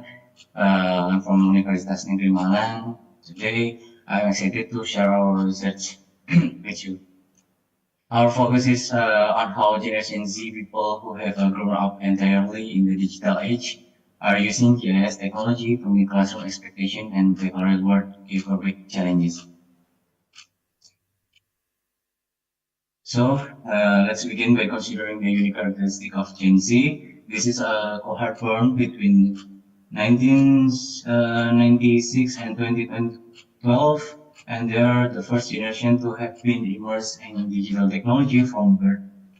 Their worldwide communication style and learning preference and fundamentally shaped by constant connectivity, instant access to information, and a global perspective. For Gen Z, technology is not just a tool, it's an extension of themselves. A medium through which they express identity, creativity, and agency.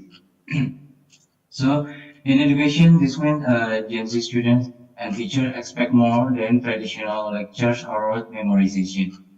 They seek learning experiences that are interactive, collaborative, and directly relevant to real-world issues. They value opportunities to work together, solve problems, and make a tangible impact. Whether in their local communities or on a global scale, social responsibility and ethical awareness are also central to their identity.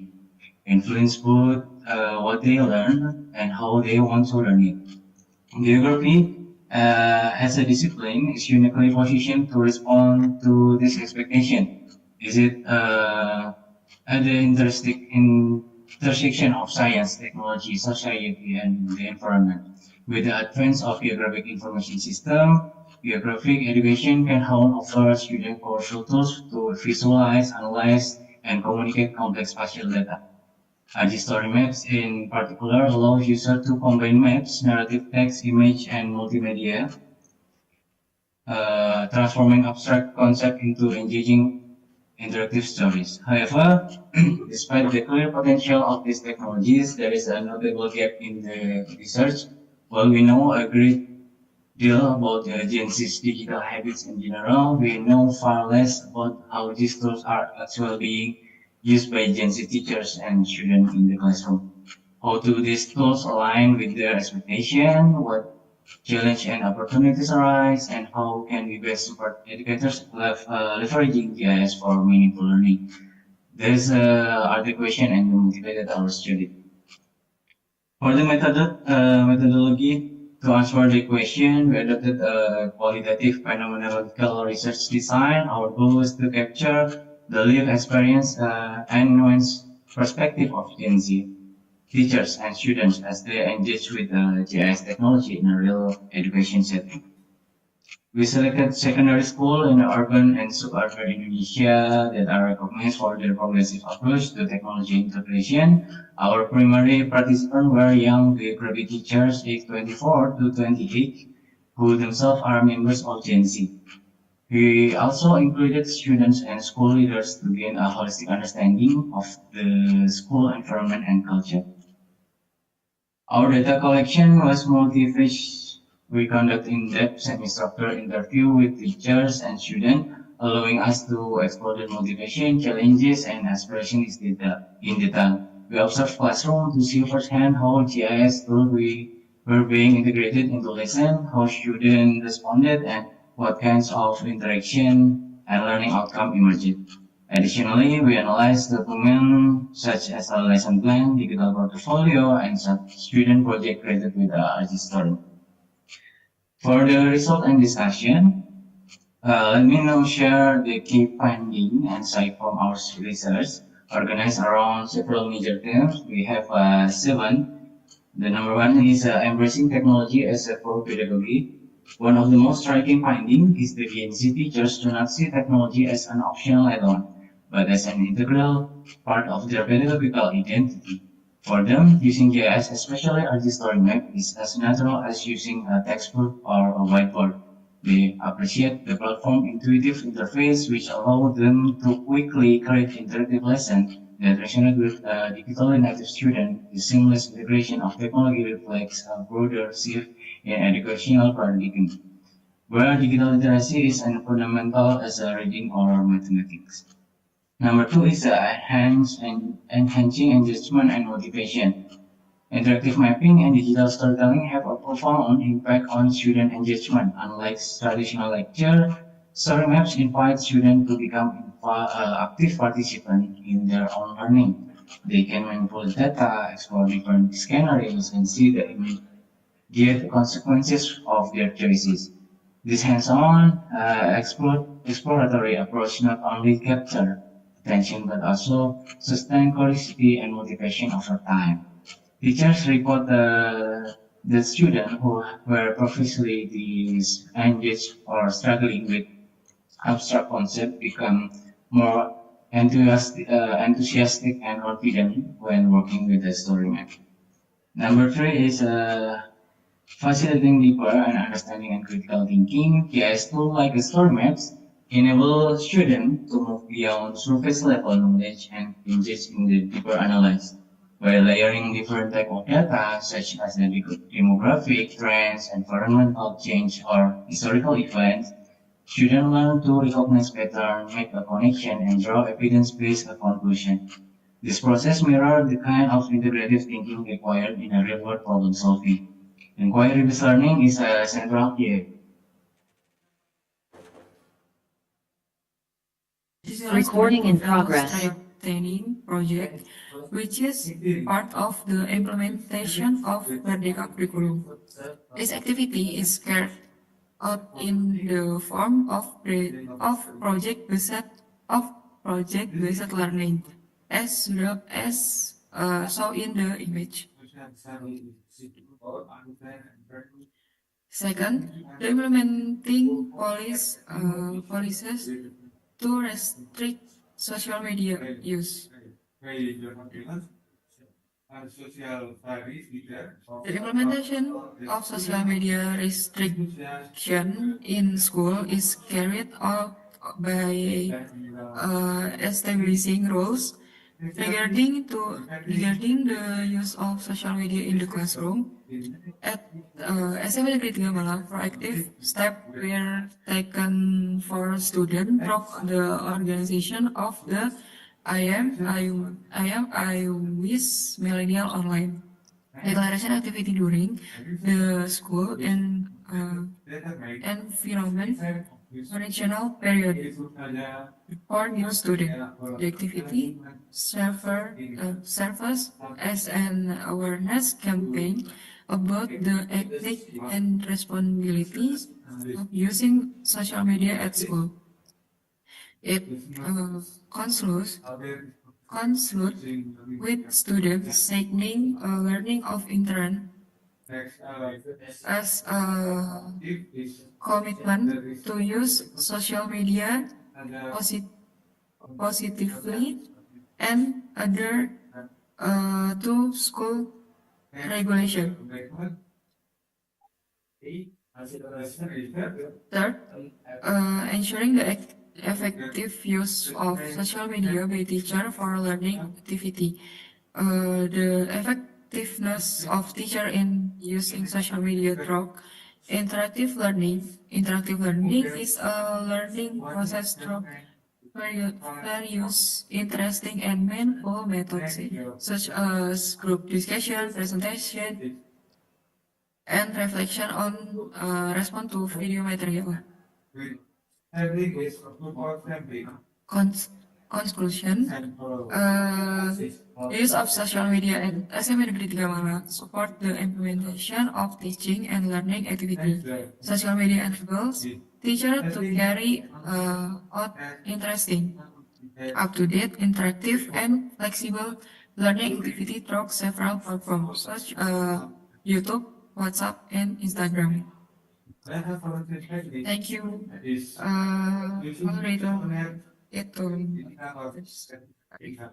Okay, thank you, Bu Nabila.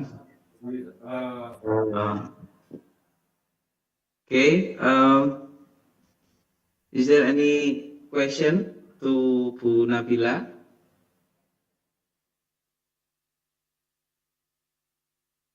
Relating to her presentation about social media as a learning media. Okay, maybe my question is about the way the teacher or school ensure that the social media not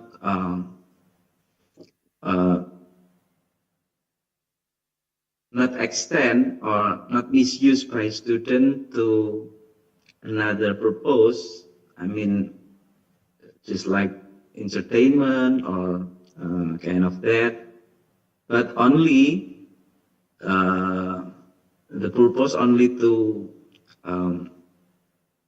promote the education or intellectual curiosity. How the teacher or the school ensure this purpose, Mbak Nabila?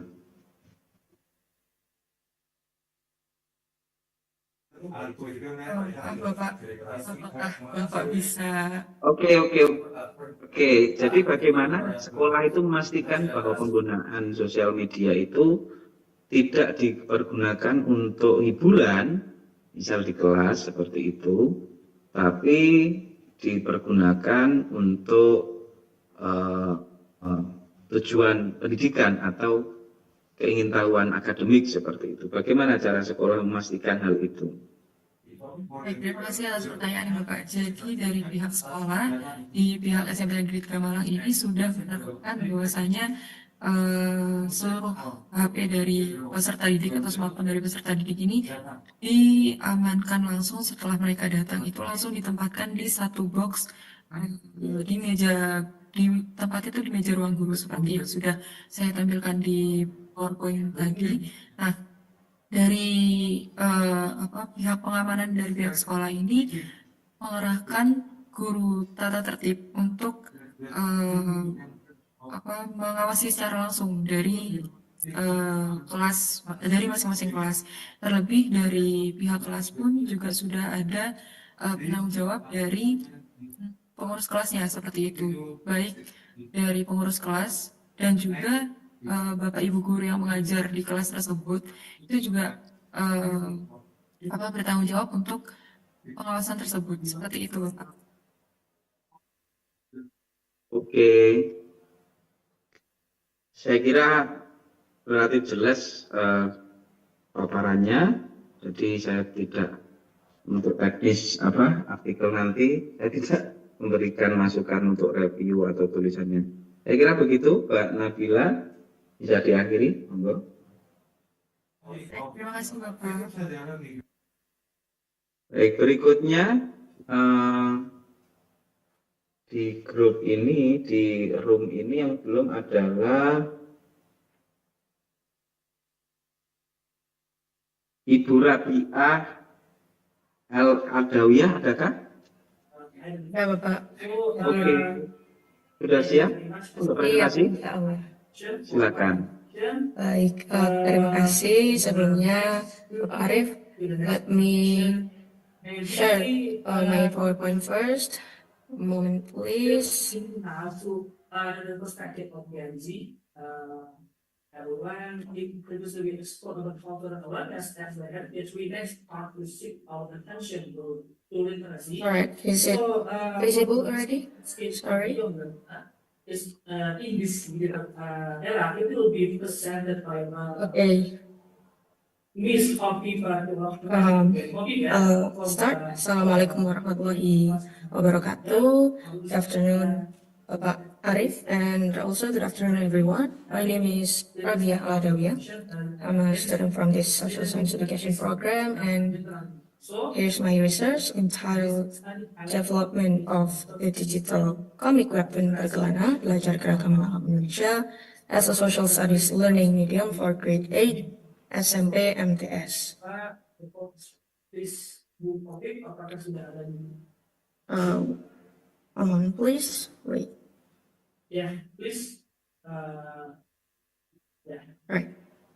So, my research started from the following problems. First, there is a dominance of textbooks and worksheets atau LKPD as the main learning media, and the second one, the material is quite complex. So, these two issues lead to the final problem, which is students' learning outcomes are not yet optimal.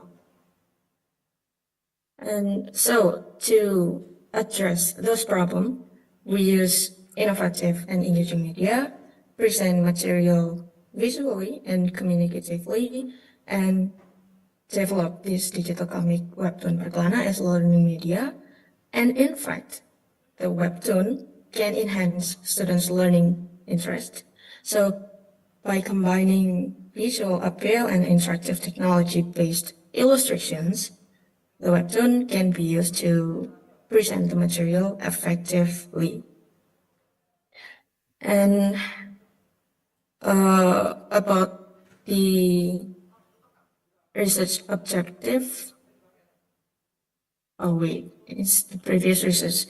Sorry, so the previous studies have been conducted by several researchers, which is first one is Alfiani et al. 2018 dengan judul pengembangan webtoon untuk pembelajaran IPS ekonomi di SMP, and we found that the social studies webtoon, which is specifically for economics, has an appropriate and attractive design, relevant material, and clear language, which is making it feasible as a learning medium. So it is feasible, the webtoon. And the second one from Falah, 2023, entitled Pengembangan Media Pembelajaran Komik Digital Berbasis Webtoon Kolonialisme, and so on. And the result was it is not only feasible as a learning medium, but also can improve the learning motivation for the students. And the third one is from Rahmatunisa et al. 2023 also. This one is pengembangan media pembelajaran komik digital berbasis webtoon, mata pelajaran IPA, materinya iklim, musim, dan cuaca.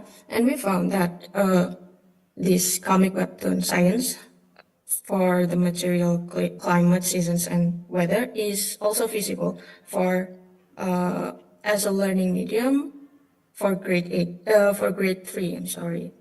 the SD. Next one is the research objective. So this research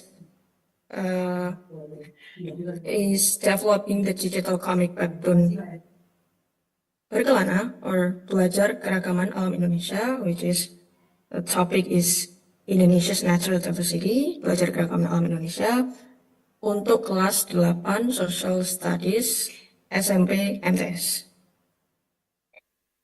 And the next one, the theory that is underlying this research is constructivist learning, which is students do not just receive knowledge from the teacher, but also build their own understanding through experience and social interactions. And so the webtoon berkelana provides students with a facility to build their knowledge related to the topic of Indonesian natural diversity or keragaman alam Indonesia itu tadi. And then the next one is the research methodology is used adalah research and development or R&D with the model from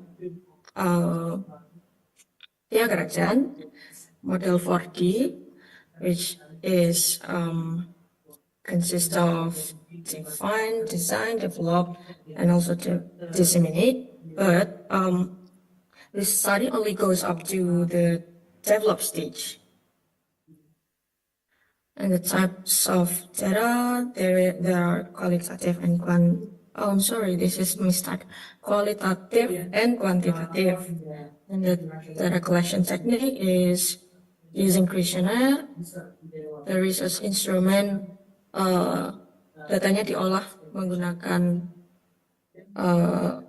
skala Likert atau Likert scale 1 to 4, and then menggunakan data analysis technique as follows, and also the project feasibility criteria, kelayakannya dari mulai the lowest ones to the highest ones with the category as follows, like no revision until total revision, even retesting. Okay, masuk kepada results and discussion. Here are some of the student questionnaire results. Data yang pertama kami dapatkan with the question, what learning media are used by teachers in teaching social studies on the topic of Indonesia's natural diversity or keragaman alam Indonesia di kelas? So, the students, mereka menjawab bahwa yang paling banyak digunakan adalah textbook. As I said earlier, there is a dominasi dari textbook dan juga LKPD. Plus, ternyata the teachers only explain the material in the class. And also the second one, with the question, what are the reasons for your difficulties in learning about Indonesia's natural diversity? They say that it is boring and the material is difficult to understand. And also the teacher only explain. And the third one, do you think it is necessary to develop learning media for the topic of Indonesia's natural diversity? 100% of them completely say yes, so that it is easier for them to understand, so that it become more interesting and interactive for them. And here are the result of material validation, which is we got the total score of 97.20%. So ini masuk ada kriteria highly visible or sangat layak, kelayakan tinggi. And then also from the media experts, we got total score of 96.40%, which is also highly visible. And we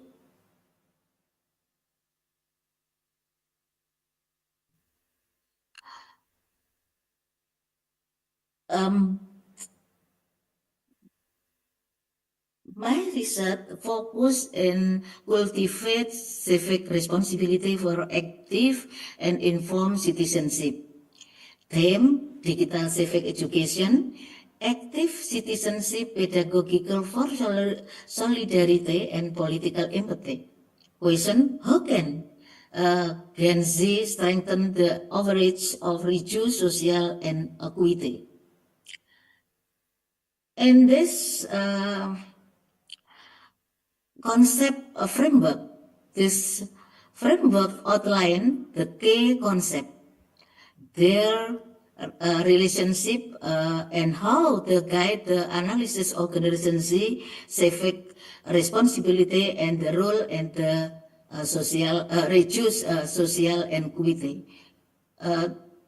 Today we explore how generation Z through digital native can become proactive citizen to reduce social inequity. Digital civic education, policy institution support, and young empowerment, we hope can holistic civic responsibility and reduce social gap.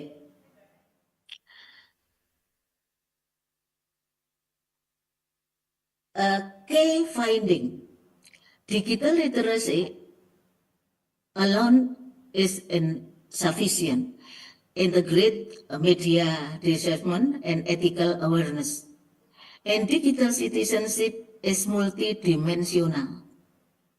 Active engagement, this is a passive observation, politic empowerment digital citizen, like Europe 29 initiative demonstrate include civic space.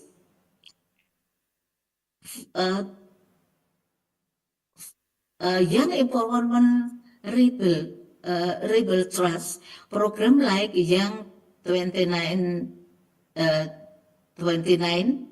and do something. Civic framework must develop critical digital literacy about ethical reasoning and responsible action.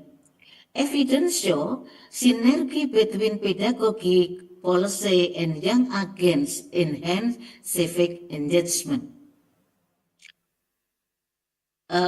Summary of key finding. With time, insight, and implication for policy education.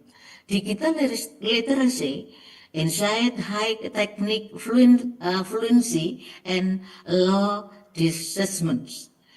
Implication for policy education, integrate media literacy, literacy digital, and ethics into curriculum. Theme, multi-dimension citizenship, insight, engagement varies from active to passive. Implication for policy education, guide of responsible participation and critical reflection. Theme, policy enable citizenship, insight, policy support, and inclusive online civic space. Implication for policy and education, allied curricula with nation and regional framework. Theme, young empowerment, insight, participation, build trust and agency.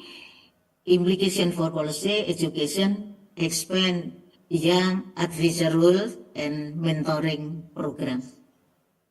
Thank you. Policy recommendation. Policy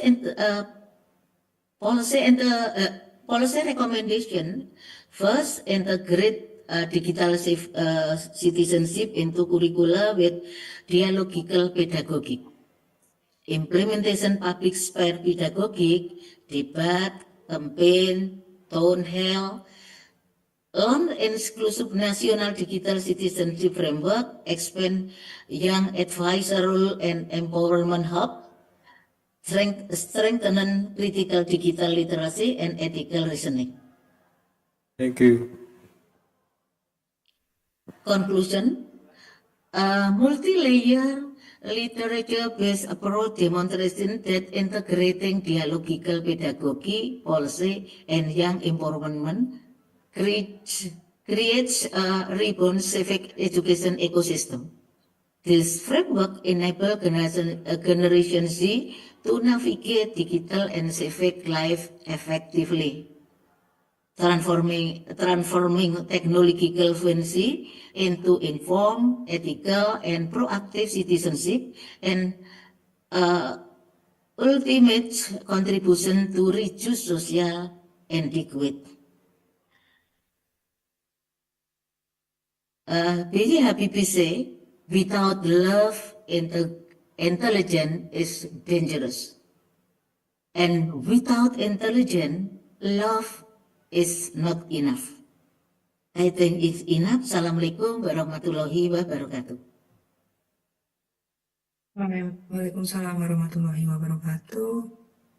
Thank you, Prof. Sri Untari. Maybe the audience have question for Professor Sri Untari. You can raise your hand.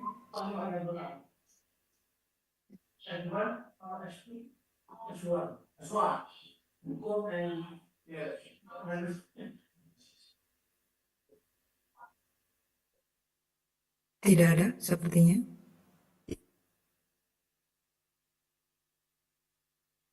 Mengembangkan praktek ajaran mereka berdasarkan konsep masing-masing. Usaha untuk integrasi ini masih belum terlihat. Kedua kelompok dengan ajaran tersebut hidup dengan cara mereka sendiri, tetapi mampu eksis di wilayah Jawa Timur. Adapun kombinasi keduanya secara eksplisit muncul selama periode Singasari. Kemudian secara berturut-turut candi kerajaan dari kerajaan Singasari hingga Majapahit menampilkan unsur-unsur siwa Buddha. Jadi peninggalan-peninggalan pada masa Singasari dan Majapahit itu terdapat unsur-unsur antara siwa dan Buddha di dalam satu candi, seperti Candi Singasari, Candi Jawi, Candi Jago, Panataran, Jabung, dan Surawana. Hal ini diikuti oleh pemberitaan dalam Kakawin, yaitu Kakawin Sutasoma, Pararaton, Kunjarakarna, Nagara Kartakama, Arjuna Wiwaha, dan Tantu Panggelaran yang secara eksplisit juga menyebutkan adanya praktek dari siwa Buddha itu sendiri. Next. Lalu munculnya atau awal dari adanya siwa Buddha itu terlihat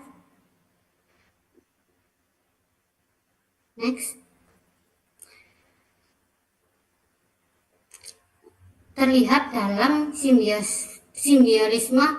simbolisme Hindu Siwa oleh Ken Arok sebagai perwakilan Hindu Siwa dan Buddha Mahayana yang diwakilkan oleh Ken Dedes dalam pernikahan. Jadi seperti yang kita ketahui bahwa Ken Arok dan Ken Dedes itu berbeda kepercayaan, gitu ya. Jadi mereka itu yang melahirkan dinasti Rajasa. Lalu Siwa Buddha muncul secara eksplisit dengan penyebutan Batara Siwa Buddha dalam naskah Sutasoma. Lalu kemudian secara berturut-turut pendarmaan Raja Singasari ke Majapahit mulai menunjukkan elemen Hindu Siwa serta Buddhisme menjadi satu bangunan yang sama.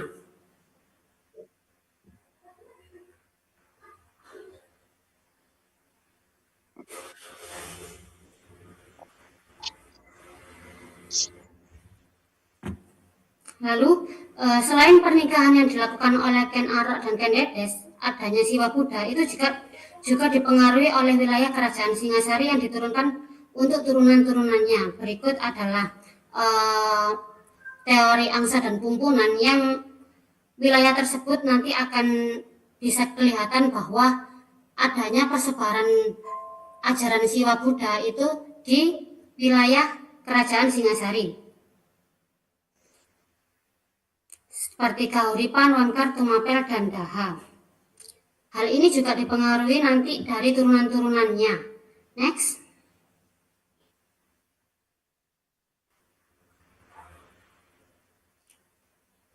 Ini adalah 3 dahan genealogi di Kerajaan Singasari.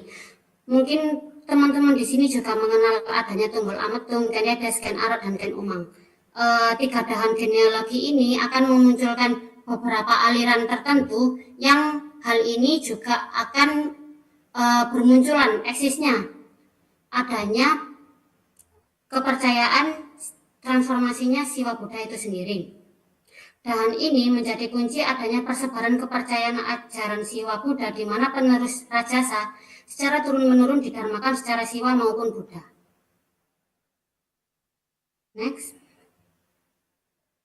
Dengan adanya materi mengenai Siwa Buddha yang saya sebutkan di atas, ini relevan untuk dimasukkan dalam kurikulum. Studi tentang Siwa Buddha di Kerajaan Singasari memberikan wawasan sejarah bagi siswa untuk memahami bagaimana masyarakat Singasari saat itu membangun harmoni antara dua ajaran yang berbeda dan mengambil kebijaksanaan dari keduanya untuk mendukung stabilitas mereka.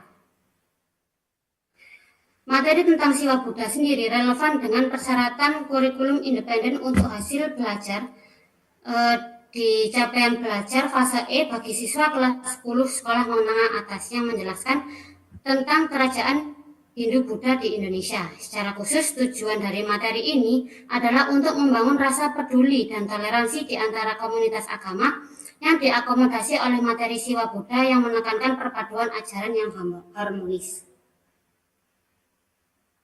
Tinggal 1 menit, Mbak Anissa. Baik, yang terakhir yaitu untuk memenuhi kebutuhan generasi Z atau Gen Z akan materi Siwa Buddha dan kehidupan di Singasari, pembelajaran berbasis teknologi sangatlah cocok.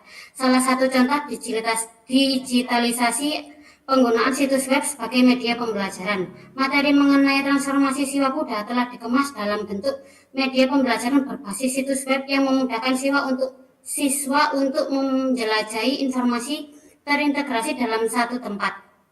Hal ini menjadikan materi disajikan melalui narasi, gambar, dan bentuk visual lainnya yang menjadikan situs web sebagai sumber informasi faktual yang penting yang dapat merangsang dan meningkatkan motivasi siswa untuk mempelajari sejarah lokal. Ini adalah mock-up dari situs web kita yang akan dikembangkan dan masih menjadi prototipe. Sekian dari saya, terima kasih. Terima kasih Mbak Anissa atas paparannya. Adakah pertanyaan Mbak Anissa untuk saya atau mungkin mau dijawab sama presenter yang lain misalkan? Ada pertanyaan Pak? Mungkin hal ini masih asing ya terdengar antara mungkin dari teman-teman semua mengenai Siwa Buddha. Adanya transformasi Siwa Buddha ini menurut Mas Nora sendiri apakah bisa masuk dalam materi pembelajaran yang ada di sekolah, mengingat kurikulum sekarang itu lebih condong kepada sejarah lokal gitu. Saya malah berpikirnya gini, tadi ketika Mbak Anissa menjelaskan itu akan lebih seru misalkan kalau ini dibahas secara multidisiplin gitu. Misalkan teman-teman kewarganegaraan atau apa kita bilang toleransi, kita bilang bagaimana atribut-atribut keagamaan itu dirayakan gitu loh, atau itu menjadi sendi dalam perpolitikan, sendi dalam berpolitikan menjadi nafas dalam kehidupan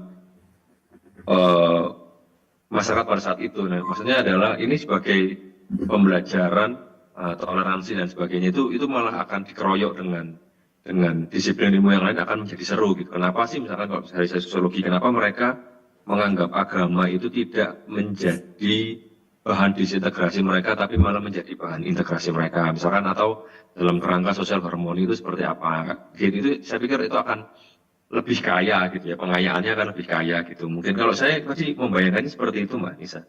Menurut Mbak gimana? Masuk sih, mungkin bisa jadi penelitian selanjutnya mungkin bisa kolaborasi dengan jenengan yang dari sosiologi maupun dari pendidikan kewarganegaraan. Ya, mungkin kalau kita sekarang frame-nya gitu ya, Mbak ya. Jadi, ya. Boleh tanya nggak sih tuh? Kenapa? Bentar aja, saya Oh, penasaran silakan. itu Ini siwa waktunya Buddha tinggal itu 3 kan. menit, singkat ya, Mas Victor. Ya. Siwa Buddha itu apa bentuk ajaran baru? Seperti kalau misalnya mungkin agama Sikh itu, yang gimana Hindu dan Islam di India dijadiin satu atau bagaimana sih? Mungkin saya izin menjawab. Kita berdasarkan melihat dari arkeologi yang ditinggalkan seperti Candi Jawi, mungkin saya apakah bisa share screen ya? Apa langsung menjelaskan aja ya? Mungkin jika kita lihat dari satu peninggalan berupa candi, di atap Candi Jago itu berbentuk stupa, sedangkan di badan Candi Jago badannya itu dari batur sampai tubuh candi itu adalah bangunan dengan arsitektur dari Siwa sendiri, mewakili dari Siwa. Jadi di sini bukan sinkretisme agama atau penggabungan dua agama, akan tetapi dalam satu peninggalan itu bisa kita lihat bahwa adanya keharmonisan antara Siwa atau Hindu sendiri dengan Buddha yang menjadi satu ajaran yang menjadi satu peninggalan yang dimana mereka juga dalam praktik ajarannya itu berbeda atau masing-masing itu praktiknya itu sesuai dengan ajaran masing-masing gitu. Akan tetapi di situ dalam peninggalannya itu ada yang menjadi satu gitu loh Pak. Gimana? Bukan penggabungan agama, akan tetapi kita bilangnya dalam arkeologi itu transformasi. Jadi adanya dua unsur yang gabung menjadi satu peninggalan sehingga mereka hidup berdampingan gitu. Mungkin gitu secara singkatnya. Boleh. Makasih Bu ya. Ya, terima kasih Pak. Mungkin sedikit ya, Mbak. Tapi ya nggak bisa juga ya. Kayak agama Sikh gitu nggak sih, Mbak? Beda ya? Agama Sikh yang pakai turban gitu loh di India itu kan kalau nggak salah itu tapi nggak sih, dia udah meninggalkan root agama Islam sama Hindu sih. Dia itu katanya itu pergabungan antara Hindu sama Islam, tapi jadi sesuatu yang baru. Nggak beda kayaknya sih, Siwa Buddha. Iya. Menjadi suatu agama yang baru, akan tetapi mereka hidup berdampingan gitu. Oh iya. Itu berarti kan bukan ajaran ya, tapi sebuah periode gitu nggak? Kita menyebutnya biasanya ajaran karena peninggalannya dalam satu candi, bukan berdampingan gitu, tapi dalam satu peninggalan gitu. Sedikit kalau biasanya kalau apa? Ya silakan. Mohon maaf, bahkan di dalam negara pertama secara eksplisit itu menyebutkan ajaran Siwa Buddha. Dari semisal Candi Jago itu adalah di Candi Jawi adalah pendarmaan yang berlafazkan Siwa Buddha gitu. Iya, baik. Ya Mbak, menarik, tapi kalau dibahas ya bisa panjang ini nanti dan akan mengambil waktu yang lain. Tapi mungkin itu Mbak Anissa yang feedback yang bisa saya kasih ya. Semoga aja bisa jadi riset berikutnya dan bisa produktif meneliti. Itu ya Mbak Anissa. Baik, terima kasih. Yang bisa saya sama-sama ya. Oke, selanjutnya another party presenter, Mr. Ardian Fahri and colleague, Mr. Ardian Fahri from Samudra University. Okay, thanks, Mr. Yeah, you are welcome, Mr. Ardian. You have 7 till 10 minutes to present your findings. Okay, thank you.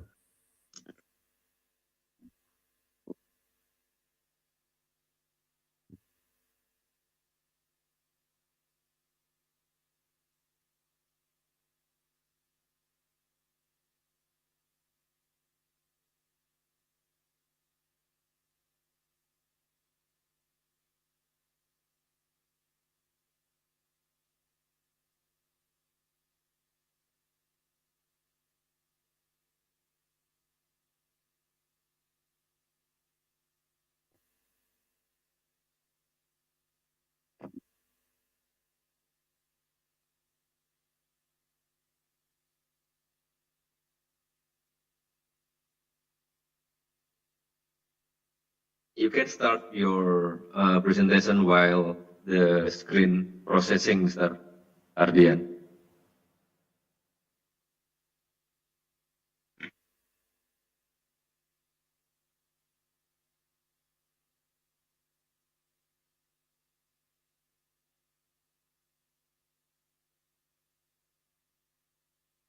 Mr. Ardian, can you hear me?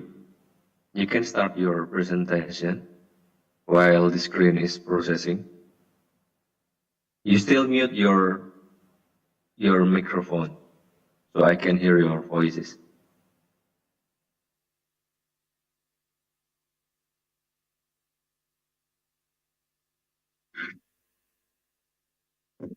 Mas Ardian, itu mic-nya masih di mute. Iya.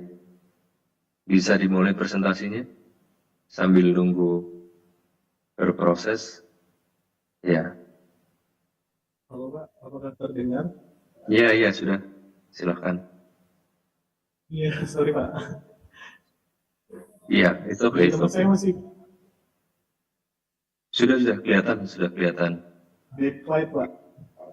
Biar saya izin. Iya, silakan.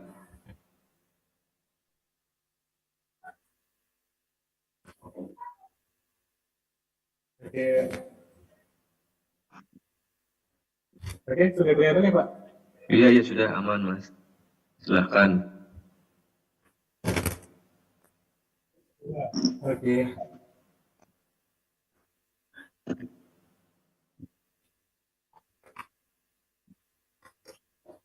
Bismillahirrahmanirrahim. Assalamualaikum warahmatullahi wabarakatuh. Waalaikumsalam. Good afternoon, everyone. How are you today? I hope you.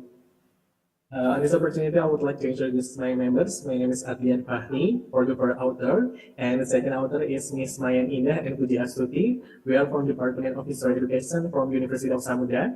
On this occasion, I would like to present about three research, and the title is Sebula, a deep learning-based digital application for exploring history and cultural heritage among Gen Z. The next. Bigger and problem statement. First, history education in 20th century affects significant challenges. The complexity of 2D work requirements students not only to memorize historical facts, but also develop critical thinking and empathy. And many classroom teacher-centered methods still dominant. They often makes the learning process monotonous and the less engaging for students. We know the Gen Z and Gen Alpha are growing up in digital era. They are much for engagement with the interactive and digital media, yet historicism are often delivered in traditional way. This creates a gap between student learning preference and the method used in school. The learning characteristics differ significantly from previous generation, and the history is frequently provided only as rote memories read, then as meaningful and reflective experience.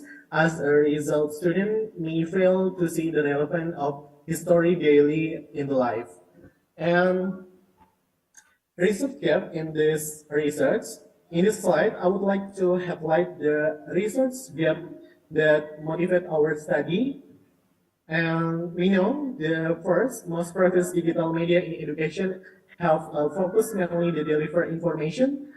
While this usable is often like interactive and does not only deeply engage student in the learning process. And the second is limited integration of deep learning pedagogy, and this opportunity develop interaction application to build historical empathy. And then objective, I will on this slide I would like to explain the objective of our study. First, we design a prototype of Sebula application using a deeply learning pedagogy to foster critical and creative thinking in the history learning. And the second is we integrate interactive narrative story, video, games, and the local culture to build student historical empathy. And finally, we examine the effective of Sebula in improving about historical understanding and empathy. And research method, in this research, in this study, we apply the R&D method because our main goal to design and develop and test educational project is the case Sebula application. To get the development process, we use ADDAE, which consists of the 5 stage: analysis, design, development, implementation, and evaluation. And from the research method, data conclusion with the observation interview and the literature review, and the with effective design equivalent control group design use the experimental and controlling classes. And feature of the Sebula, on this slide, I will explain the main feature of the Sebula. Sebula provide Lampung historical tourism. Allow the user to explain important historical sites and the culture landmark in the Lampung. And then Sebula overlaying historical search and culture, and the interactive menu about the learning video, educational game, interactive narrative, and the reference and teaching sources.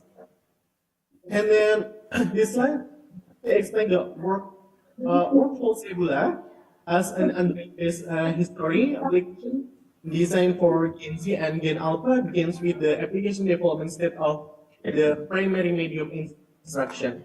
And this is a feature of Sebula application display from the opening section, main menu display until the game menu. And the data analysis, we validate our instrument through expert review and the statistical testing. All 20 item valid aircon greater than 0.4, and the Chromebase alpha is 0.8, very high. And from the normality and homogeneity test, data normal distribute and key findings from the result about the pilot sample t-test. Experiment class have improvement in 20.24 point, and the control class improvement only 2.28 point. For the independent test, significant difference. The conclusion, Sebula effective and has historical empathy.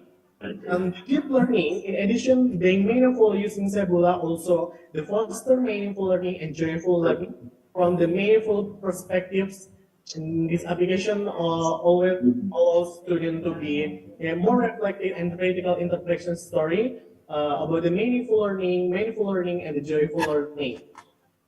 And the contribution is, the study concludes the development of the Sebula application design of ADDA model effectively enhance student historical empathy and the foster deep learning in history education. And integration of local culture value and then digital technology, improving historical empathy and culture awareness, and supporting SDGs or Sustainable Development Goals, point 4, 11, and 16. And the conclusion is, Sebula significant improvement student historical empathy and understanding. And then by implementation Sebula, students not only strengthen their cognitive understanding of learning history and the culture, but they also engage the meaningful, reflective, and enjoyable learning. This is aside the combining the principle of the meaningful learning, and joyful learning.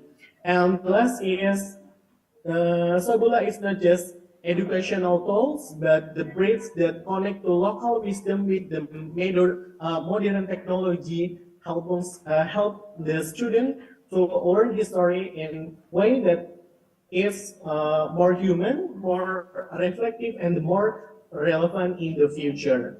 And the last, the conclusion is, through Sebula, we believe the learning history is not only about remember about the past, but also about this shaping empathy and awareness and the stronger sense of the culture identify for the future. And last, thank you for your attention and the participant. I think enough for today. Wassalamualaikum warahmatullahi wabarakatuh. Waalaikumsalam warahmatullahi wabarakatuh. Okay, Mr. Ardian, yeah, maybe I have only one question. I think your application drive the student to understand better local history, right? But when in this certain point, you have to develop your application, because when the student understand all of your material, you have to develop it.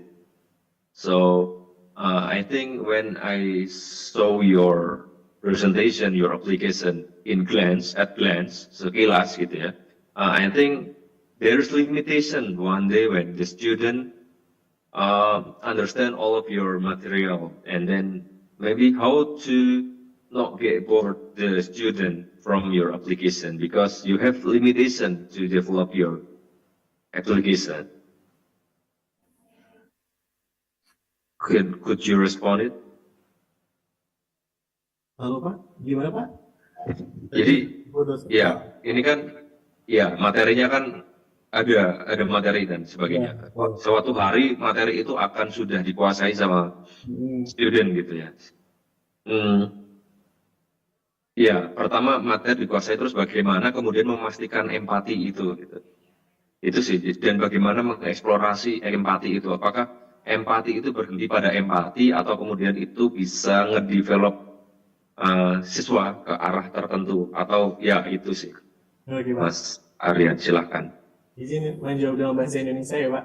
Di sini untuk pengembangan aplikasi ini, Sebula ini emang basisnya terkait materi ya, dari sejarah dan lokal gitu. Jadi untuk aplikasi ini sebenarnya bisa di-improve atau di-develop lagi, karena dalam aplikasi ini emang bisa dibuat untuk vault data besarnya, itu bisa di-update Pak. Jadi untuk sebaran materi ketika ingin ditambahkan pun itu masih sangat bisa, atau ditingkatkan levelnya itu sangat bisa untuk ditambahkan materi, sebab untuk aplikasi ini sangat mudah untuk ditingkatkan gitu. Bahkan dari segi video, materi itu bisa diganti sewaktu-waktu ketika dalam proses pembelajaran apabila materi itu sudah dikuasai oleh siswa. Lalu terkait empati, untuk memastikan empati, sebenarnya kalau kita melihat historical empathy atau empati historis itu sebenarnya adalah kemampuan untuk memahami masa lalu, lalu dengan mencoba melihat perspektif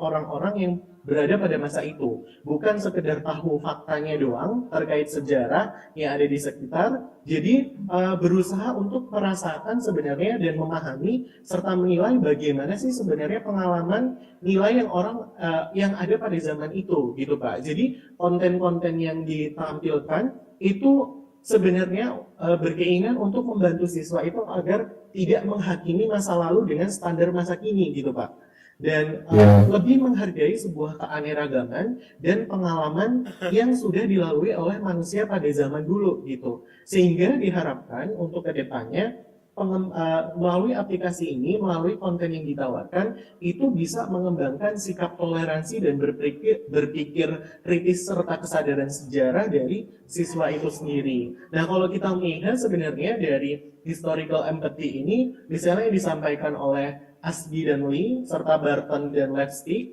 itu indikator dari empati historis itu dibagi dua.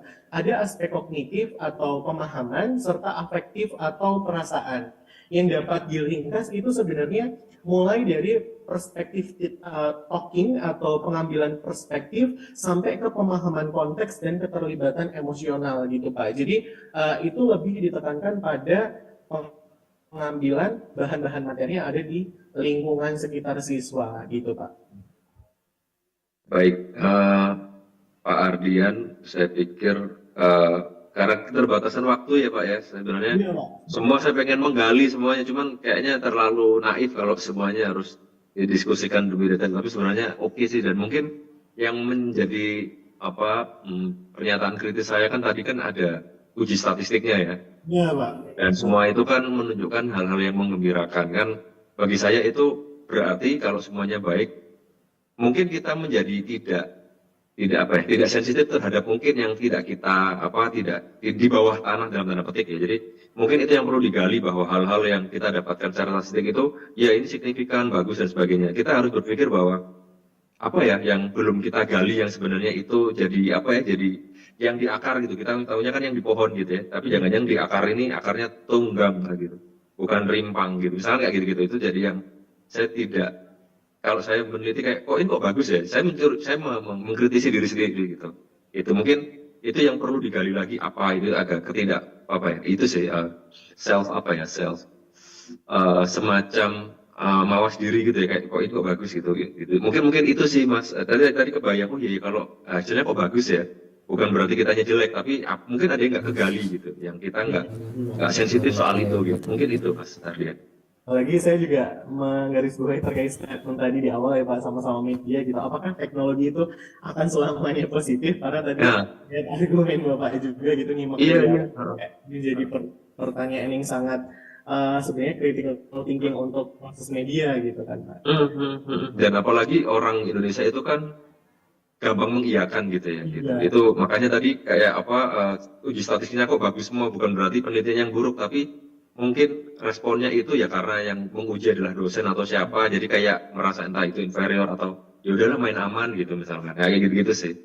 Betul. Itu sih Pak Ardian ya. Mungkin itu ya, diskusi yang bisa saya bantu fasilitasi gitu. Semoga aja bisa memberikan insight baru buat Pak Ardian dan teman-teman. Saya terima kasih mewakili teman-teman dari Prodi IPS. Pak Ardian, terima kasih atas partisipasinya. Terus presenter terakhir Pak Azril Ikri, saya tadi ngecek sudah hadir beliaunya. Silahkan Pak Azril untuk menjadi presenter terakhir, saya pikir di room ini. Betul ya, moderator. Moderator. Silakan Pak Azril. Assalamualaikum warahmatullahi wabarakatuh. Waalaikumsalam warahmatullahi wabarakatuh. Thank you for the attention. My name is Saša Cvetković. I will my presentation, my research and team.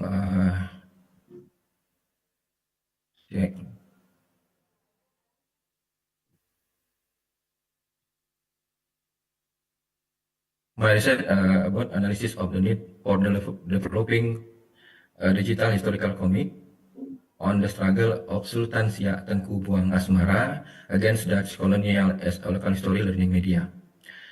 And team Azril Fikri is Johnny, Enki Warsani, and Nadia Ramona. Introduction: learning story is important for fostering historical awareness, access of nationalism and cultural identity. However, the reality is that the student interest in learning story tends to be low. The material is often considered monotone, full of memorization, and less relevant to everyday life. On the other hand, local history still lacks a significant portion in formal education.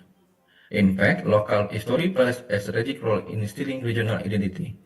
One important figure in local history is Sultan Siak Tengku Buang Asmara, who is known for his fierce resistance against Dutch colonialism in the 19th century. In this context of digital era, learning media must be able to adapt to digital technological developments. Digital comic as one form and interactive media. This research focus on analyzing the development needs of digital story comics about the struggle of Sultan Siak Tengku Buang Asmara. Methods: this research use qualitative description method that was collected through 1. Observation, 2. Interview, 3. Questionnaires, and 4. Literature study. Data will analyze through the stages of data reduction, data presentation, and drawing conversion. Results: the research results show a gap between student needs and the availability of local story learning media. The majority of students are more interested in visual media such as digital comic. This lane with subsutra research which states that the use of digital comic can enhance learning, motivation, and understanding of the story. The teacher also emphasizes the need for innovative digital learning research, considering that today's students are more familiar with smartphones and interactive applications. This is in line with the Merdeka curriculum, which emphasizes differentiated learning and the strengthening of local value. Conclusion, the need analysis shows that development of digital economic on the story of the struggle of Sultan Siak Tengku Asmara is very necessary and as medium for local story learning. Students are more interested in digital visual media compared to textbook. Teacher need innovative media that aligns with the Merdeka curriculum. Local history material about Tengku Asmara is still rarely available. Therefore, the digital history comic is considered relevant to enhance learning motivation, strengthen historical awareness, and foster a sense of pride in local cultural identity.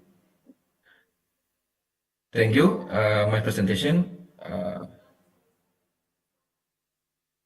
Okay. Are you done, Mr. Azril? Yes. Is it okay if you use bahasa so we can discuss more intense? Oke. Indonesia boleh? Ya, oke. Pak Azril, ini tadi penjelasannya ada menggunakan kualitatif deskriptif tapi juga nyebarin kuesioner. Apakah sebenarnya ini tuh mix method multi method atau kualitatif? Karena kalau kualitatif saya pikir pengolahan collecting datanya, pengumpulan datanya itu murni menggunakan. Kalau kualitatif itu kan datanya teks ya Pak ya, kebanyakan teks. Kalau numerikal itu kan kuanti ya. Jadi kalau kuesioner, menyebar kuesioner berarti menggunakan kuantitatif gitu. Seperti apa Pak Azril? Ini teknis dulu ya Pak. Ya, ini karena pendekatannya ini kan untuk sebenarnya ini kan penelitiannya itu adalah mengembangkan produk komik digital. Tetapi perlu ada analisis kebutuhan, apakah komik digital ini memang dibutuhkan atau tidak, gitu ya. Nah, jadi dalam metode sebenarnya pendekatannya pada kualitatif, gitu. Tetapi mengingat ada sejumlah siswa yang lumayan banyak, itu 100 siswa, maka kita menggunakannya itu sebenarnya dalam bentuk pertanyaan terbuka, gitu. Pertanyaan terbuka, pendekatannya kualitatif, pertanyaan yang seharusnya itu ditanyakan dalam bentuk wawancara, tapi untuk mempersingkat waktu itu istilahnya kayak kita menyebarkan pertanyaan-pertanyaan itu dijawab sendiri oleh siswa, gitu. Jadi kalau angket itu kan seperti ada pertanyaannya ada skala gitu ya, tapi ini tidak, karena jawabannya itu lebih kepada penggalian.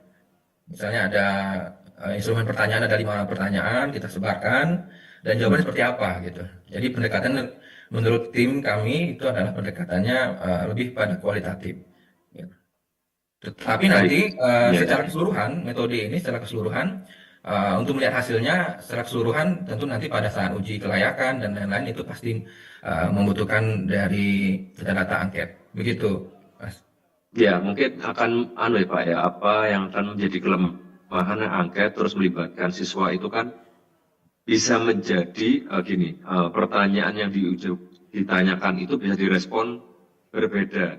Iya. Dalam arti ya itu yang menjadi problem karena instrumen penelitian. Itu kan angket itu kan instrumen penelitiannya. Kemudian itu terbuka, sedangkan dalam kualitatif itu pertanyaan itu harus digali maknanya gitu. Misalkan apakah kamu puas dengan kepemimpinan Prabowo gitu. Puas gitu.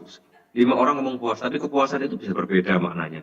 Misalkan puas karena ada MBG, puas karena yang lain pendidikan seperti itu. Jadi itu yang akan saya takutnya kan seperti itu akan jadi nggak konsisten katanya. Itu yang atau memang sudah clear aja dari awal bahwa ini mixed method gitu. Tapi ya atau mixed method atau multi method multi method. Jadi ini seperti apa kedudukannya itu akan, karena bagi saya ya saya juga masih belajar, itu akan ini ada data numerikal, ada data teks gitu. Gimana ini kemudian mencinkronkan dalam satu wadah gitu. Itu sih Pak. Jadi biar nggak kecampur gitu. Nah, ini yang pertama. Terus students are more interested in interactive visual media dan textbook. Ya saya pikir balik ya. Jadi pertanyaan pertama itu ketika kita suka dengan hal-hal yang digital, ternyata textbook itu tidak disukai. Jadi kayak permasalahan textbook ini nggak terselesaikan, reading comprehension. Tadi ada Pak Victor bilang bisa, itu tidak terselesaikan, kita langsung lompat ke digital.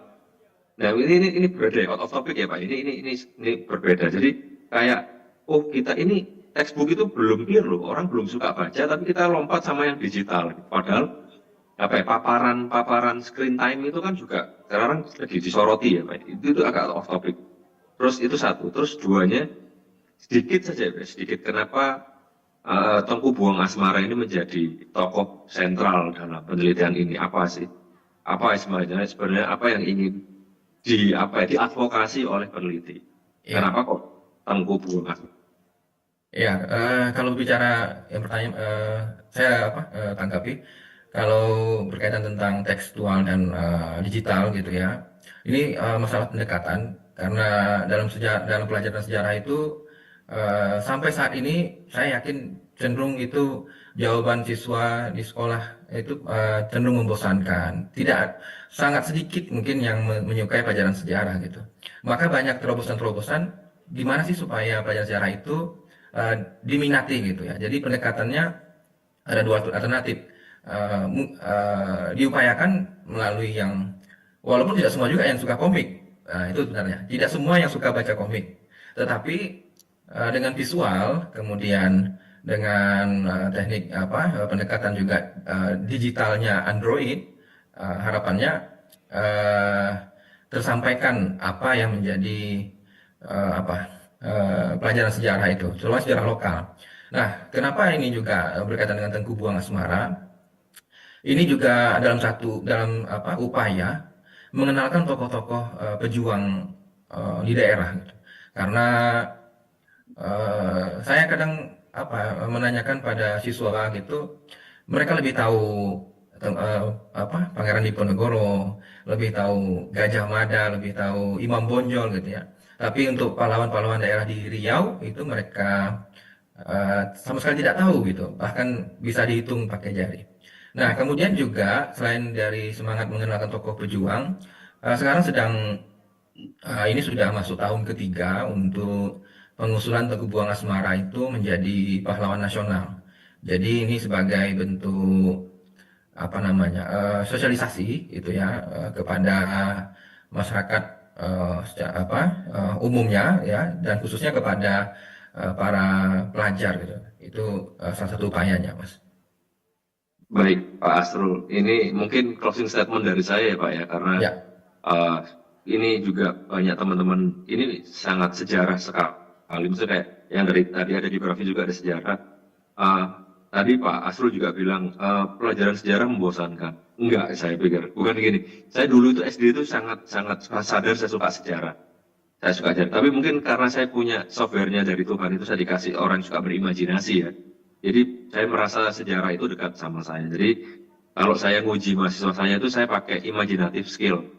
Misalkan kalau Pak Ibu di sini pernah belajar sosiologi, ada namanya tokoh namanya itu Max Weber. Max Weber itu bilang etika Protestan. Intinya etika Protestan itu sangat dekat dengan kapitalisme, saling mendukung. Nah itu saya cari tuh gitu pakai AI gitu. Tolong buatkan pertanyaan-pertanyaan imajinatif tentang sosiologi. Nah, akhirnya keluar tuh salah satu pertanyaan. Kalau misalkan Indonesia itu 90% orangnya Protestan, nanti kita merujuk pada etika Protestan ya dengan kapitalisme. Apakah orang Indonesia saat ini akan makmur gitu? Nah itu jadi saya pikir akan why selalu bertanya kenapa. Misalkan kalau Soekarno dan Hatta itu mendeklarasikan kemerdekaan tahun 1940 kira-kira seperti apa? Nah itu biar tidak kering ya. Saya pikir sejarah itu menarik, Pak. Sejarah itu menarik. Mungkin memformulasikannya itu yang menjadi tantangan para pengajar sejarah. Saya kelas 4 SD itu sadar saya suka sejarah gitu. Mungkin ya itu yang formulasinya ya Pak. Ya salah satu komik itu juga bagus gitu. Itu sih itu. Jadi mungkin itu yang bisa saya share ya, karena di sini banyak sekali pengajar sejarah, jadi saya sangat berharap gitu ya. Sejarah itu menyenangkan pasti. Saya banyak sekali buku-buku saya di sejarah. Saya baca Yuval Harari, dia kan Sapiens itu kan membedah sejarah dari masa purba sampai sekarang. Saya bisa memetakan itu Pak. Bukan berarti saya bisa, tapi ya sejarah kalau bisa dihadirkan dengan menarik, saya pikir itu mudah sekali. Saya pikir semua orang harusnya suka sejarah sih. Mungkin itu Pak Azril dan teman-teman yang lain. Mungkin saya pikir room ini sudah saya akhiri ya. Semua presenter sudah present, sudah presentasi. Saya pikir semuanya sudah menyenangkan. Saya juga sebenarnya sangat berterima kasih. Akhirnya saya mendapatkan banyak insight dari 6 presenter ini. Semoga artikelnya nanti bisa dipublikasikan dan selamat berproses. Sekian dari saya, terima kasih. Sekalian, forum ini saya tutup. Sekian dari saya, selamat melanjutkan aktivitas. Assalamualaikum warahmatullahi wabarakatuh. Selamat sore. salam sejahtera bagi Bapak Ibu sekalian dan teman-teman. Terima kasih. Terima kasih. Jangan lupa untuk sertifikat bisa di linknya ada di kolom chat. Terima kasih Bapak dan Ibu.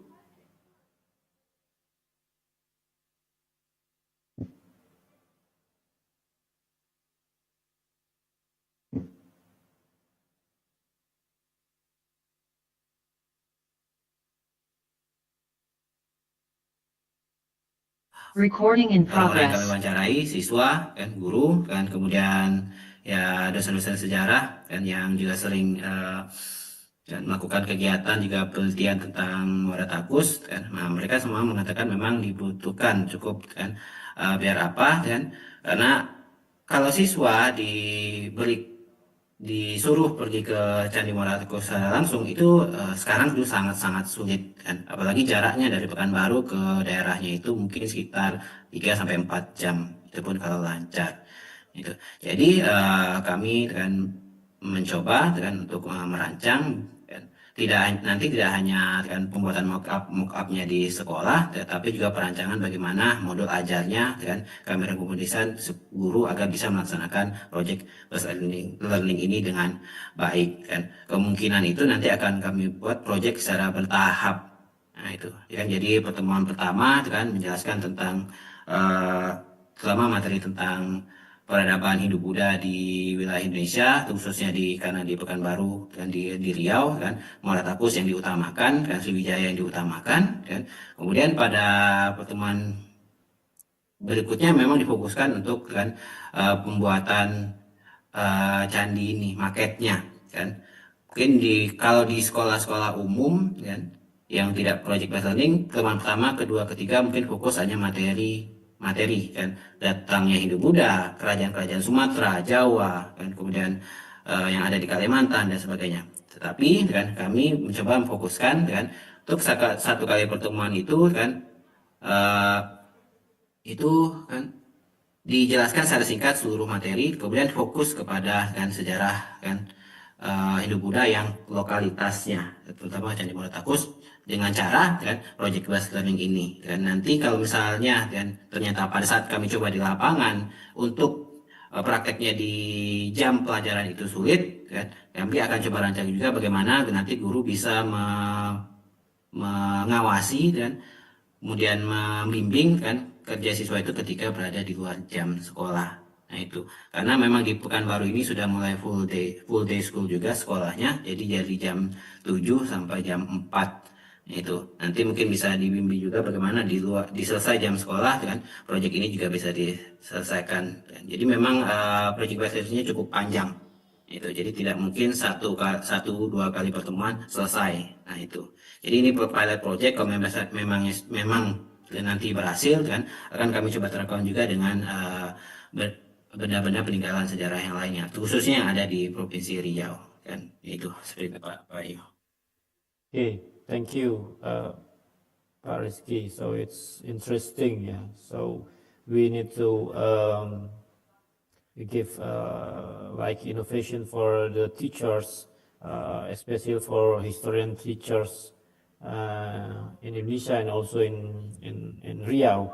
And I think Pak Rizky and the team can make a module ajar or learning plan for in community service. So ya itu jadi Pak Rizky sangat luar biasa. Ini saya sangat ini sangat menarik. Jadi nanti setelah tahap ini Pak Rizky dan tim bisa membuat kayak pengabdian, membuatkan modul ajar gitu. Yeah. Thank you very much Pak Rizky. Ya, terima kasih Pak Bayu atas pertanyaannya, juga bisa menjadi refleksi bagi kami untuk ke depannya.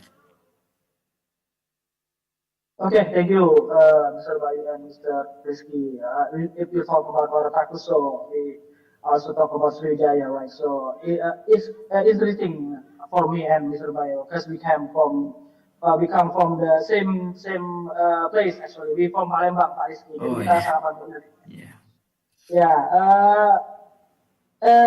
For the next question, maybe we have some more time for other question.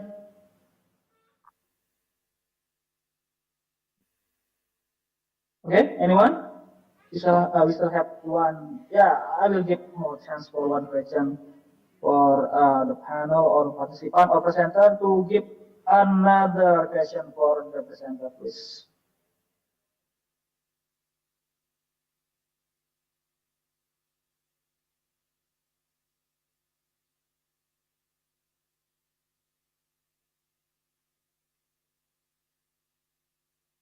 Okay, anyone?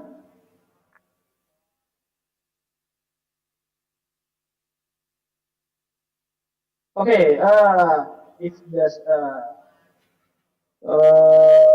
we have no because we have no have another question for the another participant or the presenter, I would like to close this session. So thank you very much for our presenter and the participant for the enriching discussion. So this is deepening our understanding of the Gen Z learner experience, the challenge or the creativity for the other aspect from the others. We can change this perspective about the Gen Z, historical awareness and value of the shape of the future. So before we close this panel, can I ask you to open your camera for the documentation, please?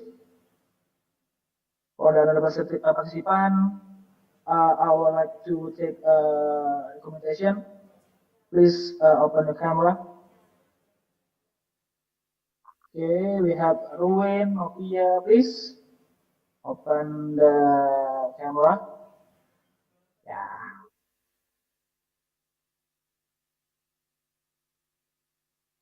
We have two slides, yeah. Yeah, we have 28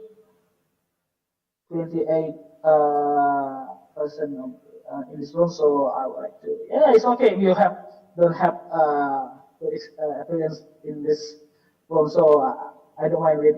If you don't have issues with background or nothing else, so I will stay waiting for Novia, Mohamed. Okay, I will take first. Okay, I will take the first picture. And the next page is the second picture of this panel. Okay, thank you very much for the on behalf of the committee and officially close this panel session. So I hope that the knowledge shared today will inspire further the research and the collaboration. So I close this panel. Wassalamualaikum warahmatullahi wabarakatuh. Terima kasih banyak semuanya. Semoga kita bisa bertemu lagi di ICOSSEI keempat 2 tahun lagi. Baik, saya akhiri. Wassalamualaikum warahmatullahi wabarakatuh. Terima kasih banyak semuanya. Waalaikumsalam. Silakan ingin main room atau langsung read, silakan.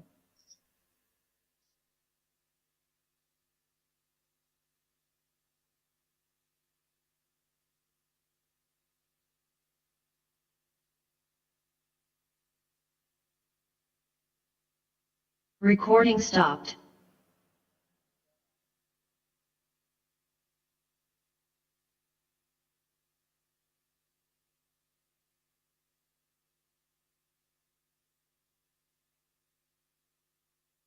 Recording in progress.